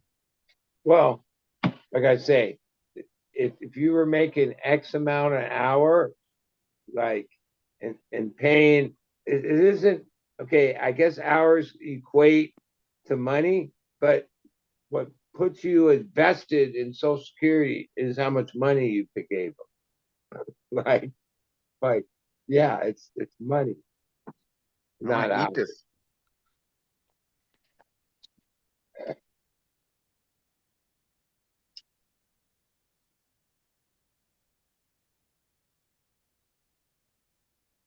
There. What are we at here? 87%. Okay. Hey, buddy, do you use Protheum, like Protheum? Do you use Protheum foggers like Dr. Doom or anything? No, I have in the past. I used to use when I like uh when a room was empty, I'd fog it. Yeah, Go. that's what I'm talking for resets. I mean, if we were fighting any kind of bug pressure, which we have in the past, but at the moment we're good to go. So I will be. I'll be looking into I using a spray, fogger. and I have like I have 5 gallon jugs or gallon jugs of like all the different oils, but hardly use them anymore because, and I don't support Athena in any way, but they make this IPM. Yeah. That shit's good as fuck and effective. And like, seems like the plant, like it's more good, like essential shit that the plant fucking like likes it. And I guess it's effective. I use that preventatively and never see any leaf damage. No, like even with Lost Coast or I forget the other names. And there's never no oily residue from spraying. Yeah, I like that IPM shit. I'm not even sure how much it costs because I don't handle like my other partner goes to the store. I don't know. I don't think it's that expensive. It's good though. 125 for 5 gallons, I think, is what the Maybe cost that's is 1 here. gallon. Like I think the You know, jug and you can take 1 a gallon. bunch of peppermint oil and ground up chives and you know, like all sorts of pepper powder or like chili Yeah, but powder and understand like getting it emulsify. One thing about like the IPM, once you put it in the water, it's good. Shake it a little, never separates out, even if you spray half of it today, half of it tomorrow. All This the you other other pay shit you're $150 talking for that bottle about, when you can get well, some minced yeah, there's a garlic and little stuff more and engineering going on than what you can do simply. Even though what you can do simply is semi-effective, is effective. Yeah, well, just because I mean the people that need to know how to run a facility already kind of know that part. You know, it's not like talking about Athena is going to help a lot of people out. but I don't know I'm what I'm trying to also say. I'm I don't mean to come off as a dick. I'm experienced farmers up here that are coming up with these insect and mold type mixtures from people in the hills and shit like that. And the weed don't burn right. It tastes weird because they use this type of pepper. Well, you don't spray it right on the weed. They're dumbasses. That's the problem. And then you have to go and put all these products together. When you have a product that you can go out, and from what I hear, the Athena product breaks down really good in the foggers. So I'll be using all that water that. too. I'll be using that product. I'll be using that product in the facility, and we'll be spraying twice a week for our IPM is twice a week with a fogger. Who was that, Athena, the goddess of war? I don't know. Goddess of love. No, that's I don't know. Look at the price. I know you can put together your own products all the way, salts, all of it. All that time putting it together. To me, I got other shit to do with my life than fucking do that. Exactly. I guess I do love the plant more that's than I why should. people buy clones. They That's don't why want to sit around. That's why people buy clothes instead of just cloth and sewing machines and shit. I don't see why people don't just buy a plant that's like a week from a week from finish. Like here, I grew this.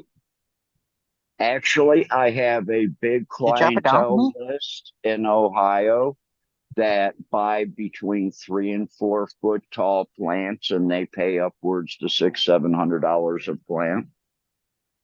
Ooh. Because they only have one room, but they have money.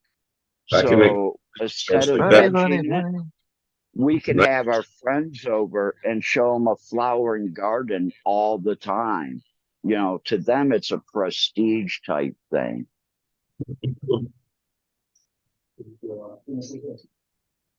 But they have a money, don't they? You know, $500-600 a plant. Make a plant grow fast. Get it tall, stretch it with put the light too high and feed it a good nitrogen, like 1500 nitrogen. Yeah. It'll fucking stretch. Well, Just- you can get them. You can get plants to grow really fast. I can get plants to Red light get fish. Turn it up to 80, about 85 degrees. Hey, about 2 inches a day is I- what I can get a plant to go. That's about what I give your mom. backed up with like Yeah, because that's all you got is Mom. 2 inches. Hey, the, shh, be quiet. the, She Told you loves that it. confidence. I keep them 4 feet tall, but these ones are, yeah, I hate culling plants. And I used to put them outside when I had my other property. Some of them, we used to cull some, but in the last week, I need to make space. They've served their purpose, but they're all healthy as fuck, and they've been cloned on. I don't know how many times, like probably 3 different cycles, so like 3 months, which makes them have like so many fucking tops and branches that it's crazy. And to keep them 4 feet Man. tall, I go through with a razor blade at least every I week wish. and cut the fucking tops off because they're up in the light. And yeah, Bend them well, over and spread them out.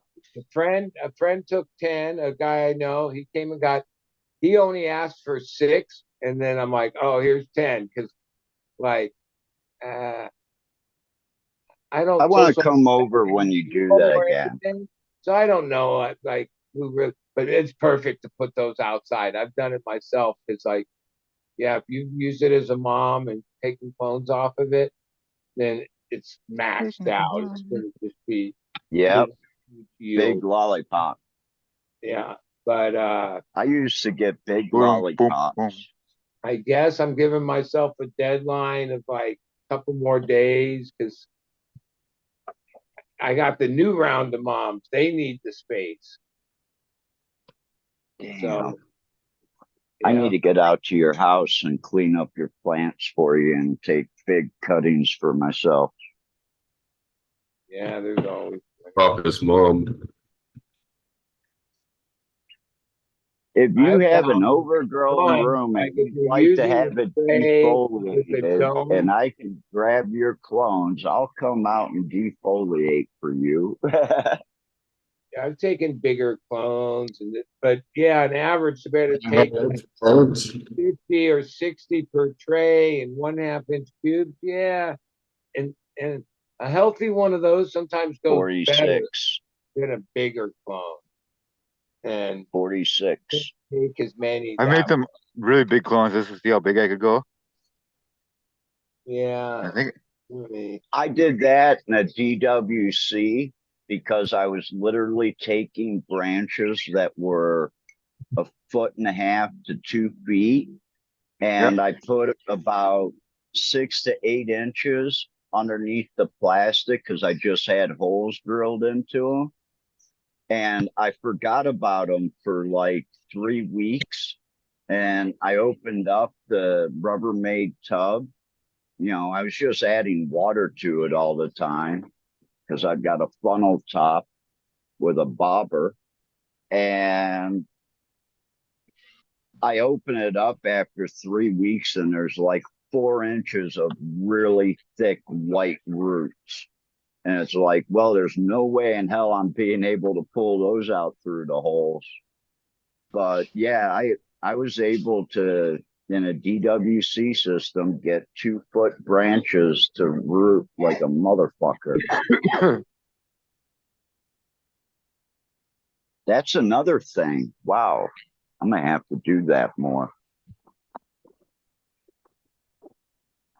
Because I have a feeling, you know, kind of like you were talking, there's going to be a lot of people out there that are going to want 2 and 3 foot tall plants. It's gonna be like your own, like a long stem clone, like your own thing. Yep. And instead of $25 a clone, you can sell it for 50, 60, Best whatever. thing about these moms is like, this is Top Dog. That's that strain Top Dog. That's Cheetah Piss. There's like a couple I-95s. There's a Larry OT. They're all different.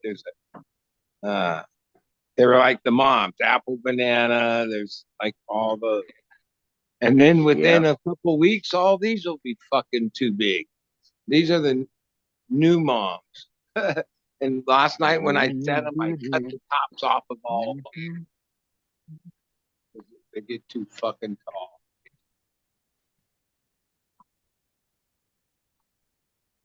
And these are other moms. Fuck. I'll just have to wait I till just when had he a new resets the room. 140 clones. So then, like, oh, once those are all happy and every genetic is going, then yeah, I don't even know why we fucking have moms, but it's because you can't. It's hard to cull plants. It's hard to kill mothers. Like I have to be in the right mood to go in there and go and chop, kill a chop, plant. chop, chop, chop. I've taken care of them like for 3-4 months, and when they get big like that, they need to get water every day. Daddy, daddy.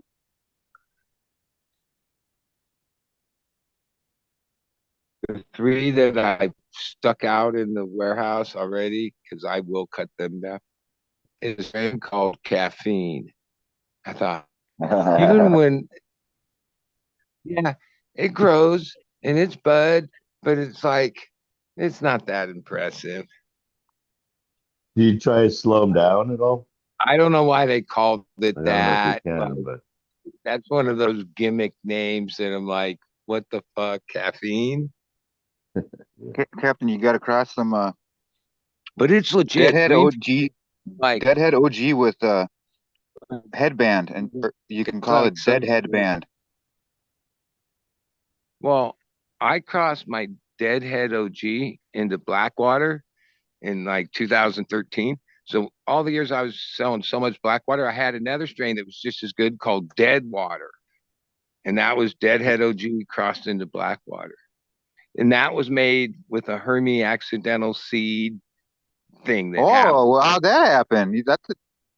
The Deadhead OG, I bought packs or gifted.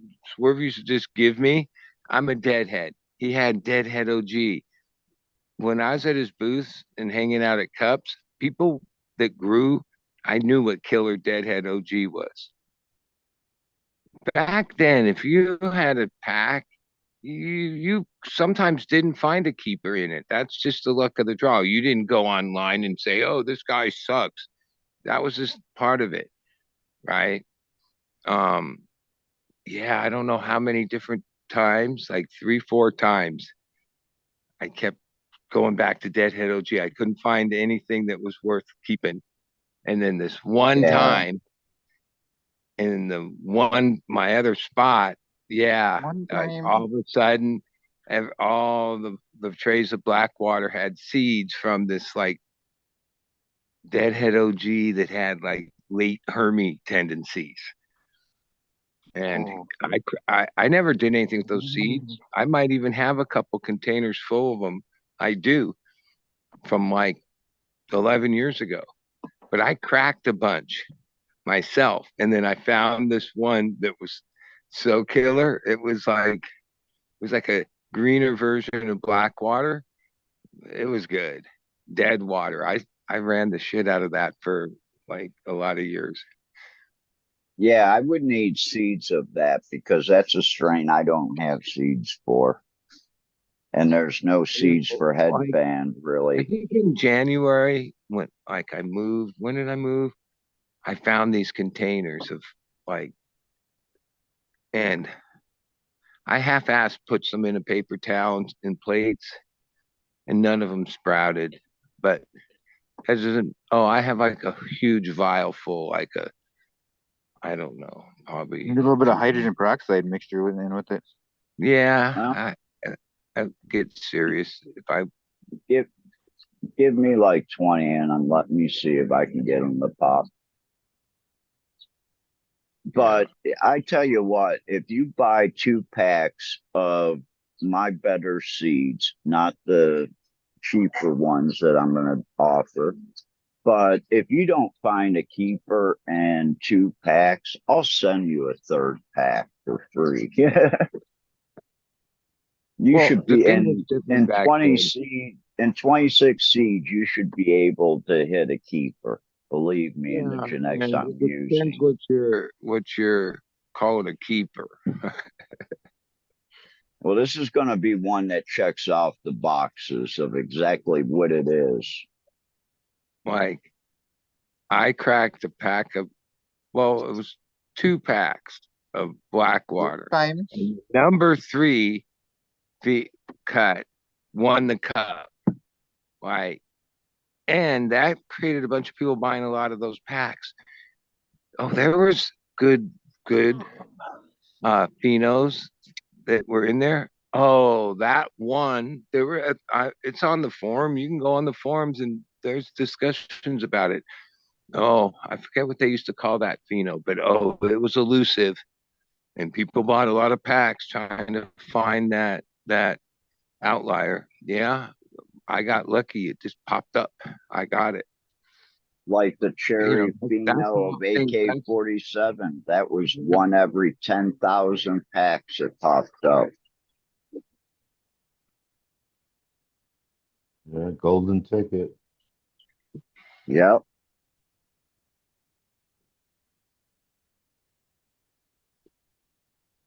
And all you need is that one special one, you know. I'm Hey, almost silent everybody for the else thousands is of bag seeds that we've all thrown away over the years. everybody that, you know, shit. Now that Brian jumped in there, I forgot what I was going to say. I'm sorry, buddy. Yeah, I'll chime in. I don't know, like even weed. I get my other friends grow. I don't know where bag seeds are. Like, oh, I've had in 34 years a couple times where fuck ups happened, and that was like a worthless batch, right? But like weed I've gotten from people, I never find a seed in it. Like we're all like seedless growers from way back. Like And you people have always not talk lived about until bag you've broken seeds. open up like a sheet. You get a I'm never that lucky. I would have yeah, they'd gave be all all sorts of those nasty seeds. colors. I would have taken all those seeds that you made and give those to Mace and had Mace sell them underneath Not Bud all. I Kilowatt gave and him like all Mace. these things a couple years ago. He did some work with them, some of them, and has the rest. And I've never sold a seed in my life, even though I've made some cool ones over the years. Because I'm just a Yeah. seedless grower. That's all I am. I'm not a seed guy. Even so many years ago, I was like, I guess I gave them to people and said, "Yeah, I don't know. I don't know if they're any good." Some of them are really good. It's not that hard to make a good seed. You have good stock, I guess. I mean, Yeah. I don't fuck with that. Yeah. You have to have a good male. These were like all the times. The one was a Hermie, and the 2 other times, yeah, it was a male. I had called the males like the few days before, but missed this one. So it wasn't selected. It was just the luck of the fucking draw. So like maybe one of the other males was better than that. I don't know. Like I say, I that was a like a like a 10, $15,000 fuck up. That's all I remember. Yeah. Well, of all the females out there that people try and see and grow, there's just a small portion of the males that are ever looked at and checked. I've Well, never grown them. $50 a Like pack. even when this one fucking made all these seeds, as soon as I saw it, I killed it, but it was too late. I've never grown a male. I have problems culling plants, not male. Oh, I've sprouted a lot of packs of regular seed, and Oh man. and as soon as I spot those things, they're dead. So I don't even know what a male like just from looking at pictures on Instagram, and I've never grown a male like that. Like you don't have to have it like Yeah. totally pollen sac and all this to fucking make seeds in your whole room. Like just a You little bit. only need one. Yeah. One banana. That's all you need. Yeah. at the top of the plant in front I of the fan. remember, like, because that room had like 5 trays all cycled a week apart.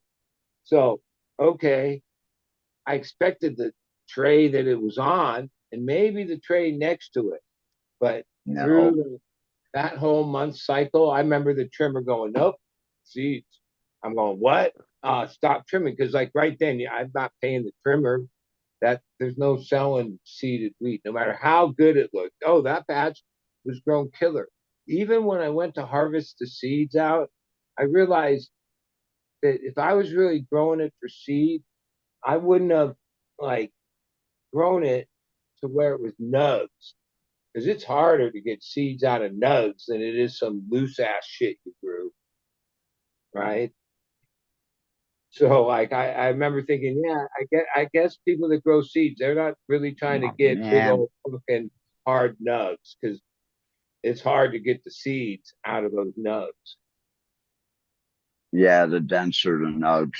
Well, it definitely is. I fucked with it for a little bit, and then I gave them to people where I just gave them the shit, and they had to get the seeds out because I wasn't gonna fucking try to break up the whole like, that's how the seeds I got from you are. I just got bags with like a gram or two of bud crammed into it.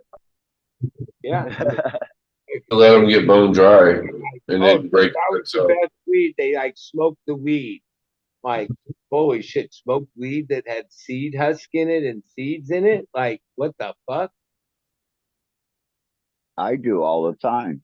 I just found another seed when I rolled that joint a second ago. About, like growing seeded weed and smoking and picking through it.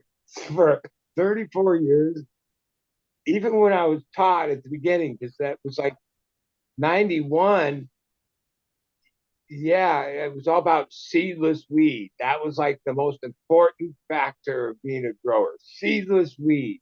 You had to produce. If you wanted 4,800 a pound and all this shit, it better be seedless. No little fucking manners, none of that shit. No little white seeds, nothing like that. Just like, okay, I learned that trick, and then I just do that trick.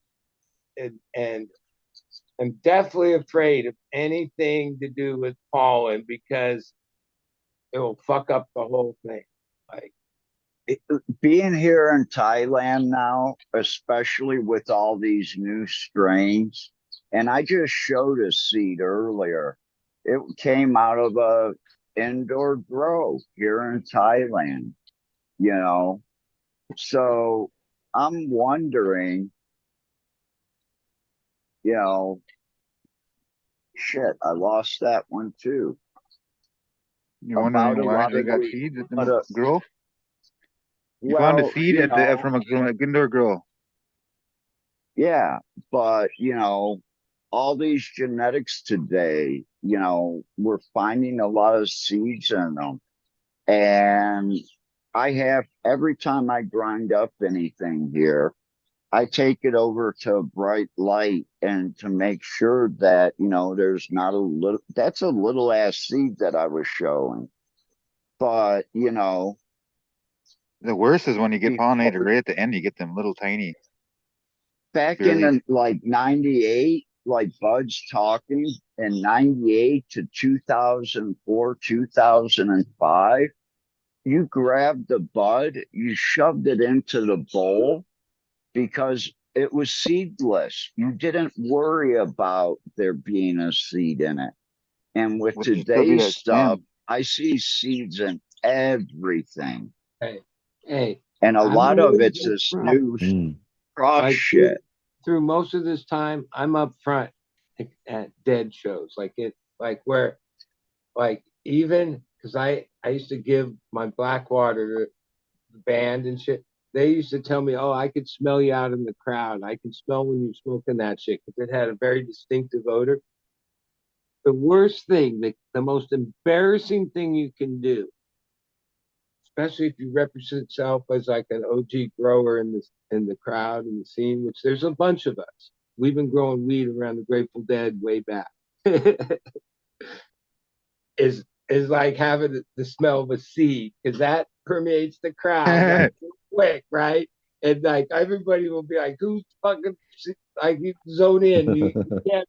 You hear one little pop. Yeah. It wasn't Everyone their turns around. fucking their joint that fucking had the seed, but usually you can see the smoke's different. That's the most Yeah. embarrassing thing that can happen. Yeah, pretty much all seeds smell the same from whatever Yeah, strain. like seedless Oh, weed. I hear people what is buy that? It's like a in metric and pay like for sulfur whatever from almost. some fancy brands, and then they find like a seed or two in an eight. I'm like, what the fuck is in a weed over the counter that sells for 50 and eight? You found seeds? Yeah.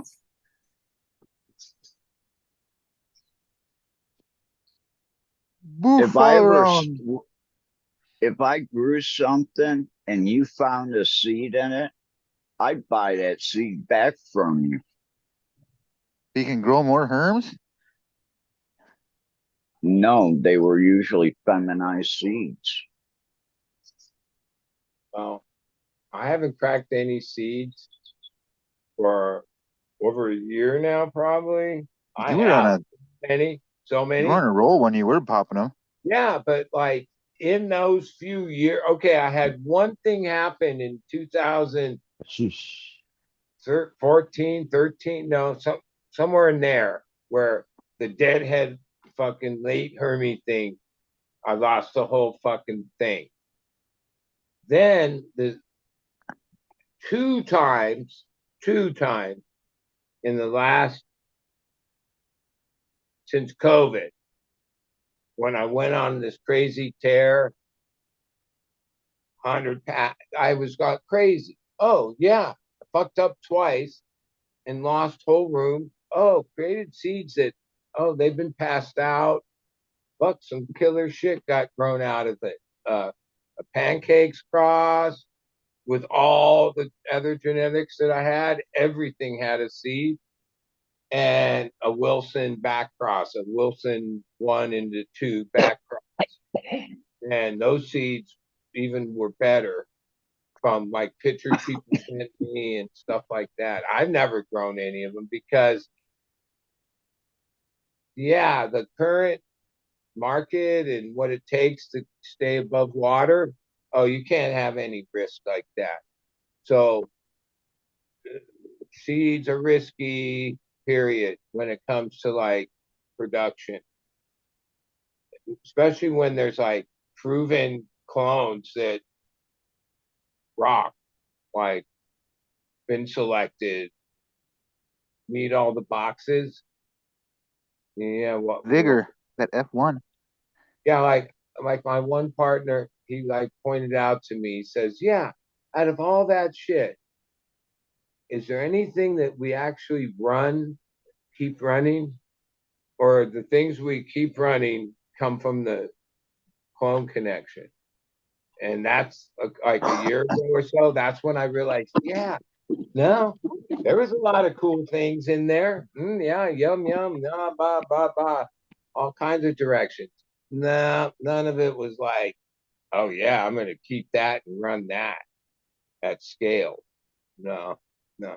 Couple things. There were a couple things. But what if you took and popped like 300 of those seeds Yeah, and but you found that one that's like that clone that people want because it checks all the boxes? You just have to go through 300 seeds to find it, though. California and all that. That's all kinks. There's no value in that. Brokers aren't going to pay you any more for something like that. Like no, not in the day-to-day grind of moving turkey bags. No, like there's no value. Oh, what they're going to give you an extra $100? Okay, that's not worth the risk. That's what You got to tell them it dumps. And I'm sure I'm not the only one that has come to that conclusion, right? Especially when it ain't hard to get like top level clones, like verified rockers. Yep, that's why I'm coming out to see you, bud. Is because I need to collect those verified rockers. even the latest one, and like, and it's growing under our only LED, which is hard to really gauge. But it's this one called Sherb Crasher.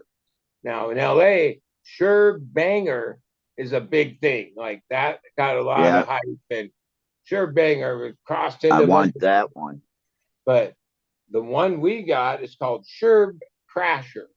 Now I assume it's, yeah, the Crasher used to be Wedding Crasher. There was Symbiotic used to have some genetics that would Crasher. I don't know what, I don't follow all the lineages like I should. But all right, it's Sherb Crasher. Yeah, it's like 6 weeks in. Yeah, there's some like Sherb. It's definitely terpy. It smells so yummy, like scrumptious. And hopefully it smokes and is as stony as that. Because over the years, sometimes things are all that, but like I still, my number one box is Effect, Yep. not some fucking racy sativa Effect. And I'm then like duration. like that kind of effect. And stone. How long does it get you high? Kick it, fuck, OG, indicas. That's what I like. Seems like everything's hybrid and hardly anything even leans that way at the moment, but that's what I prefer. Like something that's like, I don't have anything else to do but get stoned and waste time. Like I'm not trying to be motivated to do anything. I just like being stoned in my own trip, mainly with But music.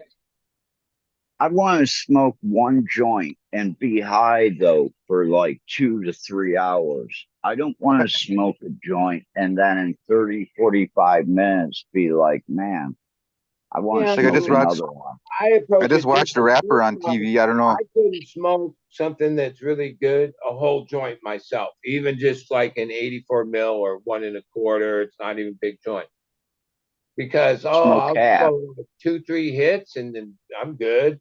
I could keep smoking it, but no, I'm good there. But then whenever I don't keep track of time, like I don't like, so I wouldn't know. Sometimes it might be 5 minutes. Sometimes it might be 20 minutes. I'll light it up and then smoke a few more hits. Like I smoke joints by myself. Most of them is in 3 parts. And then there is always the roach that sometimes I throw out or sometimes I'll I eat my decide roaches. last couple hits off of. But uh, when I roll joint, three little sessions, and usually that's 2 hours. That is 2 hours. Like before I need to roll another joint because yeah, I'll get those 3 hits or so. Get, yeah, 20 minutes and 3 more hits, 20 minutes, and there's 1 hour right there.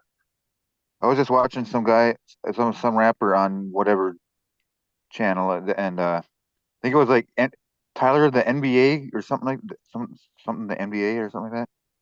I know some black rapper dude that was bragging because he spends $4,000 a day on weed or something like that, and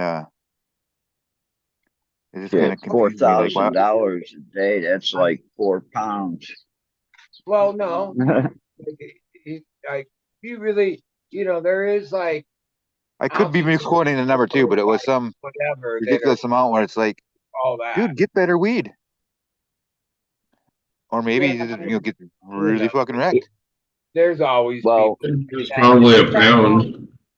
Probably flossing. a maybe pound. he's paying. Maybe Aussie. he's paying. Yeah, maybe he's paying 4,000 for a pound of really killer weed. But And if he you, made it sound like he smoked that it by himself. It's like if you need yeah, to smoke a pound of weed a day, you're I don't well, know, I either mean, you got something wrong with your head or Bill used to say they Yeah. did that. Snoop I mean, Dogg, they were talking like 2005. So, I mean, that's possible, 4,000 a pound in New York. and when it's like I so, say, Yeah. I could be saying the wrong number, but it was some stupid steep number. and you can roll joints that are like 14 grams and 10 grams. These fucking bombs, yeah, a pound of weed would go pretty quick if you're rolling joints that size. Holy fuck. Yeah, but all the joints that size taste like shit. That's my opinion. I like. I just like. I switched from 1 1/4 to 84 millimeter. They're kind of hard to find, but most of the top brands, I think that's what they sell in Europe, not 1 1/4, because they're Was it like 84? 84. Yeah, they're They're short. Yeah, like those are like Marlboro shorts. less than a half inch, maybe only a quarter inch bigger, longer, not even that much wider, but somehow it's a much longer joint. Like if I lit up like in my thing of, oh, it takes me 3 sessions. If I had a 1 1/4, it would be 2 sessions. Right. But it's only this little bit. It's not much bigger. Like yeah, 84, they call them. Yeah. Like they used to have Marlboro. Oh no, those are 64s maybe. Or were they Marlboro 84s? Marlboro Well, had short 84 mils cigarettes. instead of They Yeah, I call can't them remember what number they call them 25, now. quarter. 25. I don't know how papers work. This same company sells 1 1/4s, but they also sell 84s. Which I've been Yeah. smoking those since Empire changed their formulation. I don't know how many years. DOX. They're hard to. They're harder to find because Raw basically bought almost every paper company. Like even these, if you look on the back, the address in Phoenix, that's Raw's headquarters. Some of those brands he bought, it was to purposely get them off the shelf to put more Raw shit on the shelf, right? Just like what America. Marlboro did with cigarettes. If you don't haven't paid attention, a lot of places don't carry all these different brands, right? Yeah, it's not there's like 50 cigarette vendors that come and drop off every pack of Yeah. cigarettes in that store. and Like and 3 guys. head shops over the years. I've been going to the same head shop for all these years. I even asked the guy, like, yeah, what happened? They're like, oh, yeah, no, we got like they have like multiple shelves of raw this, raw that, raw this kind, that kind, fucking every kind of raw shit there is. Yeah, I mean that's not the worst shit to smoke in, but that's no, that's not. I don't dig their shit. But yeah, I mean, give the guy credit. He probably became super rich by this. What he did, he was big enough to buy. Oh, he owns He seemed kind of cool on like on a couple of interviews I saw on with him. DOX. He owns like like so many of them, right? And a lot of those, oh, they're no longer readily available, right? And it's just my observation. Oh yeah, that's a business tactic when a big company buys out other companies. It's to give themselves Shut him more down. market share under their big company, not try to have all this sliced up market share. What do you call that? Like they buy it and squash it or some shit. You know what I mean? Uh, pumping. No, it's not pumping dump. Yeah, there's a term That's what I for did it. to your mom. I think the raw guy here in Thailand started up in 2015. It's Raw of Thailand. He's a really cool guy. He gave me a good price. He gave me Raw, the guy. I don't know his name. A friend of mine is just like secretary. He looks like a goofy hippie. So Yeah, he is a goofy looking, a goofy guy. has a good paying job and has nothing bad to say about it. The appearance he gives me with like in line and different dramas he's been in, I'm like, yeah, I don't know if I like that guy. He's like he reminds me of a snake oil salesman. And he didn't get caught where he said his papers were all this, and it turned out his And papers. then China. Yeah, so got caught in a cookie jar. Yeah, he said that the the Well, ordering see, department ordered from the wrong company, and here's it some was of a the company in China, which I was can bullshit because he's been for ordering there everything else. from a while. Most likely, when he was a smaller company on the way up, yeah, it was sourced there. It was really made in Spain or wherever it was with real. Okay, but once you became a worldwide fucking brand and need X amount of stock, oh, that's more than the good stuff there is. So you have to source it other ways. Or for economics, you source it other ways. That's the same thing that happens like a restaurant, right? Or some little burger place that made the best fucking shit. And then they become a chain. And then over time, then their shit's like everyone else some bullshit. Well, all the chains and Yeah, all the restaurants and shit, there's like 3 food services that supply them all. Yeah. I yeah. mean, even with What is it? craft What is it? beer, 4 meat right? companies or I'm not the beer drinker, but there's been craft beers that then got bought up by InBev or whatever these companies are. That then now, yeah, the craft part isn't in the product anymore. You know? well, that largest marijuana company I was talking about, that Green Thumb Industries, their owner it's from the Jim Beam money. Like his family bought Jim Beam when they went. I don't know. He's not um Jim Beam blood, but the family bought the Jim Beam name apparently. Okay. But I mean, there's a bigger. since and back then, this was a big grow when I managed this warehouse during 215 for this dispensary my friend owned back in those days.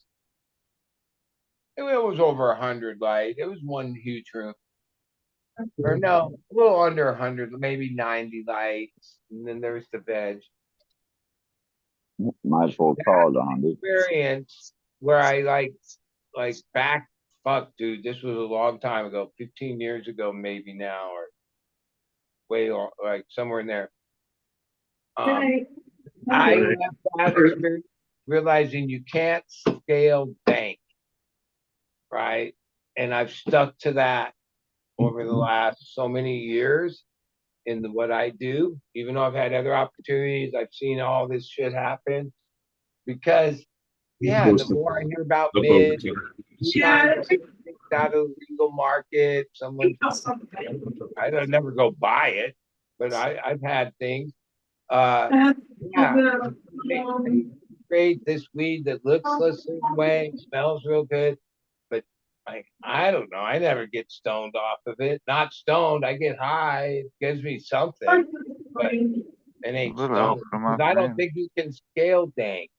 I haven't had any dank from that. Oh, I'm sure they have some little headies they got for themselves or some little thing, right?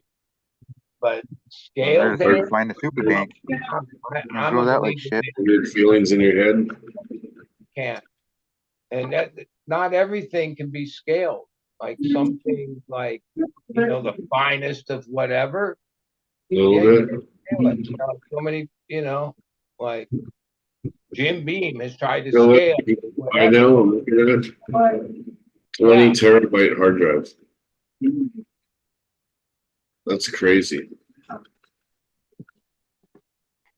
See, the reason why Bud wants me to come out all the time is because I bring all the weed that he really likes, the shit that gets him really stoned. I don't. I don't think Bud has a problem getting really stoned. I'll try any weed, but I don't remember anything being that great. It was good weed. You know good weed. He made a comment about a couple of them. Your I brother forget what really they liked were. that lemon G, though. He See, I really don't like enjoyed any that. weed. I don't like lemony shit. Yeah, but he did, and he really appreciated it because I guess I was the only one that really kicked him down for like any of the food he passed out to us. Oh, my I brother. gave him like, yeah, I gave your brother like a third of an ounce of that lemon G. Yeah, he's working in Atlanta on some movie project or some project with 50 Cent. And then 50 Cent heard that he wanted on the day off, wanted to go to the Dead last weekend uh, at the Vegas. Sphere. And so dude paid on his card, 50 Cent paid $800 for my brother to fly from Atlanta to Vegas, like just get there in time for the show, basically. And then at like 6 in the morning, fly back to Fly Atlanta back. to go back and keep working on the project. But yeah, that was like his little bonus. I thought that was cool. 50 Cent was like, "Oh, you want to see the Dead? All right." That is cool as fuck, though. Yeah. That is cool as fuck. Well, he like reason he's on those projects isn't to cook for the masses. Like most It's people the eat man regular Happy food. 420. for the Put your He's delete. like a vegan specialist. And it turns out yeah. that Ludacris is long term. Like a lot of those other guys became vegan because Ludacris has been on that bandwagon for like 10 years, right? That's my brother's main guy, right? Oh yeah, like 50 Cent. Like, hey, if you really have money, like as much money as you can imagine, and you want to be healthy, right? You want to be healthy. You want to be healthy. Yeah. Eating all that, Costs money. going fully vegan. Yeah. It's good for you. No question. Like, oh, is it hard to get over eating meat? Yeah. But they make some pretty good fake meat. Some But she sure likes the bone. of that is, even with fake meat, you get what you pay for. So, like, yeah, my brother's had some products where I don't know what that shit costs, but I'm sure it's expensive as fuck. It's really good. And then I've tried shit, other stuff, and it was really bad. So, Yeah, I'm sure when you go to buy that stuff, the more you pay, the better quality you get. The That's how better funny works. quality ingredients. even though I haven't made it back there, it's been like maybe less than 2 years.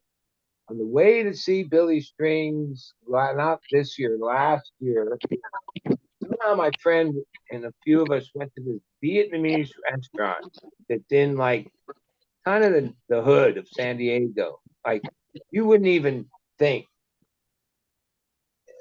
But when you go in, oh, you realize, oh, every chair, it's fully reservations because it's the number one rated vegan restaurant in the USA. But it's Vietnamese, I think, or no, it's Vietnamese. To make Vietnamese coffee really strong, yeah, right. Yeah. Yeah, it And is. so it's basically Asian food. They have like every kind of meat you can order, like for all the dishes, and everything's really expensive. So expensive that when the waitress comes and she asks you if you're there for the first time, you say yeah. She says, yeah, the prices might shock you a little, but let me give you a little idea of like what goes into making your food. And they basically produce their own sugar right there in the restaurant by cooking down fruit. They like everything is like the most vegan, organic, and they make it themselves, right? And when you look back in the kitchen, there's like 30 guys back there, fucking chefs going off for about cooking for about 30 people in the restaurant, right? It was so fucking good. I never had anything that good ever. Like you could get the sesame beef. That shit, if beef was that good, oh, it'd be happening. This shit, whatever it was. Oh, and they had the chicken, they had the this, they had the fucking all the shit, right? It was good. And I'm a meat eater. I don't know if I could ever give up meat. Like I eat vegan stuff, but like I'm not going and saying, oh, I'm not eating any animal shit. I don't have a problem eating animals. At least you can have an antler. No. Antlers ain't meat.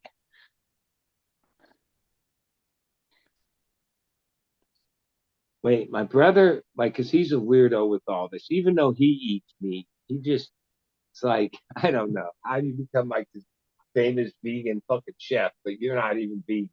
But all right. It's doing it for the movie stars. Yeah, he'll always have these things where like some ingredient that might have in the past be considered off limits to vegan. Because there's this other kind of veganism where it's like, oh, it doesn't have a brain. Oh, no brain or no eyes or like certain things. Oh, well, then you can eat that.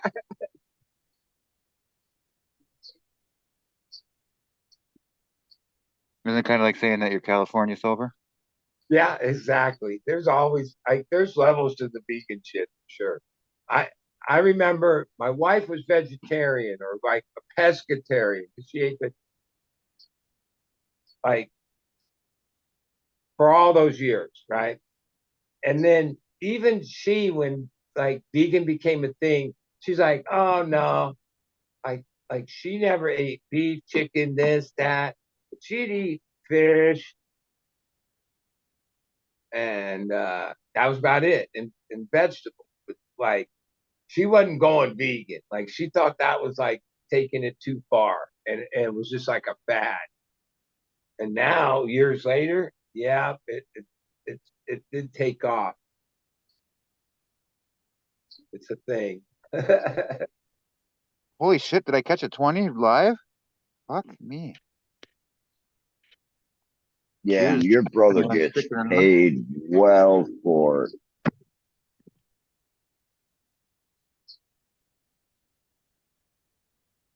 Yeah, but I'll tell you, it's like demanding as fuck. Like he other than like the little breaks he gets in between projects or the whatever hours they let him get away, which is always like Minimal. like yeah, you're talking 16-hour days because there's all this prep before and then oh post and then oh tomorrow's just another day. A lot of where you make the money. Well, he doesn't always work union, but even non-union jobs have pretty good pay. They're not just because they're not union, they're not gonna like not pay overtime and what they call golden time. And that really gets down to if you don't have 8 hours off in between shifts, you come back at the same like if you were already on double time when you got off and they didn't give you 8 hours off, you come back on double time or golden time, which is like triple time, and then you'll be on triple time until they give you 8 hours off. And sometimes in the mass whatever to put on like make a show or movie or whatever the fuck they're doing, and they got big budgets. Yeah, they don't. They want to like get it done in 2 weeks, and even if that means they're going to work this basically almost whatever hours a day, and it costs this much money, and yeah, that's when the gravy train is rolling. Doesn't happen Yep. often because like they have ways, like even in the catering where oh they have a second crew, they have things, you know. A lot how it happens is like oh you might only have breakfast and lunch. That's what they got planned. But then the director's like oh no we're gonna run late tonight, and then there's a dinner, and then yeah the next thing you know, ka-ching, but you work your ass off. Yeah, you got to create a whole menu all of a sudden. And it's weird because the food is part of the incentive to make a happy crew. Okay. It's been long established in the industry and it's free. Those people are the biggest nitpickers, got all these extra fucking dietary needs and this and that, mainly because it's like they can get away with it. It's the craziest thing, right? You're like, what the fuck you want it? How? Oh yeah, okay, I guess we'll do that just for you.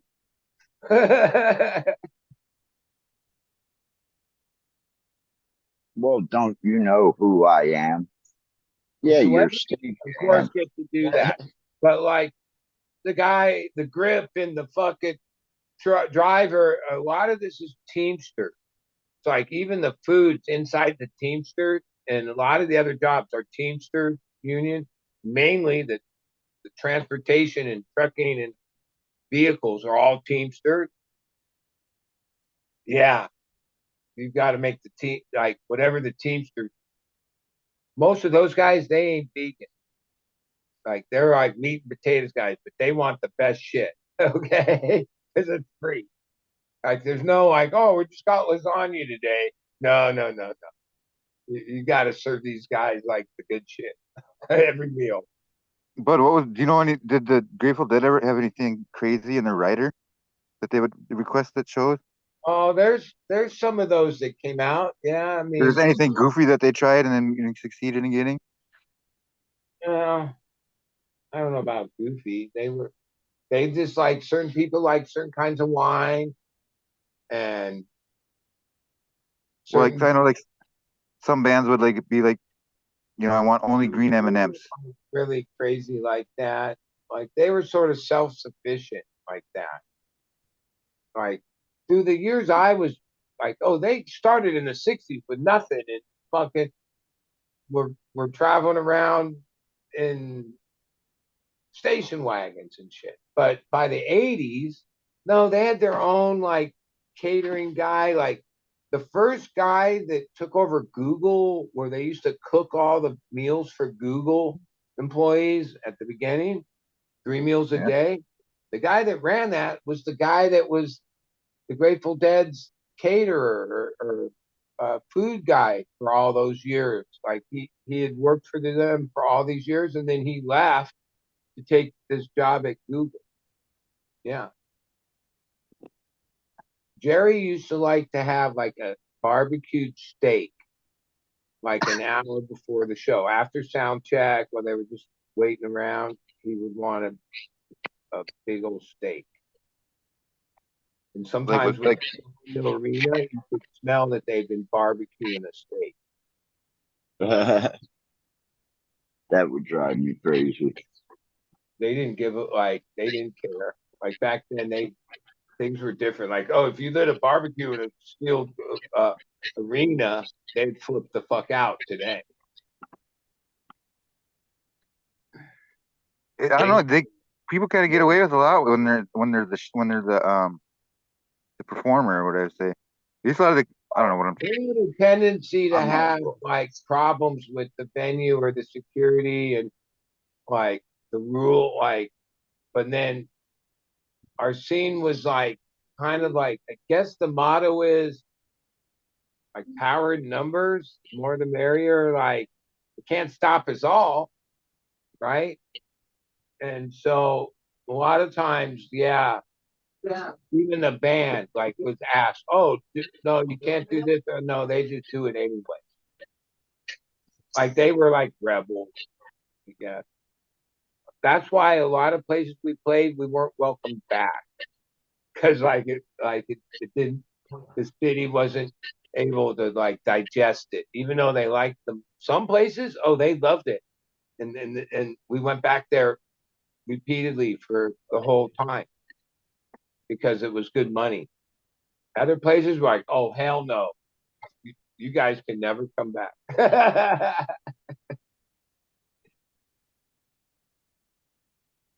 Because we were like a circus.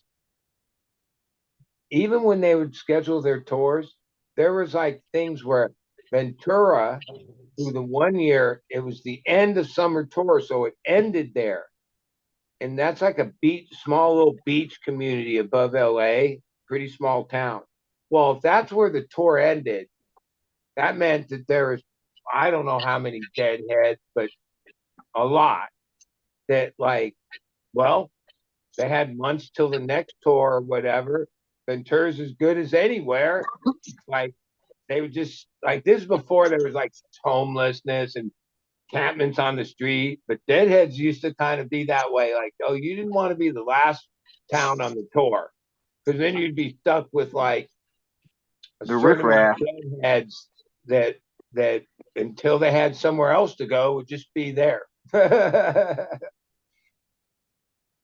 And the Bay Area was a thing where like, oh, most heads wherever the tour ended would all gravitate back to Golden Gate Park, Haight Ashbury, where Haight Ashbury today is like this trendy.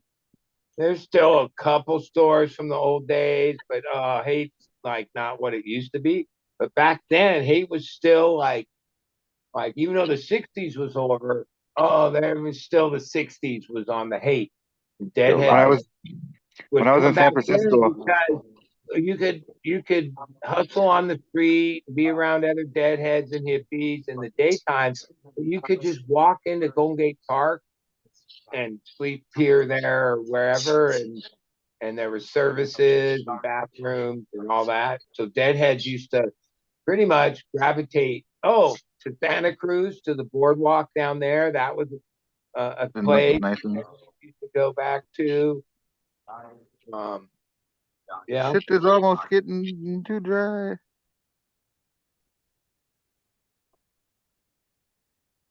Yeah, the last time I was in San Francisco, I was on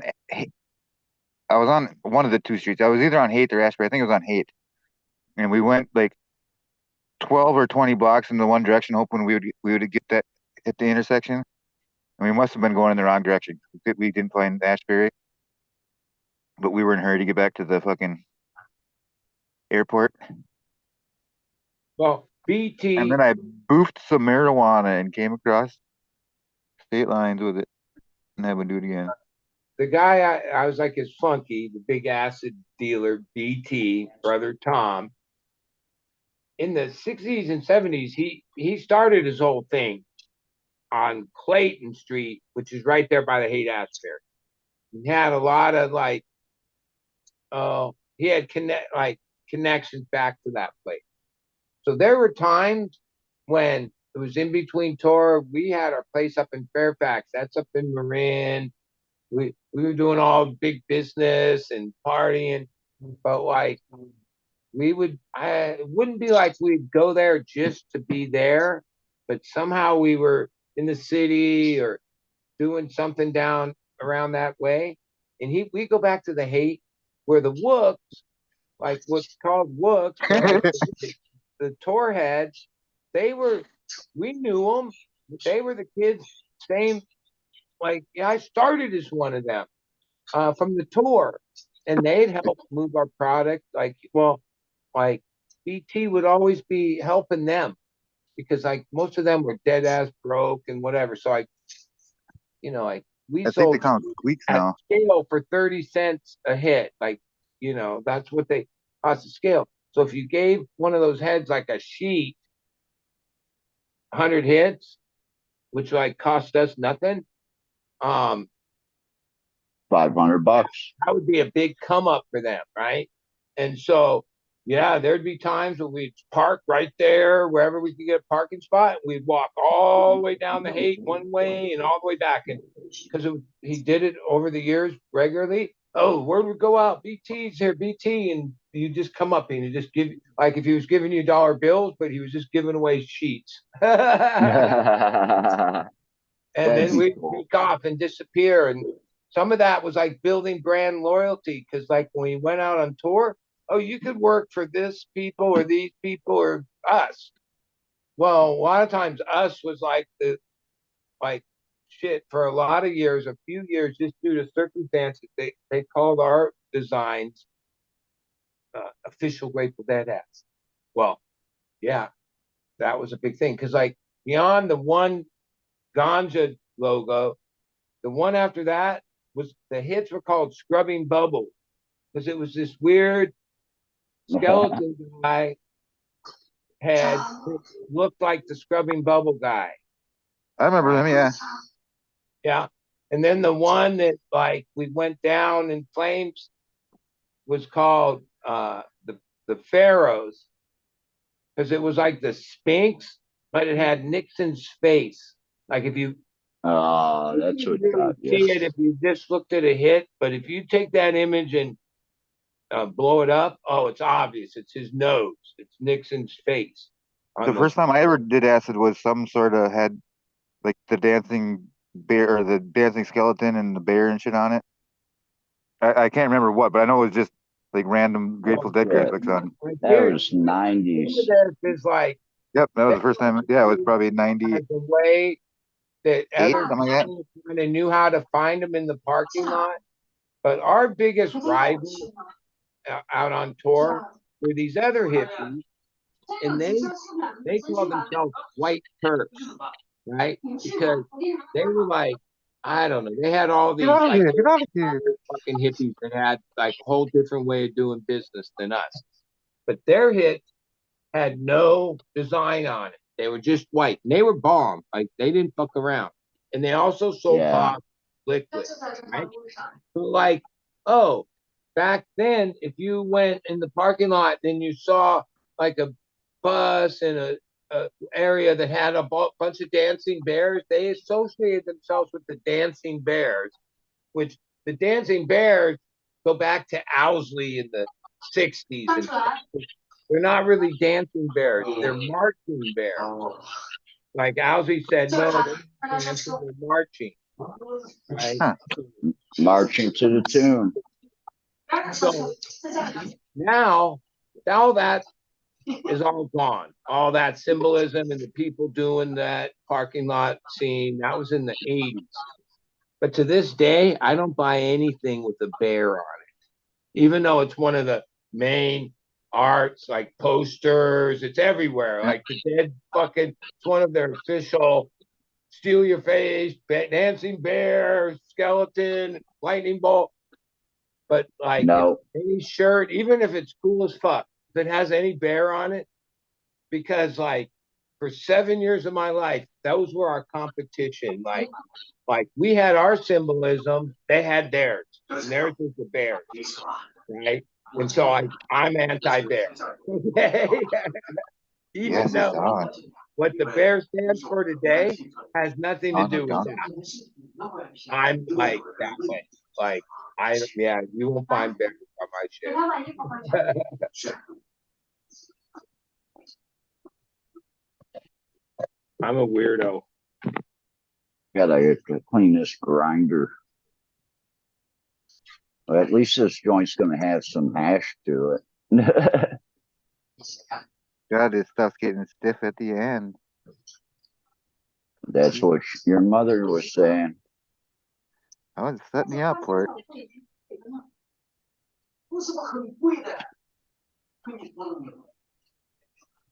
Are they fighting, or do they just talk like with that accent or like that? That's the TV. Oh. It's a Japanese show.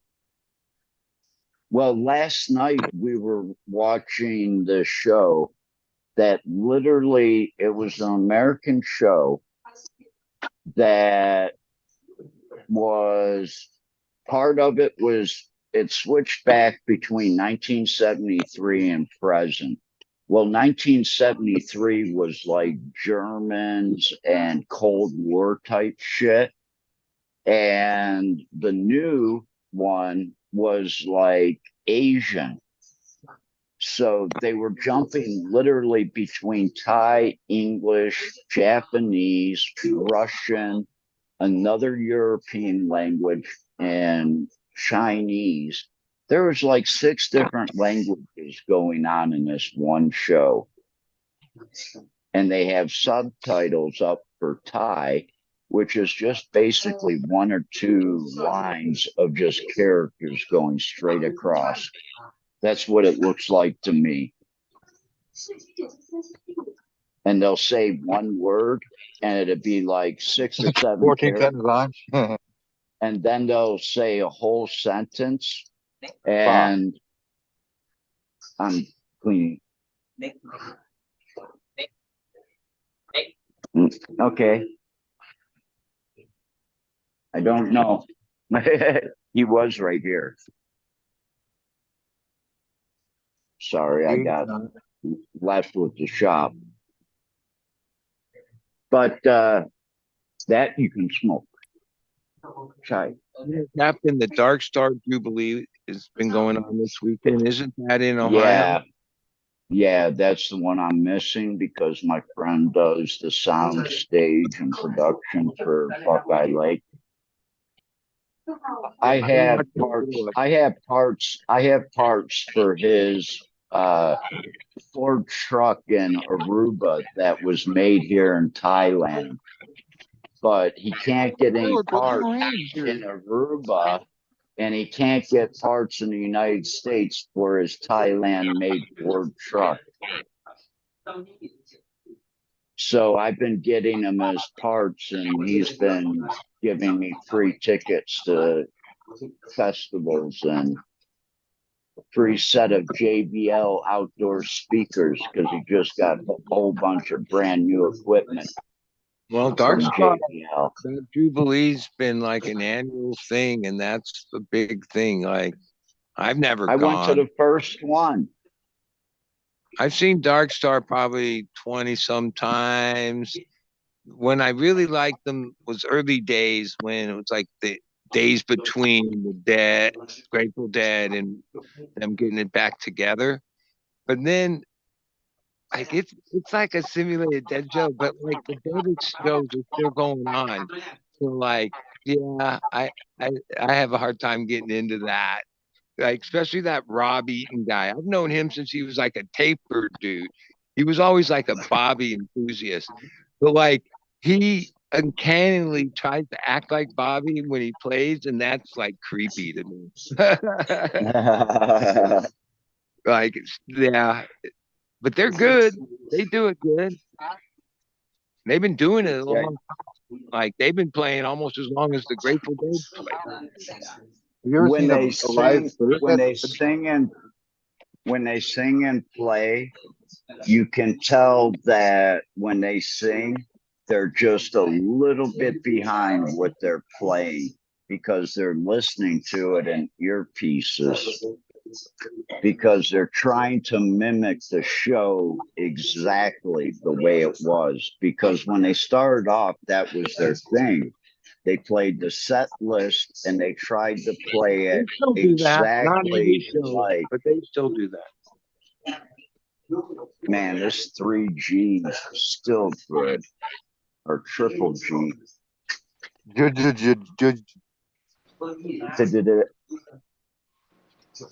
Yes, it did, Ryan. For emphasis. What's that? Yes, it did, Ryan. You're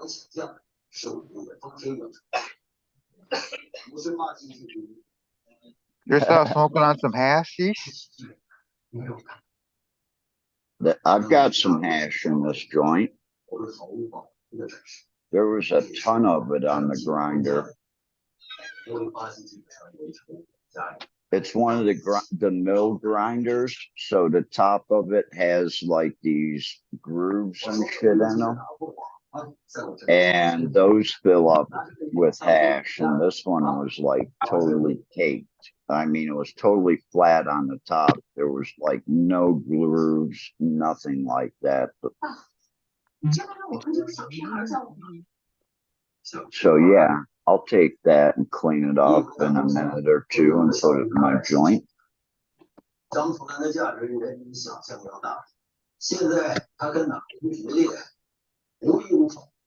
I like this weed. I tried to get him to buy more of it and just instead of calling it triple G, just call it 3G. And tell him it's like for the phone. 4G, 5G, this is 3G. That's why it's only 120 a gram. We went through 100 grams of this in less than 10 days. And he wouldn't order more. Come on. Oh, I don't want to carry it too long in my store. Well, you don't have to. It sells so fast. You got it in the first time, and within a day and a half, sold out of 50 grams.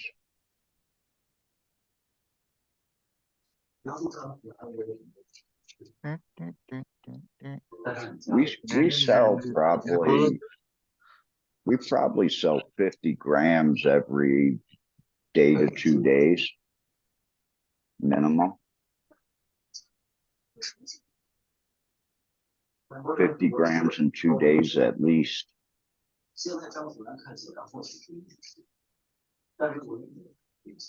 This past week though was a holiday, so sales actually went way up. Alcohol sales went up in the shop too. Brought in large bottles of beer instead of just cans. But our beer prices are cheaper than most bar prices are around us.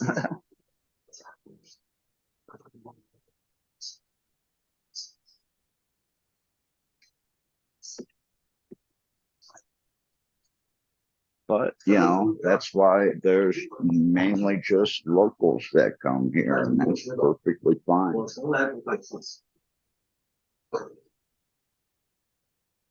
It means you build up a good clientele base.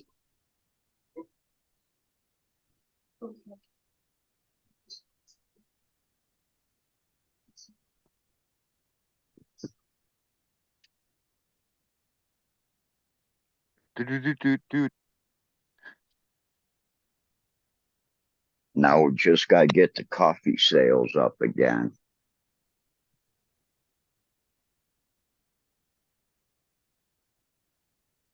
You're getting here a little bit. Shit.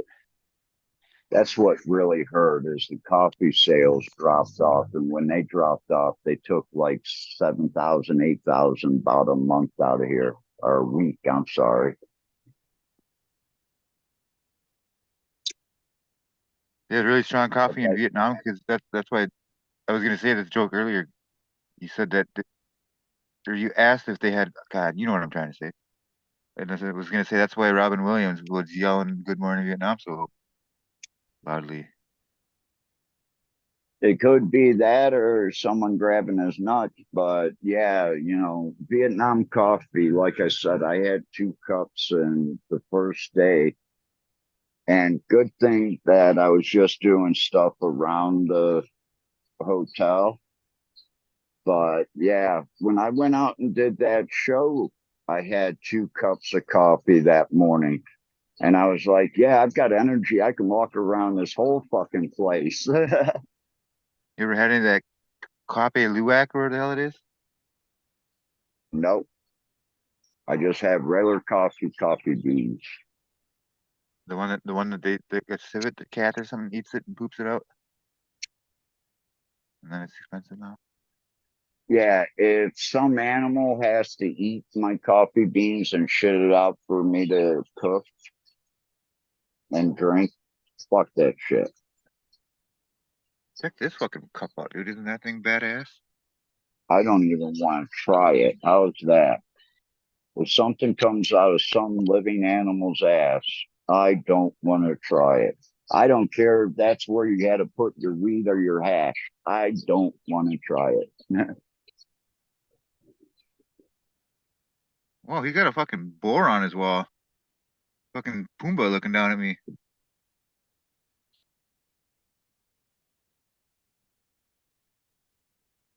I mean, no worries. Wow.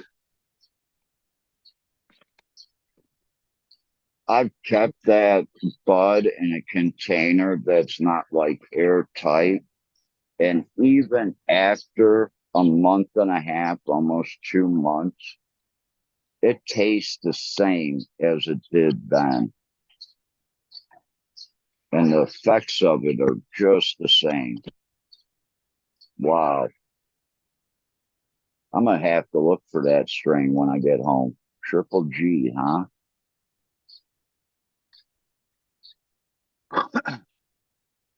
Maybe that's Gorilla Glue number 3. Yeah, I say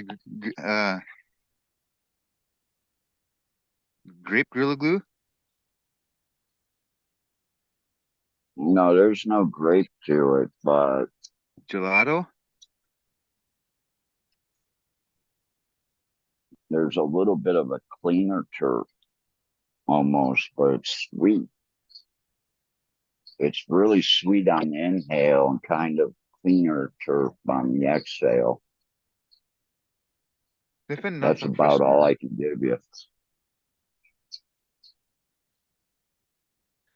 I need to make But a like a deck of cards that's like that scratch and sniff that has all the like maybe half of them would have terpenes on them and half of them would have maybe like an actual strain where it would tell you the different combinations of terpenes and you kind of mix and match and figure things out. It'd have to be more than just like a 52 card deck, I would think, to have all the terpenes, made sex with terpenes and fucking I know thiols I and let you. whatnot. I know.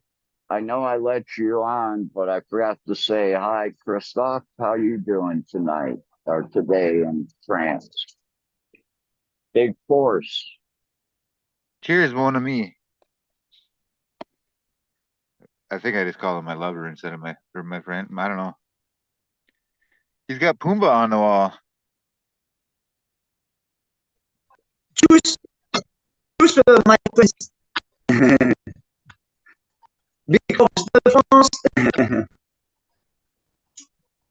Big force. News. Ouais, big force. Yes, You right? Yeah, he's always got a big old hash rock. Chunk of hash. Yeah. Really nice looking hash too. Well, I suppose he's right next to Morocco, isn't he? You have Jack Spain do. and then Morocco. Morocco's under Spain, I believe.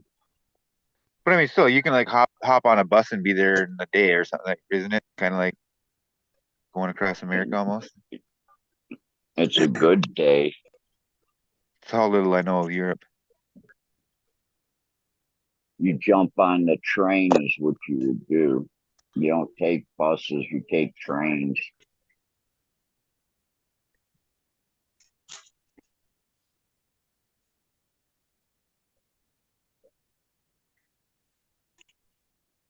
Well, not tacky There's enough yet.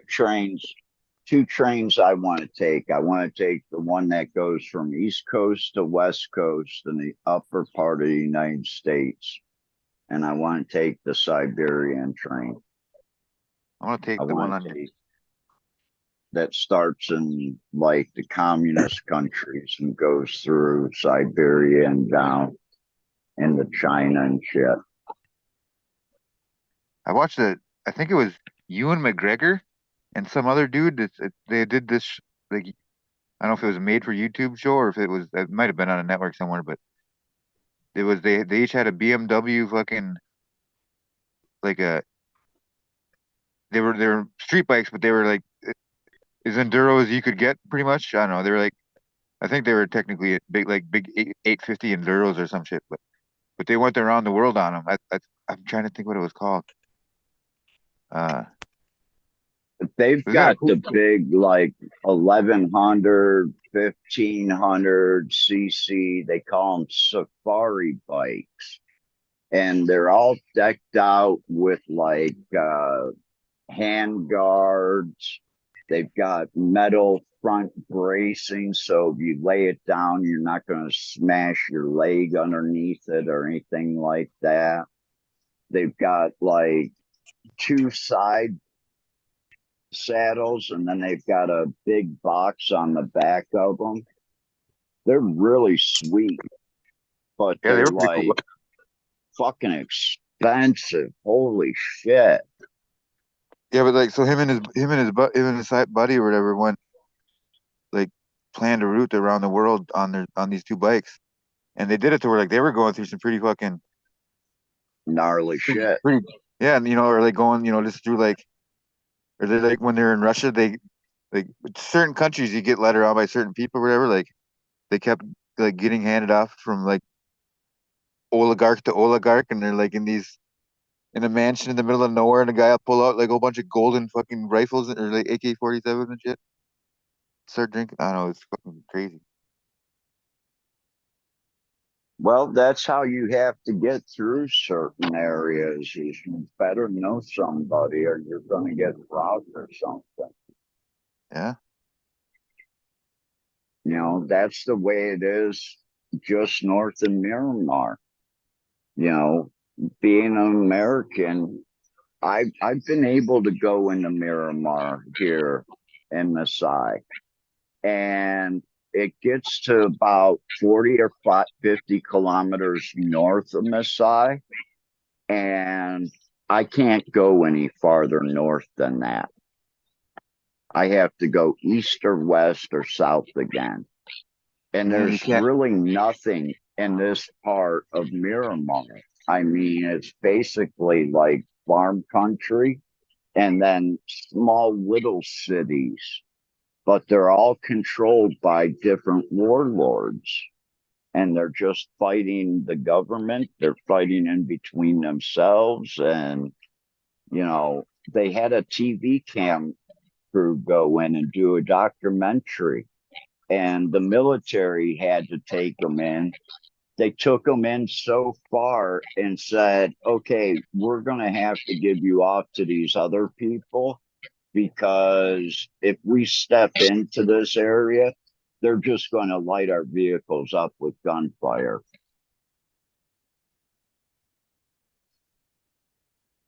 So, Oh, yeah, I was going to grab yeah. that grow light, that space age grow light thing, and see if you could see what it is. This is the light bulb that was in it. I don't know if it's a, doesn't mean anything. It's kind of like a blurple, little blurple LED. Yeah, I haven't even checked on the internet to see if they're still available or the company's still even in business. But a Ventura lighting company still putting out that super metal halide. Yeah, I'm probably going to be pushing that light to the max. And you'll get to see some incredible results underneath the metal halide on flowered out plants. Because I flowered out underneath this bulb before, and I had the best harvest I ever had.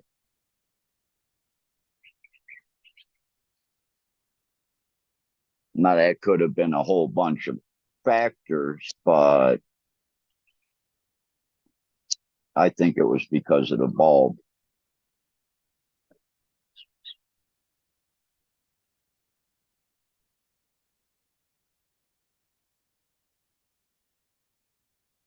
But yeah, I'm glad to see more people going back to high pressured sodiums. I like my weed under high pressured sodiums.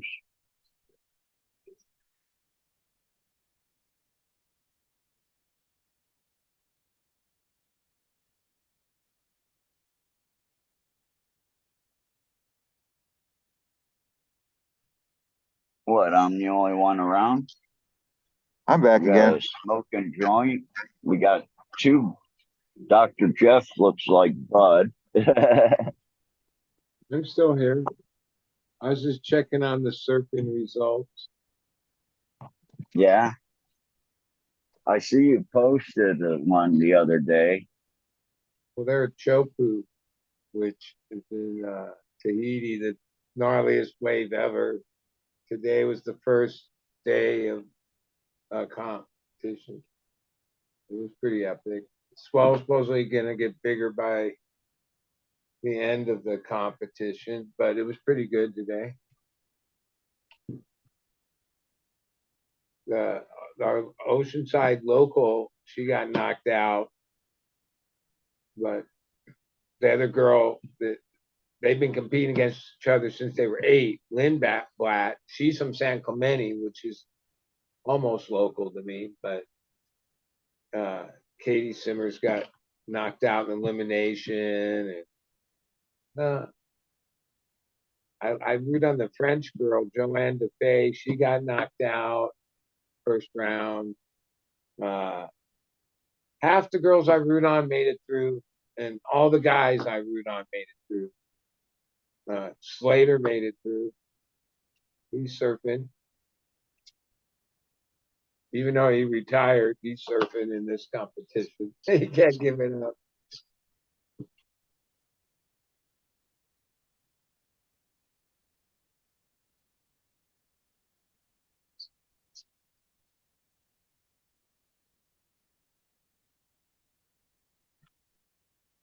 Huh.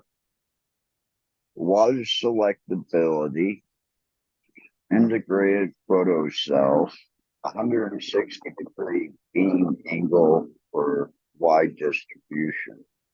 They're still available. And they're even making LEDs now. Yeah, the last joint I rolled was I-95. This shit's dang. Solon, Ohio. Fuck yeah. Yeah, I can't wait to smoke some of that. The I-95, I've got stuff with it crossed into it, but I'd really like to smoke some pure I-95 to get the feel for it and the taste of it. Yeah. I don't know if you can really see this thing, but it's like the size of a popcorn bowl right here that's clear. And then there's like another popcorn bowl on top that's opaque. And then it's hard to see the fucking thing against the light there. Like the few of these like legacy strains I'm messing with, Larry and I-95 and Bubba and what, there's a couple others. If I had to like say one thing, it'd be like, yeah, those are strains from back when weed just tastes like good weed. Like it was like Yeah. free all these other fucking terp flavors and all that, which are all cool. But like these are like dank ass weeds that just taste like dank ass weed. Like I don't know what other description you could put on it than that.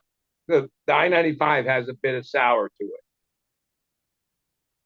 But it's just like Yep. dang. Larry OG, nah, bit of OG. It's not like a pure OG, but I think it has some OG lineage in it. It's good. Like Stony. Is it Like Stony does wise. it They're like super Stony. Like is it sweet tasting when you hit it though? I don't know about sweet. Because the Yeah. one that I was smoking was the Larry OG. It had a sweet taste when you hit a joint of One it. of these more developed knows people like that has would probably go, oh yeah, there's some of this and that in there. I'm not good at that. That's what I Yeah, was I'm just just saying. asking if it was sweet or just dank. Dang. 'Cause I should start Okay. fundraising for a deck of cards that's scratch and sniff that both just has like the smell compounds themselves, like linalool and limonene and beta caryophyllene and all that shit. And then they're like ones that are strains that kind of show you the combinations of them. There could be like color coordination so you can kind of see how everything matches together and intermingles and shit. Who's funding me? Come on, give me the money.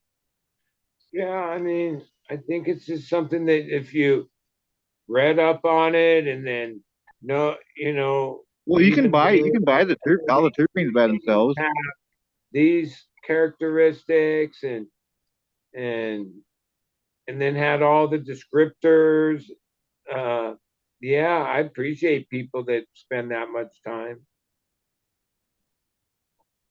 Because you can't really teach qualia, I think that's the correct That way to say what I'm trying to say.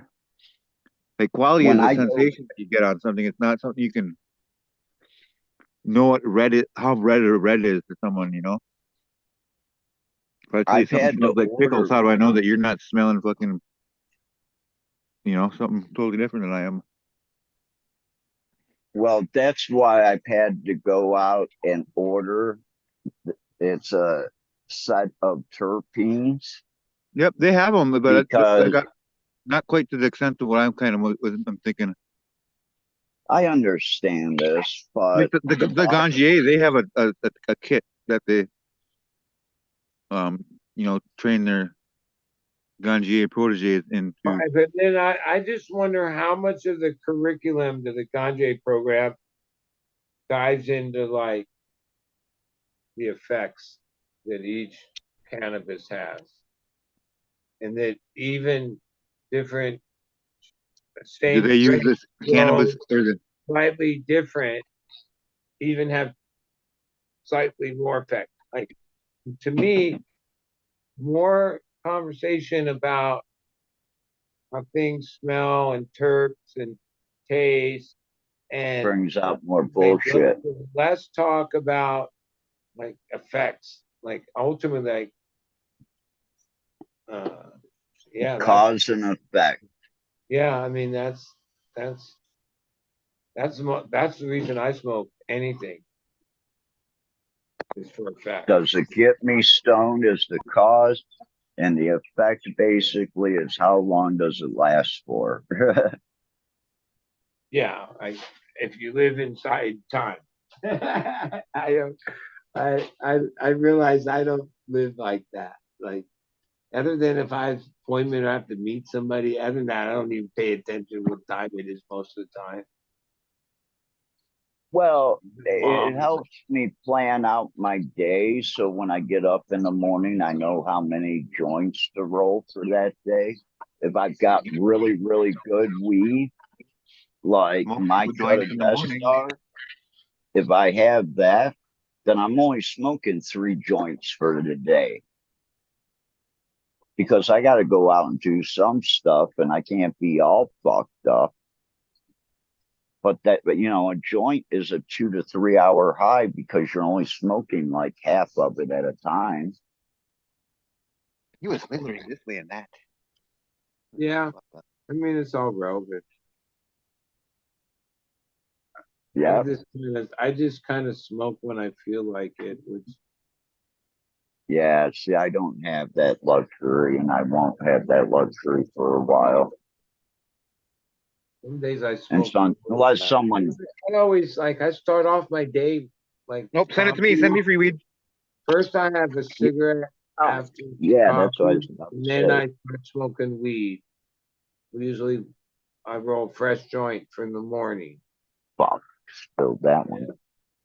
From there, it's just whatever happens. Some days it's just smoking weed and napping. Because I'm not really if I don't have to, Have you ever caught yourself where you're at the end of the day and you go, I didn't smoke any weed today? So I'd rather rest during the day to be able to work at night or be up at night.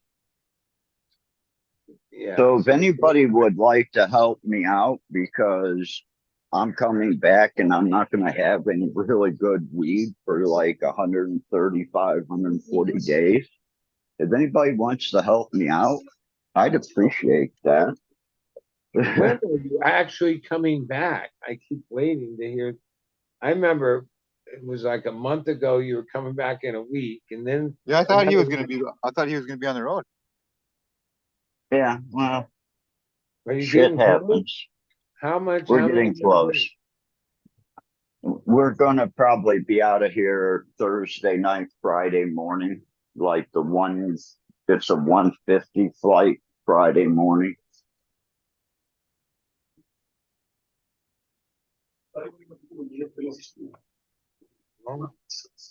But now I'm really considering about the way my shoulder feels. And this being the beginning of everything, should I like maybe have the surgery now or put it off for the 11 months? But I'm probably just going to put it off on 11 months because basically I want to come out and see you within the next 21 days, bud. I want to go up to take a ride up to LA and see some clones up there. Maybe you'd like to come up, considering one of the people I wanted to see is with Mace. Maybe. It'd be cool to just say hi and hang out for a quick minute.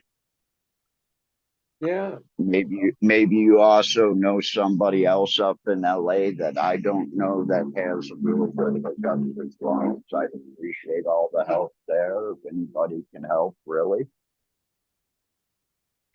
Well, my nephew runs a giant legal nursery, but it's out in the spirit, whatever. It's not that Yeah, far, but I'd like like I to don't go know what their see current him. menu is, but they got fucking everything because it's a nursery for inside metric. Yeah, well, I'd like to go see him and see how their But they nursery also is have set like up the and everything. grows over like the grow that he runs is like in LA area. And then he has genetics there too, the ones that are being run. He's got all the Well, latest fucking genetics. My nephew, John. I wouldn't, you know, I wouldn't mind taking a look at some of these places too How to many make sure acres do that, you you know, my own? ideas for what I want to do, like the number of fans, the type of fans, the type of lights that I'm going to need, you know, am I going to have to go vertical with it, which I'm thinking I am with the clones. So, you know, what is best? I'd like to talk to some people about that, you know, and how they do their stuff. I'd be the last person to talk to because I'm still in the 90s. Yeah. I have no intention of like modernizing. I like just what like there's a certain craft in just doing it this way. Well, I know what I do will work, but I just want to make sure that, you know, I'm not missing something really easy that can be done that is actually a really key process and maybe shave that time off by learning a new trick. So I'm not always, you know, I'm always up to learning, I should say. So if I can take something from someone else's grow room and make mine better, then I'm going to take that little piece. That's what I'm basically Like looking for, you have and to validation that I'm doing it right. it all depends what the ends the what's the saying the means meet the ends or something like that or the ends meet the The ends justify the means. yeah I mean Yeah. what yeah whatever you're trying to accomplish well then there's certain pieces to that. Well, what I'm trying to accomplish, it can be done really, well, nah, I'm not going to say everybody can do it.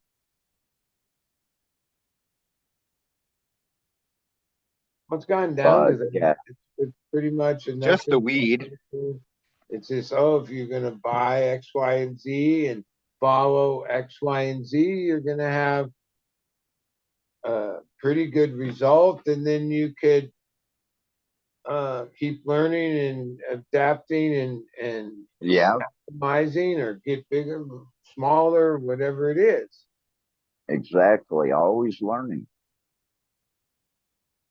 Like content, holy shit, it's all there. I remember, yeah, barely you knew a few people and they didn't know much more than you knew. And then there were the forums for a while, and that was like overload of so much people with different Yeah. thoughts and ideas. And then YouTube for so many years now.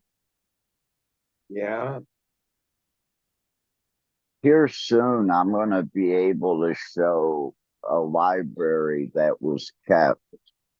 Actually, it was kind of like a journal, and it goes over about 13 or 14 years, I think. But in these folders, there's like photo pages with the big fan leaves from the plant still in the binders. So it's going to be cool to show that material off.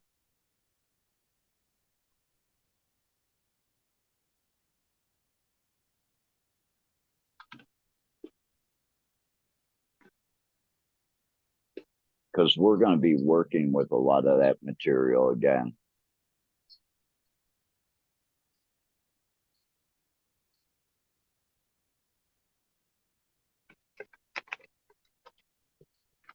Like I'm looking for some weird strains just because of crosses that I want to do. I'm really excited about some of the tie I have.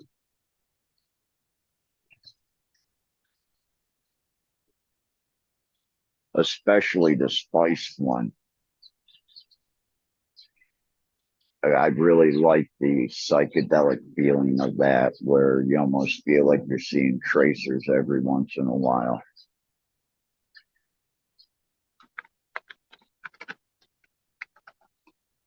And it doesn't taste lemon. There's none of that.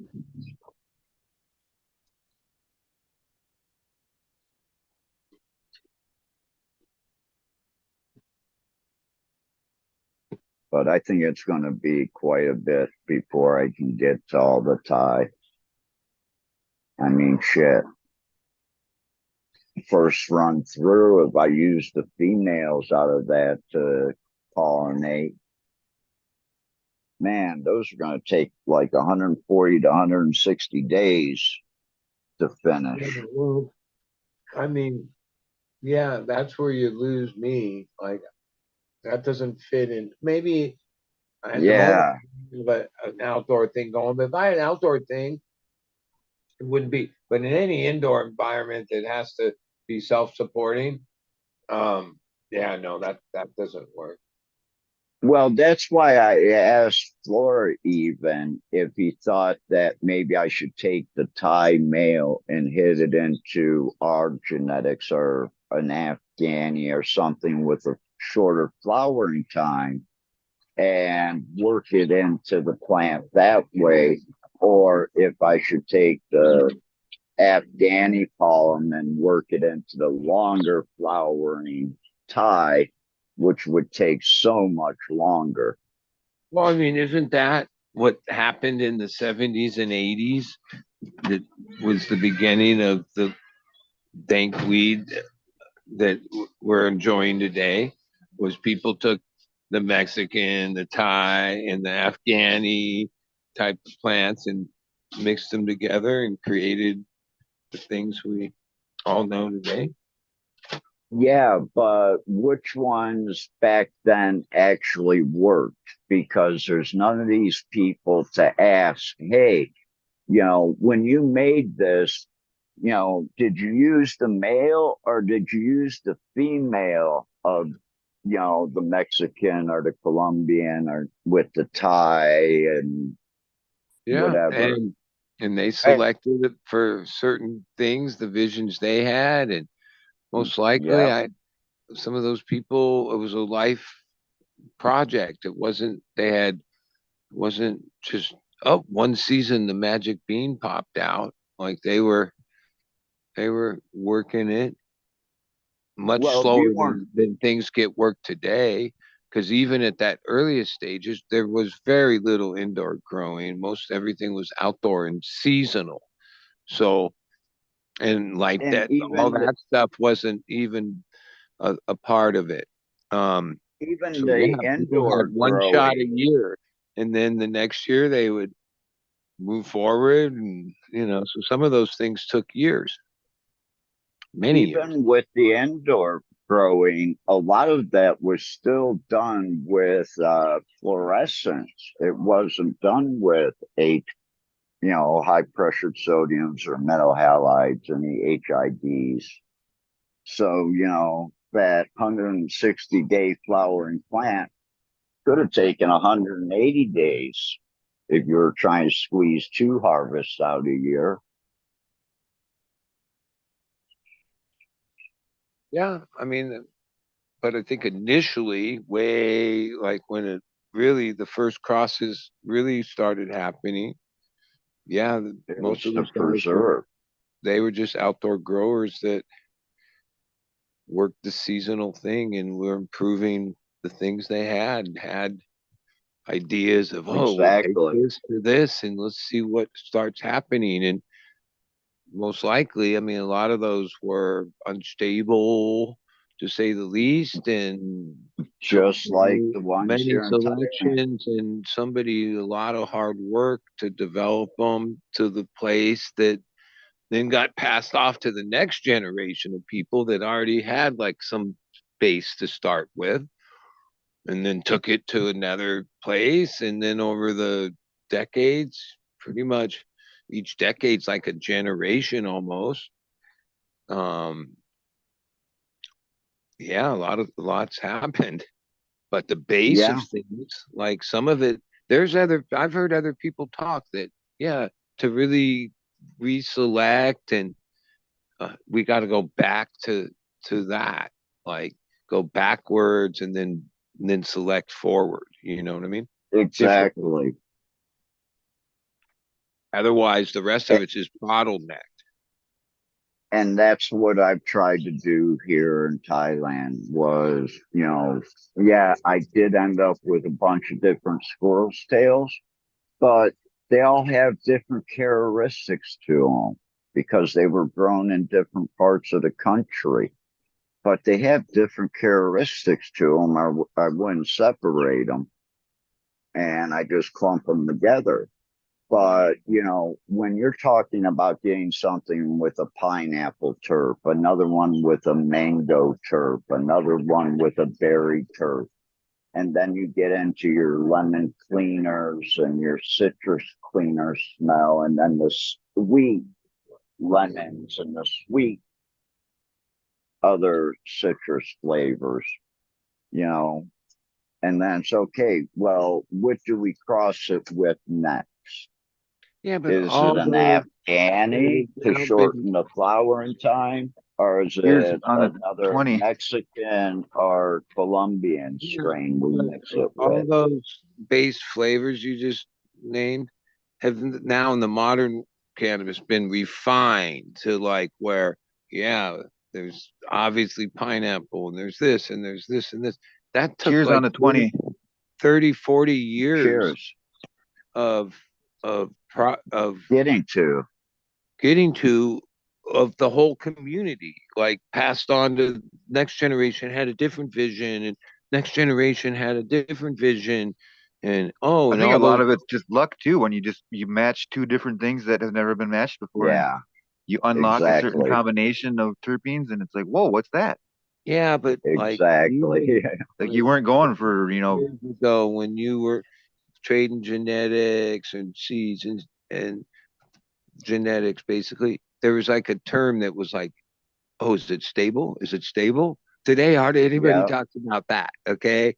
Like, most things are Does it sort of harm? stable, but like back so many years ago, oh, things weren't always stable. So it was like, oh, is it stable? Like that was an important thing, because there If was it's some, stable, do you and mean that it's going to be homogenous too, or it's going to be all the same? All the same. well, I mean, it Because Or back is it in more just so you're just saying it doesn't harm, kind of? doesn't harm until like and 90 it's until repeatable. 96 until 96 to like 2000, you could go to Amsterdam, buy 2 packs of seeds, have 20 to 25 seeds, plant them all. All the females would be the same height, and basically all the Same, males would be a certain height. That's what we started with, and that's what we need to go back to are those plants and then start crossing them again. And just, yeah, we will be selecting to our taste today, just like they did 40, 50 years ago. But we actually have it 40, right 50,000 now years ago. to be able to do that again and kind of hit the reset for the next generation of growers because you don't have that bottleneck anymore. You've gotten rid of it. Also, the effect of worldwide prohibition and war has probably made it that, yeah, you hope you can, yeah, but like even it was more underground, like, even things like, oh, the Vietnam War was a place that cannabis made a jump from the jazz era of before, and genetics and different weeds, and there was world events that took place, but most of the world, especially until recently, was under this strict prohibition. Like Thailand's prohibition, Well, it was before it that. looks like some old timers still held on to their daddy strains, but realistically, even a couple of these old timers, like when they say, "Oh, I've been growing 50 years," yeah, they worked for their dad back in that era, and then very much gave up cannabis until the last couple of years when it reemerged. And I imagine some of those guys and families and groups of people were smart enough to try to save seeds, but we all know seeds don't last forever. But it's been under Yeah. human cultivation pretty much for like 30,000 years or something like that. Where Yeah, but we been handed don't down. have Neville Sensi or Afghani one from 94 to 97. I can't I guess find some that people, clone or strain around. certain Just So wait, it'll be coming. certain no. ethnicities and a little bit of You'll be able to openness, buy it from Pioneer Seed Company or something. like most All homogenous. Americans are like not able to get in Afghanistan and all that, right? And Roundup that's Ready probably Kill where the Gene. most damage has been done Yeah. to like what. But it seems like, oh no, there's still nomads and people there. They had a cannabis culture for thousands of years and still are. Well, that too, and you got to figure a lot of the cultivars are like mountainous ones where maybe one, certain phenotypes of one strain are only going to be found in like a half an acre worth of land on this certain elevation of this mountaintop. Yeah. And Well, that's another thing too, is a lot of these places in Afghanistan, the farmers that come to the markets and trade their hash and shit like that, you know, they have their own plant because that's what their father and their father before them have grown. So they have all these different types of hash because they're different types of plants. yeah, it And could be a it could be lot just of like the them don't want to give up the seeds from them because they don't want the guy next to them to get the same seeds they have. Well, yeah.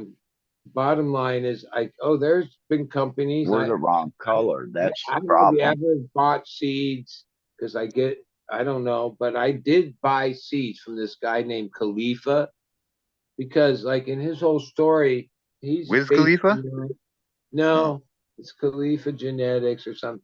He portrays that like, oh no, these are the strains coming right out. Like he has access through whatever means. One, he that's his ethnicity, even though he doesn't live up there. But I forget the names. None of that shit was shit.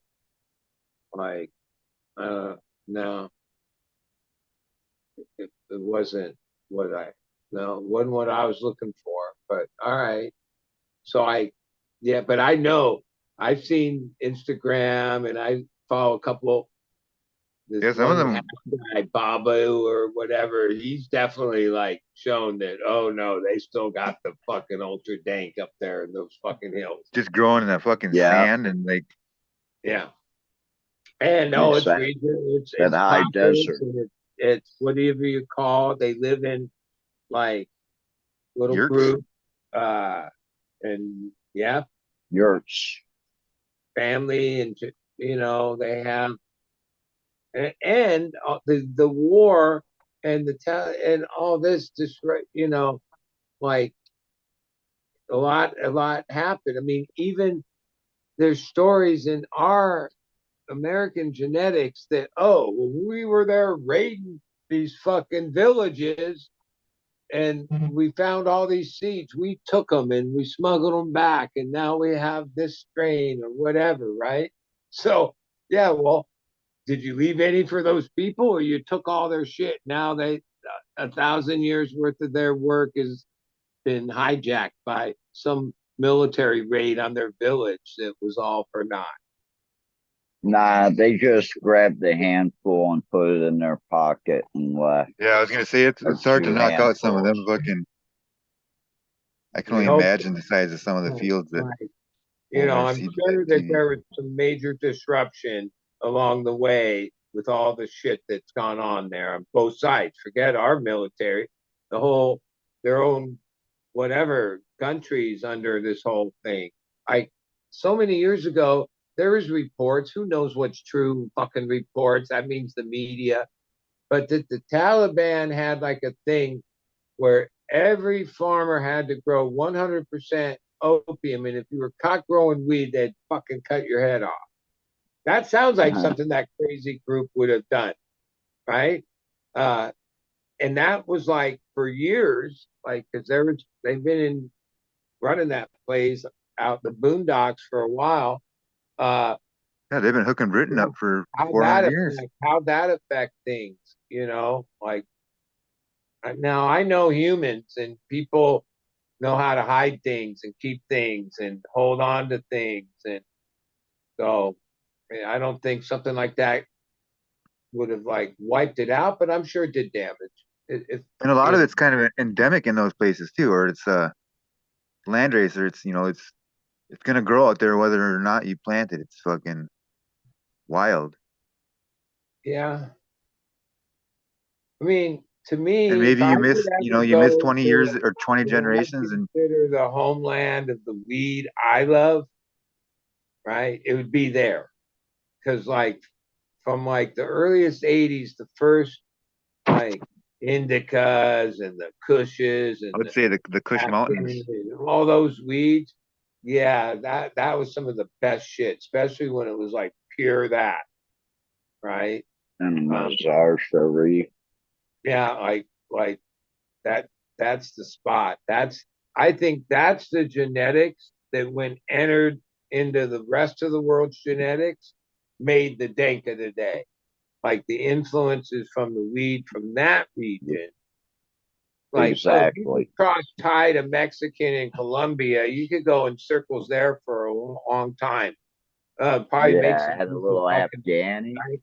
But that was that Afghan influence or whatever, the indica, the fat leaf, the kush, the weed of that region, and the way it grew, and the trichromes, and the short cycle, and so many things that when that started getting crossed to everything else, that's when the strain explosion of the modern cannabis era happened.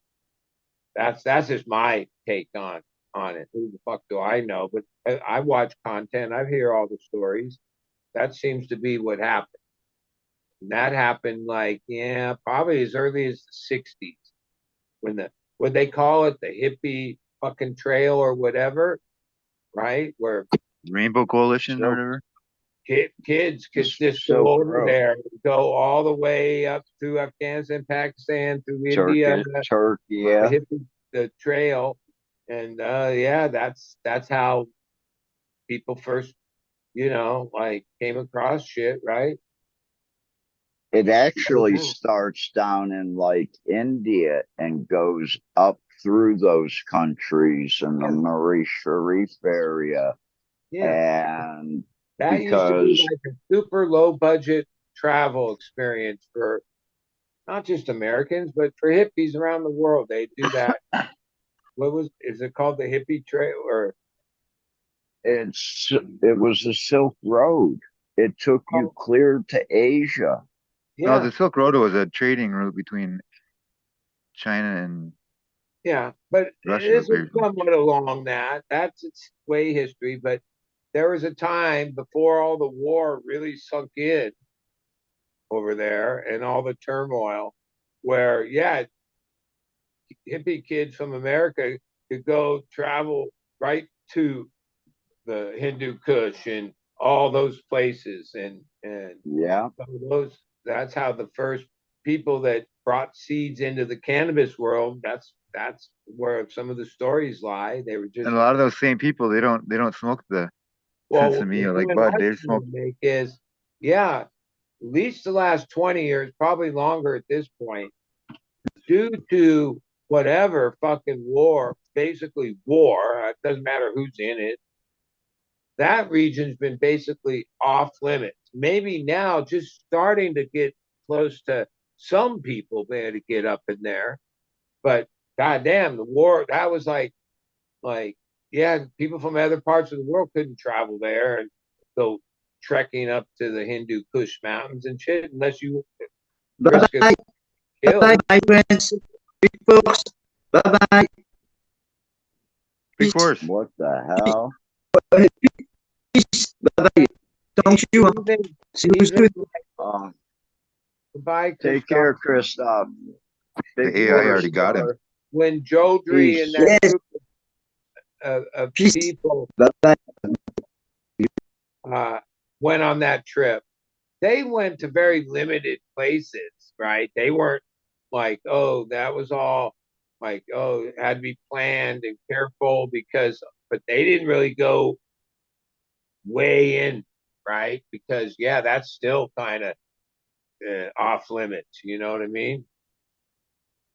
Definitely too. Back in the feudal days, like back like many thousands of years ago, it was an offense punishable by death to take seeds off the mountains in China because they were sacred. Well, ultimately, if weed is going to become international product, whether it's hash, weed, whatever, I would hope that that region and the producers in that region, Pakistan, Afghanistan, that have been doing this for generations, get access to the market with their hash, mainly hash. But hey, if they had access to the market, the reason they make hash is due to the smuggling and market. Shit, they would probably produce killer bud by the ton too if they had a market for it. All right, man.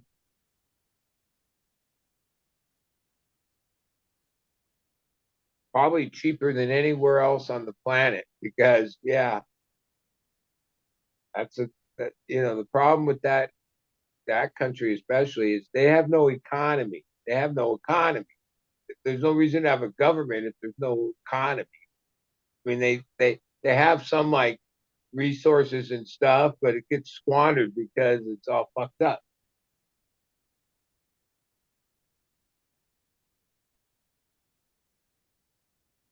I'm gonna see how easy it is to clone pepper plants and tomato plants and how fast I can I just have like one mother and does it produce a lot of cuts off of it? Or is one plant only good for like 4 or 5 cuts? Because I think I want to get into doing like clones of tomatoes and peppers and stuff like that. Dude, this is spring. Like, so people that produce the little cups and the 6 packs that go to Lowe's and Home Depot under whatever brand, they might be sold under whatever, but that doesn't mean they're produced by that place is buys from other. Yeah, that's super lucrative, especially like it's sort of seasonal. But like right now, Mm-hmm. everybody buys all the tomato starts, all the pepper starts. Every store Yeah. you go to got them. They sell them for whatever, $3, $4 each. But Well, the tissue culture is where it's at. That's where the well, some of that's done that way. Some things I as don't far as know, but I can't think exactly. But some things you can't like. Oh, if you take a clone of a certain vegetable, it won't fruit, right? There's like weird, laws of nature that not. But I think tomatoes are like, yeah, that's an easy one. That's for easier cer- than cannabis to fucking root. I think. Yeah. certain oh, what am I trying to say? Fucking, it's like citrus trees or like fruit trees won't bear fruit the first years. Or, I don't know. Like an apple tree has to have a male around Yeah. or it won't bear fruit because Well, it needs to be pollinated. and I just saw something on yesterday that was a whole entire orchard of God, I can't remember what it was. If it were walnut trees or something like that, but they had a fishing net that was draped over this whole entire like 100 acres worth of trees or something like that.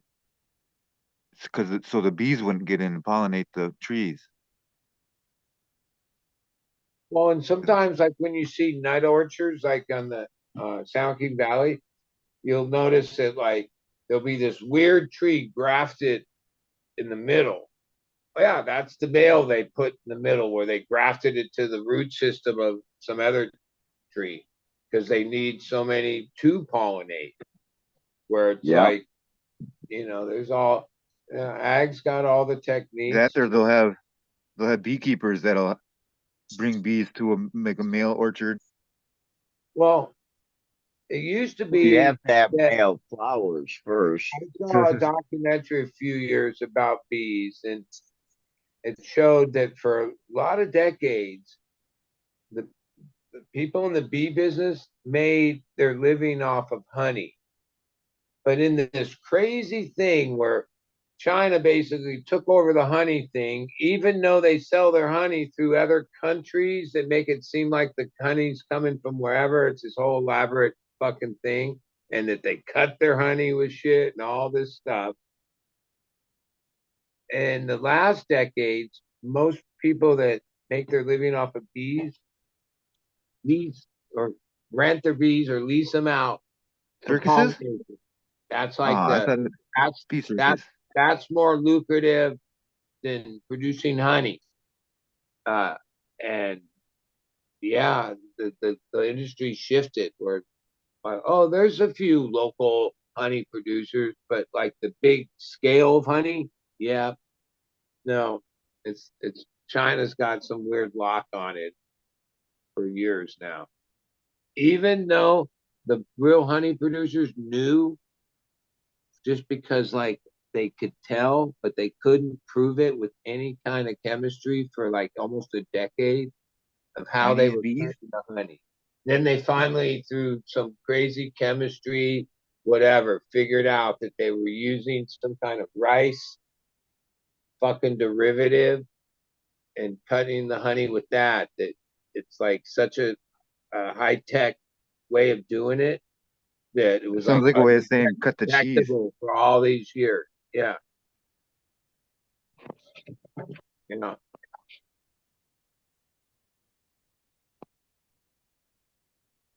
But that same documentary was saying that what they think one of the reasons bee collapse is a real thing, and instead of it being caused by one thing, this documentary was trying to show that it's a combination of things. One being the pollination thing, because, for instance, in the San Joaquin Valley of California, is they need a lot of pollinators, and over the season, every state, Arkansas, Michigan, you name it, have bee contractors. They drive their bees out, they set it up, they stay for a month or two, then they collect their hives and go back to their town. Well, farmer over here, and even some of these farms are so big, they have multiple companies coming from different states on their 100,000 acres. Bees from other places sometimes get in hives of other people, like, and then go back. Like I know this from butterfly breeding. Like there's like That was all butterflies in the San Ynez area have a virus that can't be bred or brought into the regular butterfly population. And you have to like know that bees are like that too.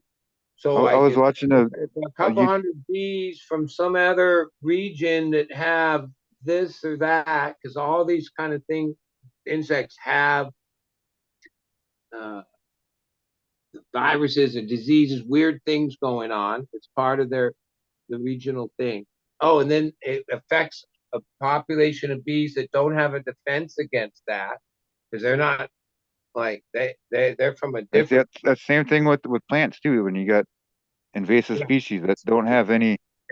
And this was a few years ago, and when I watched that, I was like, "Yep, that makes the perfect sense." Like I'm an idiot. I'm not explaining it very good, but oh, Was that the that's one that you were talking about where they were standing there and they were with their hive of bees or whatever, and then another hive of bees was like coming over. He says, "Okay, we just gotta wait here and let these guys talk it out."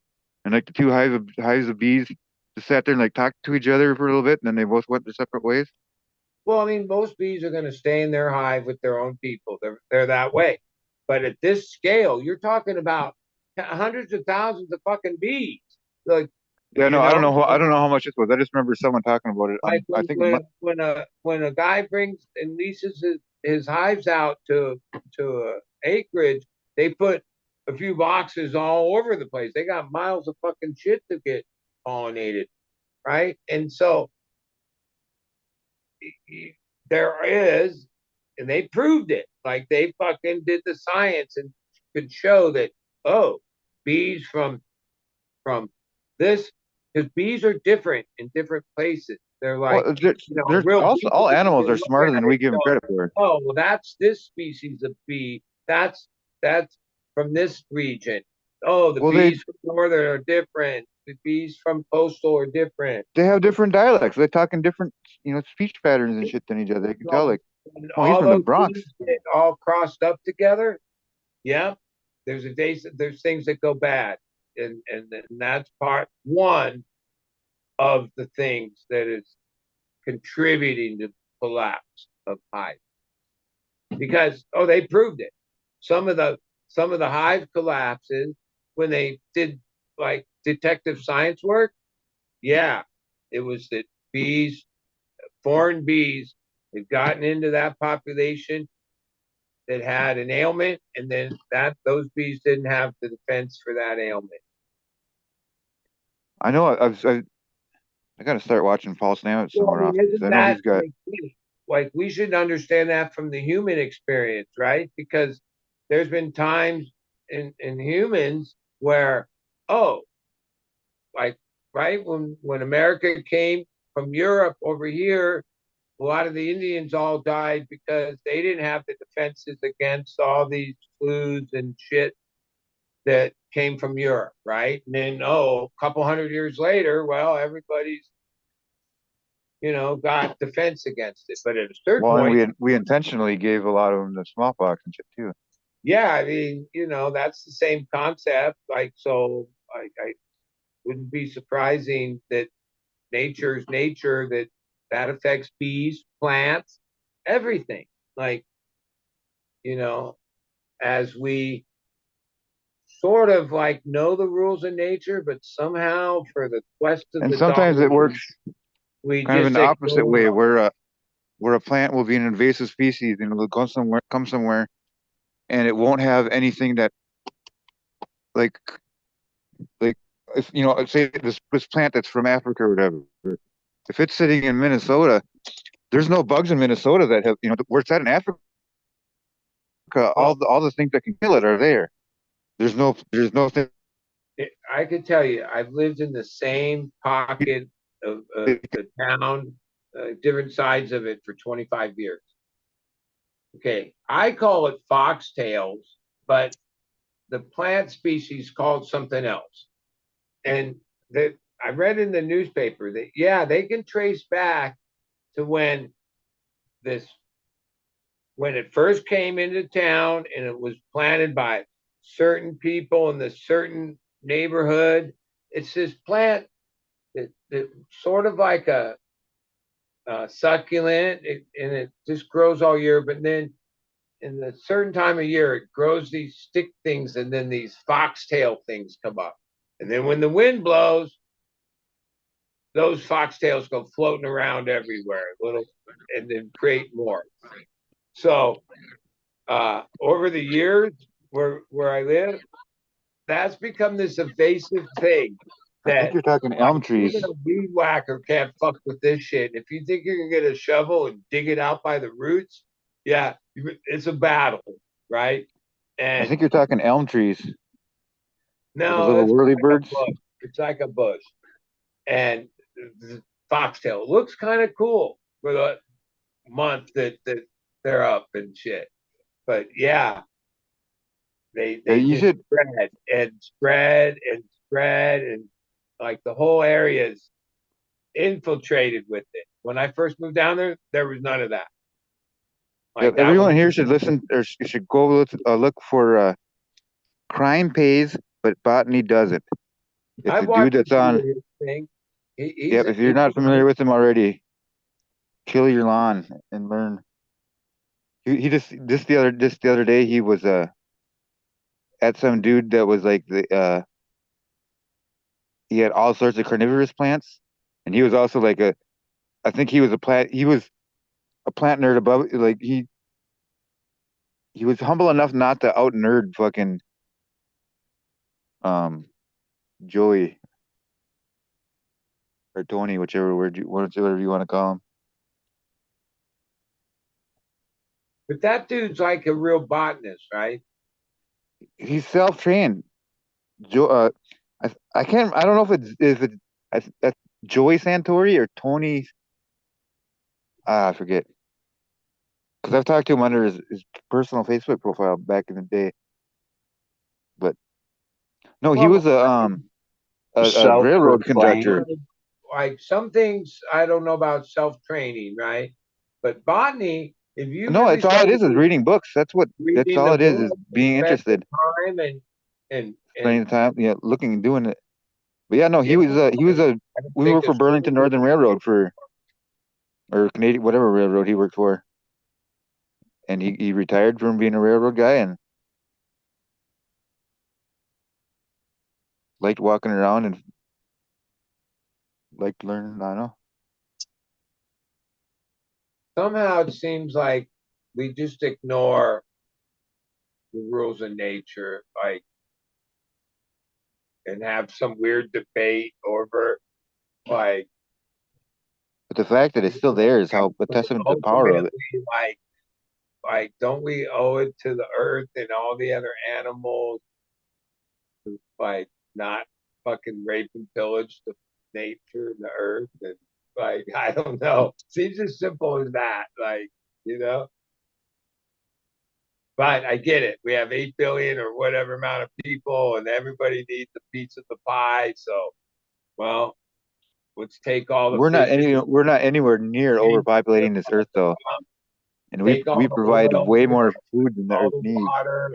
We're gonna sell every last fucking drop of everything. I think that universal basic income is going to be a thing sooner than we think, to where Well, money's not going to be quite what we think of it as today. I don't know. I mean, At least I can considering hope so. like if the reality is what it is, like there's the 10th, I mean, there's the 1%, and then there's the 10th of 1%, right? Not The haves and the 10%, has mores. right? Not 10%, 1%. And that means 99% are what's considered the have-nots, or the, oh, and there's a scale of that, right? But ultimately, like, even people making whatever are like one paycheck away from fucking crumbling, right? Right. And the whole thing is like not really working for 99% of the people. I've got $2 in dimes in my pocket right now. Yeah, I mean, like, even like I've gone up and down the scale a few times, right? And that's all it is. Like, oh, okay, you get to this other level, so now you can spend more, but you still have the pressure of like keeping that going, right? Right. And then, if you have like whatever it is, like you're in this constant thing to like money, money, money, money. You got to have more money. Like how much of your life from the time you're whatever age to when you die, or almost to when you die, for most people, your main like your whole being like is like focused on money. That's it. You have to be, or you're gonna fall off the turnip truck, right? I think I don't know. I've been I And don't know. there's like I can't fucking explain it without sounding like a scrub. I think I'm there's just a there's scrub a trying lot to. of ways to approach it. I have found I think Dean Martin people said that it I best in his know the Money song. personally that I guess would be the most successful people with the my most money I don't live believe the that. most stressful fucking lives. Like where I'm not the healthy. I've partied my whole life, but I'm 61 and I never see a doctor. I don't fucking think like I think I'm gonna live fucking 80 or 90, right? Because after everything I learned up and down, and I learned this a while back, I realized whatever kind of life you live, the one with the least amount of stress is the best one, no matter how much money. Now I get it. At a certain point, you have so much money, and then but then seems like there's a bunch of other dramas that happen to most people in that place. Like because it's not, you know, money will drive you crazier than anything, right? And I'm sure there's some people that are level headed with it all, but my experience, my mom managed really rich people, and I'd hear all the dramas and the stress, like the craziest shit would happen in their lives. Okay, like no thank Yeah, I you. think our. Never mind. I just listened to Dean Martin the Money song. It's like 2 minutes long. It sums it up pretty good. Well, I mean, I think when I was younger and my parents' time, and I don't know when it accelerated, probably in the last 25, 30 years, it started accelerating. There was a time when money wasn't as important as it is now. Well, we used to barter for everything. Well, yeah, or I mean, it was like, yeah, I don't even know how to explain. It's like hyper whatever, and Hyperinflation. Yeah, it's yeah, ridiculous how expensive things are and when it. and you really see like the the line between the haves and the have-not. Like I happen to live like miles from Rancho Santa Fe. That's like, you know, one of the richest areas in like every fucking billionaire has a estate there. In Del Mar and La Jolla and so in my you see them, you see these certain people that are like they don't even live in our reality, dude. Like they live in their own like a whole other reality. Okay. Like I realized that. Like it yeah, yeah. I don't know. It's the haves and the have nots. I think history shows that there's a point in the battle in humanity with the haves and the have nots where the same thing happens. Like we the have nots finally go, fuck this.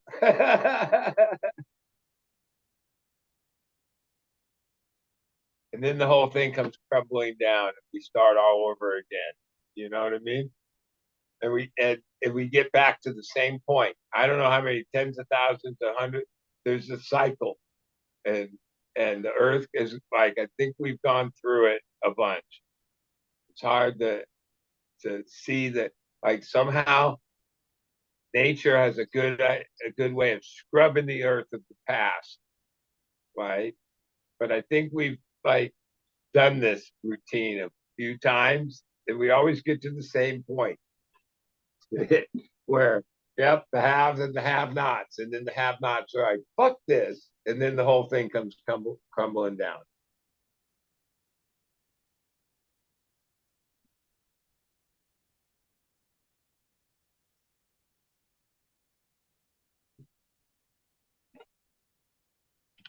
Maybe one time we'll keep it to barter and like not let money become the like what the fuck is money?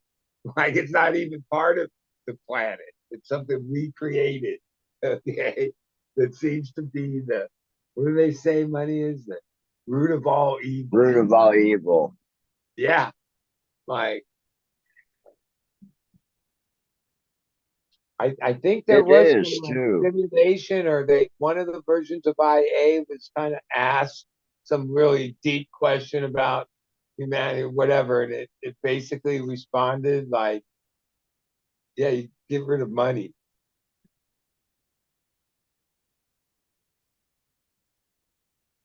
Now, how would anything build and how would technology like I always remember the one political thing where it was like, oh no, those are the job creators. We can't tax those millionaires. They're the job creators. They don't use that term anymore. And I was like, oh, really? Those are the job creators? And so because they're the job creators, we're supposed to like let them keep all their money? Yeah, fuck that. That's part of that trickle down thing. Like even that trickle down isn't like relevant anymore. It's like, oh, that was the thing of the past. But for like most of my life, that was the political argument. Like one side was like trickle down economics. Like, yeah, give the money to the rich and it trickles down. Okay. And for years we like went in that direction. Like we're like, yeah, yay, trickle down. We're gonna give the money to the billionaires and they're gonna trickle it down. Yeah. Yeah, I don't think people believe that anymore because that never worked. And that's the biggest fucking scam ever. Okay. But we're still living in it because that's why there's almost a trillionaire because we're still trickling down. Really, what it means is it's trickling up. It's never coming back down once it goes up. That's my thought. And I'm glad there's weed, and weed makes you so stoned that none of this shit matters. You don't even have to pay attention to it. You can just live your life and get the most out of every day and say, yeah, fuck all that shit. Because it don't mean shit. Not really. You know, I was Tal, this bass player. He, she was on she was on live and she was saying, like the average life, I might have this wrong. It seems like a lot, but maybe it isn't that much. You only live 4,000 weeks on average. Like that's like you live to about 80, it'd be 4,000 weeks. That's not that many weeks. And like part of those you were a kid, some of them you're going to be old. So like, yeah, how many weeks do you really have?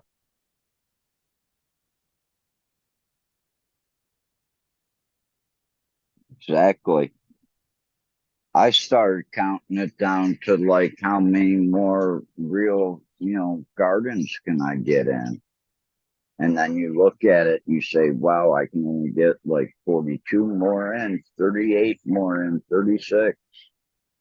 And you're like, holy shit, time's running out. Well, you know who Colonel Bruce is? He's a musician, Colonel Bruce Hampton. No. He was a guy, psychedelic warrior. Amanda Cody Played with him way back. He's an old timer. Yeah, he literally was in the middle of a show and had a heart attack and died right there on stage. Right? Okay. I love turtle brews, right? That made me realize, yeah, that's hey, if one day I'm fucking changing the water or I'm taking clones or some grow thing and I just die right there, right? That would be the ultimate. That'd be it. Like, I hope my karma's that good. It's like that's what I'm hoping for. Like, and I realized even before the downturn, like I started telling a couple of my other friends that were burning out and getting out of it and shit. I'm like, I'm a lifer. Like this is all like, and some people never retire. They just work till they die, right? Um, yeah, that's what I hope for. Yeah.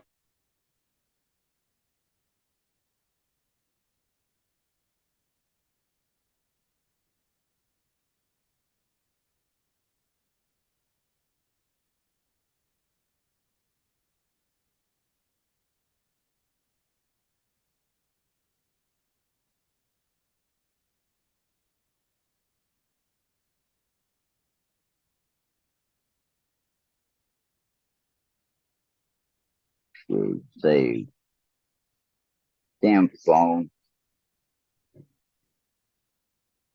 Spell check sucks when it changes the words that you put in.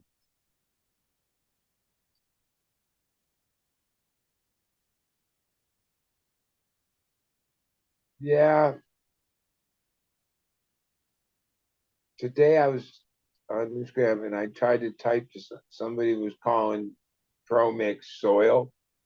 So I said, Pro Mix is not soil. I mean, as simple as that. It's fucking peat. No, it's peat moss. But then when I looked, it said promises. It's not like it took Pro Mix and converted it into promises. And then it said promises are not dirt. I was like, what the fuck? That's not what I said.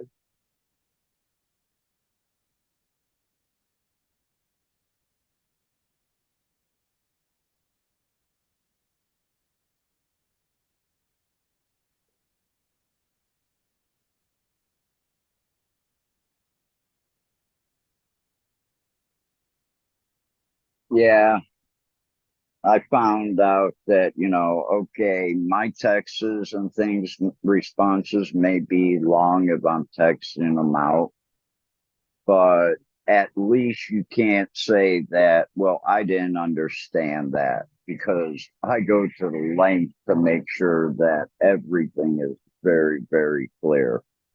So my texts are like 2, 3 pages long. But you know exactly what I mean. There's no mistaking anything for anything. Now I'm like the opposite, and I have some people that that's the only way we communicate.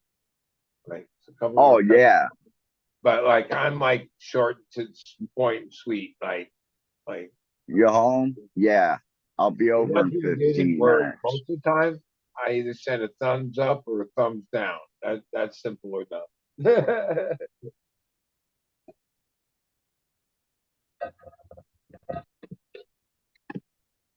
But it works.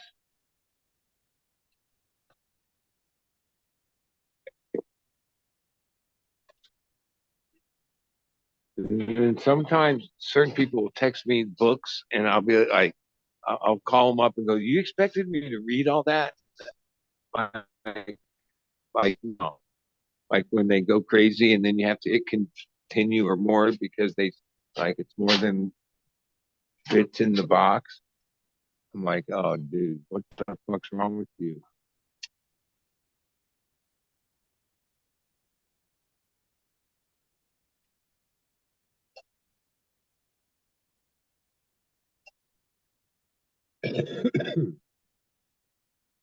No, if it's just you and me, I think it is.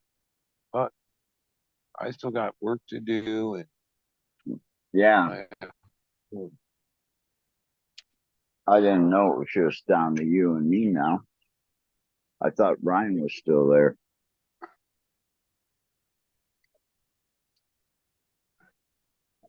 You could probably. Yeah, but I got other things to do too. Well, have a good day over there. And this is Memorial Weekend. So wait, tomorrow's Sunday and then Monday's a extra day, whatever that means. Well, today's already 4:00, 4:20,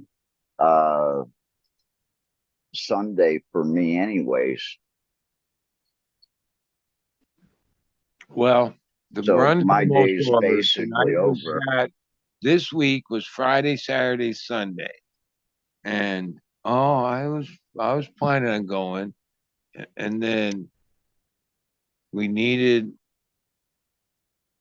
cases of Hugos. And then homeboy's like, my partner's like, okay, cool. I'll bring them on Tuesday. And then Tuesday got put off to Thursday. And even then, I was like, fuck. And there's other work and it wasn't lining up. Plus, even when I got back last week, which I spent minimal traffic on the drive back and forth. Oh, I know about Memorial Day weekend and going to Vegas. That would have been, I would have had to have left like Thursday night, middle of the night, to avoid real traffic going there, which can change a 4.5 hour ride to like a 6 or 7 hour ride. Fuck that. And getting the hell out of there on Monday.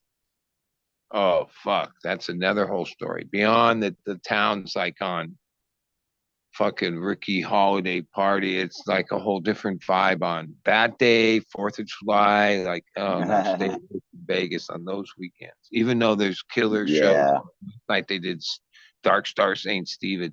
The week I went, they did Stephen. It was good. Oh, last night, Dark Star St. Stephen. Oh fuck, that Stephen was like so much better.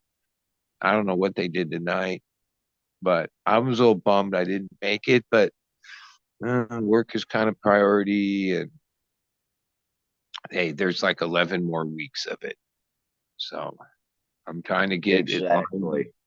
Some of it has to be like, yeah, even the water change has to be at the right day, right? Workload has to line up. Like if I made these clones wait until I came back, that would have fucked up the cycle. Like that would have been 3-4 days. No.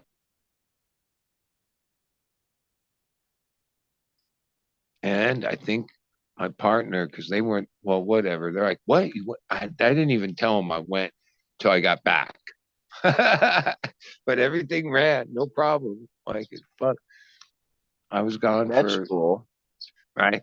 But then how the supplies didn't get here till then, I was like, oh, maybe not. Like, he said he was sick or his kid was sick or some shit. I don't know.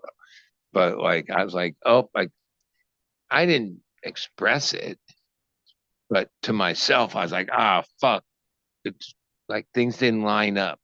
But then I was super bummed last night that I wasn't there. Because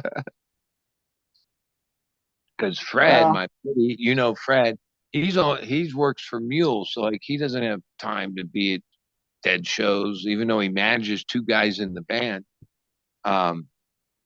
He came out this weekend, so I really wanted to go back and hang out with him this weekend, but oh well, things didn't line up. That was 2 weekends in a row. But yeah, it would have been nice just to go hang out, and not talk about music, talk about other things, hang out, have a good time, smoke some weed. Well, people that like this, a lot of my other friends are going in on this weekend, or they're going this weekend and this weekend. And yeah, if you go every weekend, then you don't do all the Vegas things. But if you just go there one weekend, it's all this Vegas things. Like, because everybody that I know, like they know that the Mirage is being torn down June 30th, and that's the one of the longest running shows in Vegas, which is still going, is called Love. It's that Beatles thing. I don't know. Everybody Yeah, wants to see it one last time. Now, did they see it before? Yeah, I seen it before, but I didn't I have have any. too. I was like, nah, I don't feel like going to see that again. Like what? But because it's ending now, like everything ends, and then oh hey, Love opened up at another casino, or now they're on the road to every town. So like nothing ever ends if it's successful. Um, that's how the dead are still fucking going. Holy shit. I found out like this isn't counting what they're adding in August, but they're like flat rate. I mean, they don't care what tickets are sold. Is 140 million for 24 shows. That's pretty good, That's especially when you consider 7 million a show. like That's when almost a million a when person. when they would go on the road, there was like the huge overhead. Like when the tour ended in Frisco last summer, the last song, they brought out, I think he said it was 174 people. They all came and lined up on the stage, and the crowd thanked them. That was the crew, the truckers, the this, the that, the riggers, all the things that it takes to be out on the road, which they did like 20 some shows last year, probably pulled in almost somewhat the same money. But oh, they spent more than half of it Travel. being on the road. Yeah, Vegas, oh, they traveling. like it's a residency. They don't have truckers. They don't have that. They don't have any of that shit. So it's all profit or more profit, right? Yeah. So all the power to I'm them. Because like I I'm know sure ultimately Bobby this and would this Mickey are would I well, I know mean they're in Bobby an and age Mickey and are already making a million a show then. and they're at an age where I don't even think like they already have enough money. But when you're offered so much money, you You gotta can't say take it. no. Like you would think you're crazy to say no to that, right? Yep. And that's how it keeps going, in my opinion. It's not because, well, they still love doing what they do, but I don't think they'd be doing it for like regular money. You Like know, if you, even if they were making 20 million for the 24 shows, well, $20 million, that's really hard to pass up. well, here's like another part of the math, like Mickey and Billy. I mean, Mickey and Bobby. They had whatever they made from 1965 to 1995, right? Whatever that number is. Yeah, I got a feeling one weekend of the Spears no, I mean that accumulated to a good One amount of month. money, right? One But month. like literally like yeah, like 10 shows or some small amount of shows is more money than you made in 30 years of playing like nothing but shows. Like Yeah. that that's probably the reality. And you know, yeah, Well, but they weren't really that expensive when they came out as the other ones. well, I mean, even back in not pre 95, I mean, yeah, compared to today's ticket prices, like, yeah, that I don't even think we were anywhere near $100 back then, right? Even in No, 95, right? Um, and 30 some, 34, 50, like 36, back 50. then, they had the huge apparatus of what became Grateful Dead Productions and all of that. So the amount of profit was was not even anywhere near what the amount of profit is in today's game. It's for the So, like the artist that actually gets up there and does the show. You yeah. know, like the Grateful Dead more than any other band had this like super bloated staff, family, whatever you want to call it, and for a lot of years that gobbled up a lot of the money. But that's how they were. They weren't like the world was different then. Yeah, it was. But I plan on going out when my friend returns from Thailand and gets done with his job with UNLV here, because he teaches at the university in Las Vegas.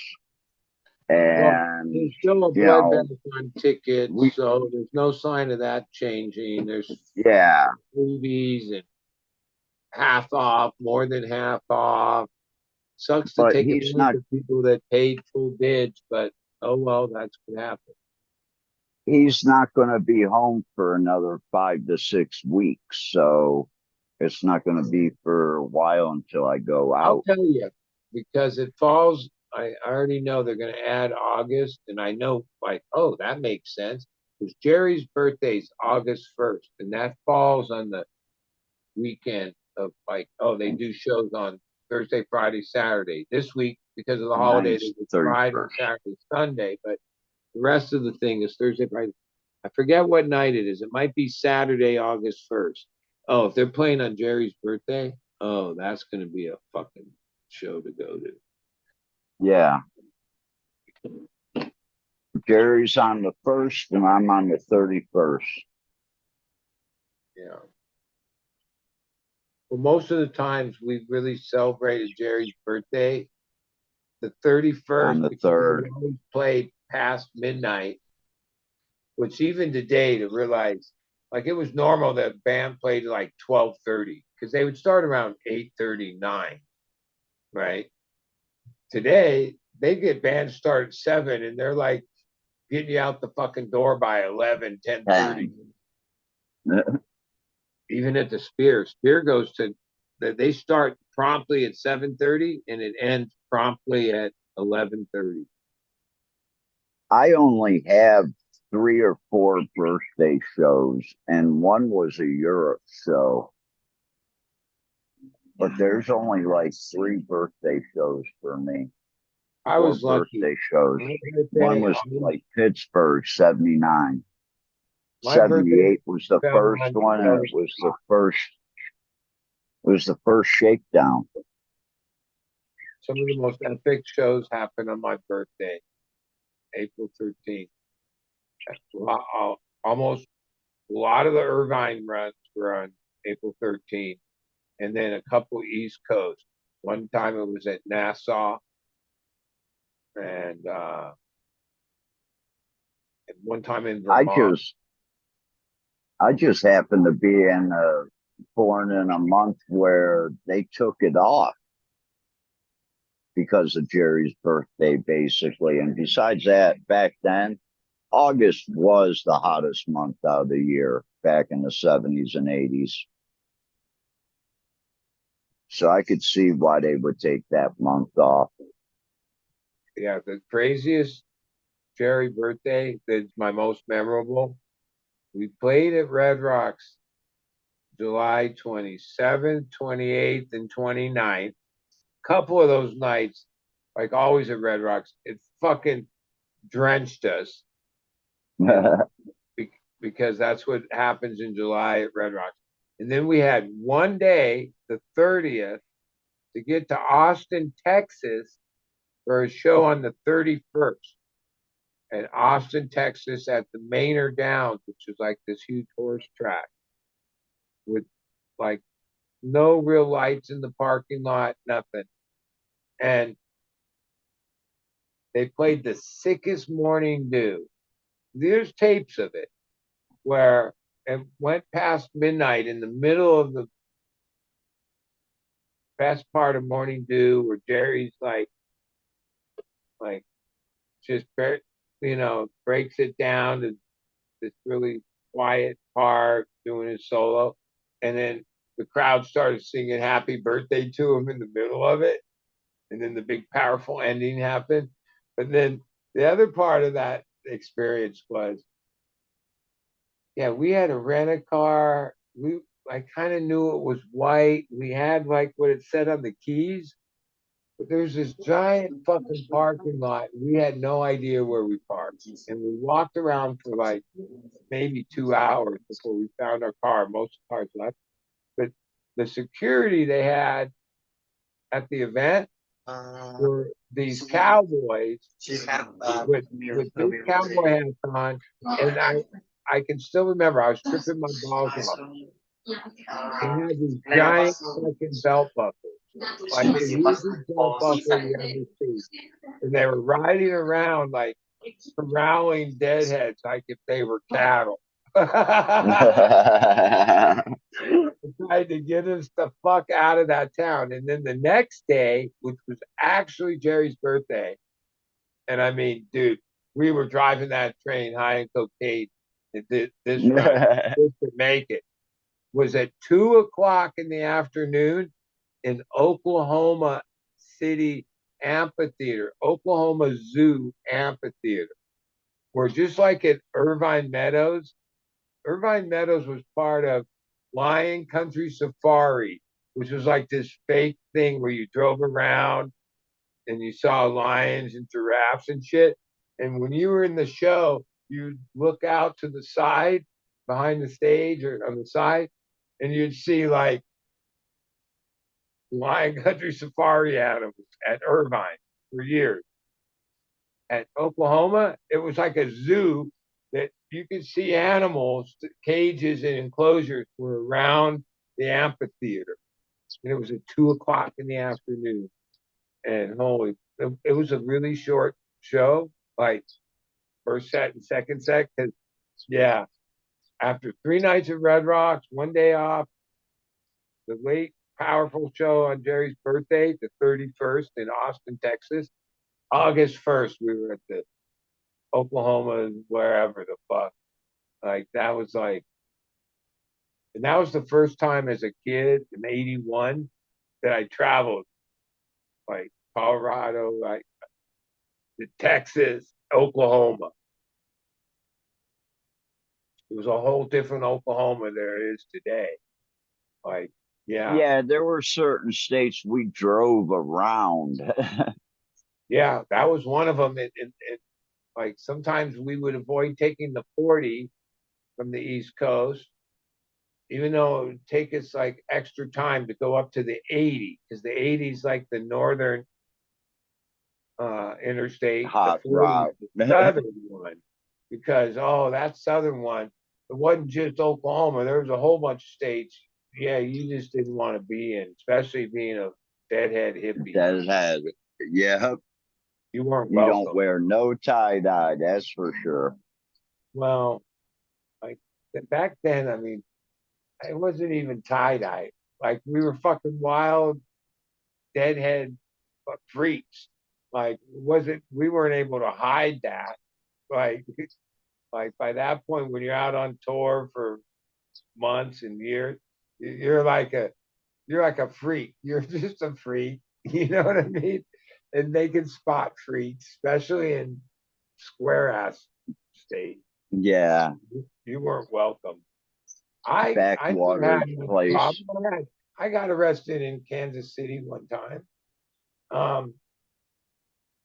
But other heads, yeah, there'd be always somebody that we'd be. This is back before GoFundMe and any of that type of thing. But like at the next show, we would go out there. Oh, so and so's in whatever town in jail, and we would raise bail money. People would pitch in $5 or whatever.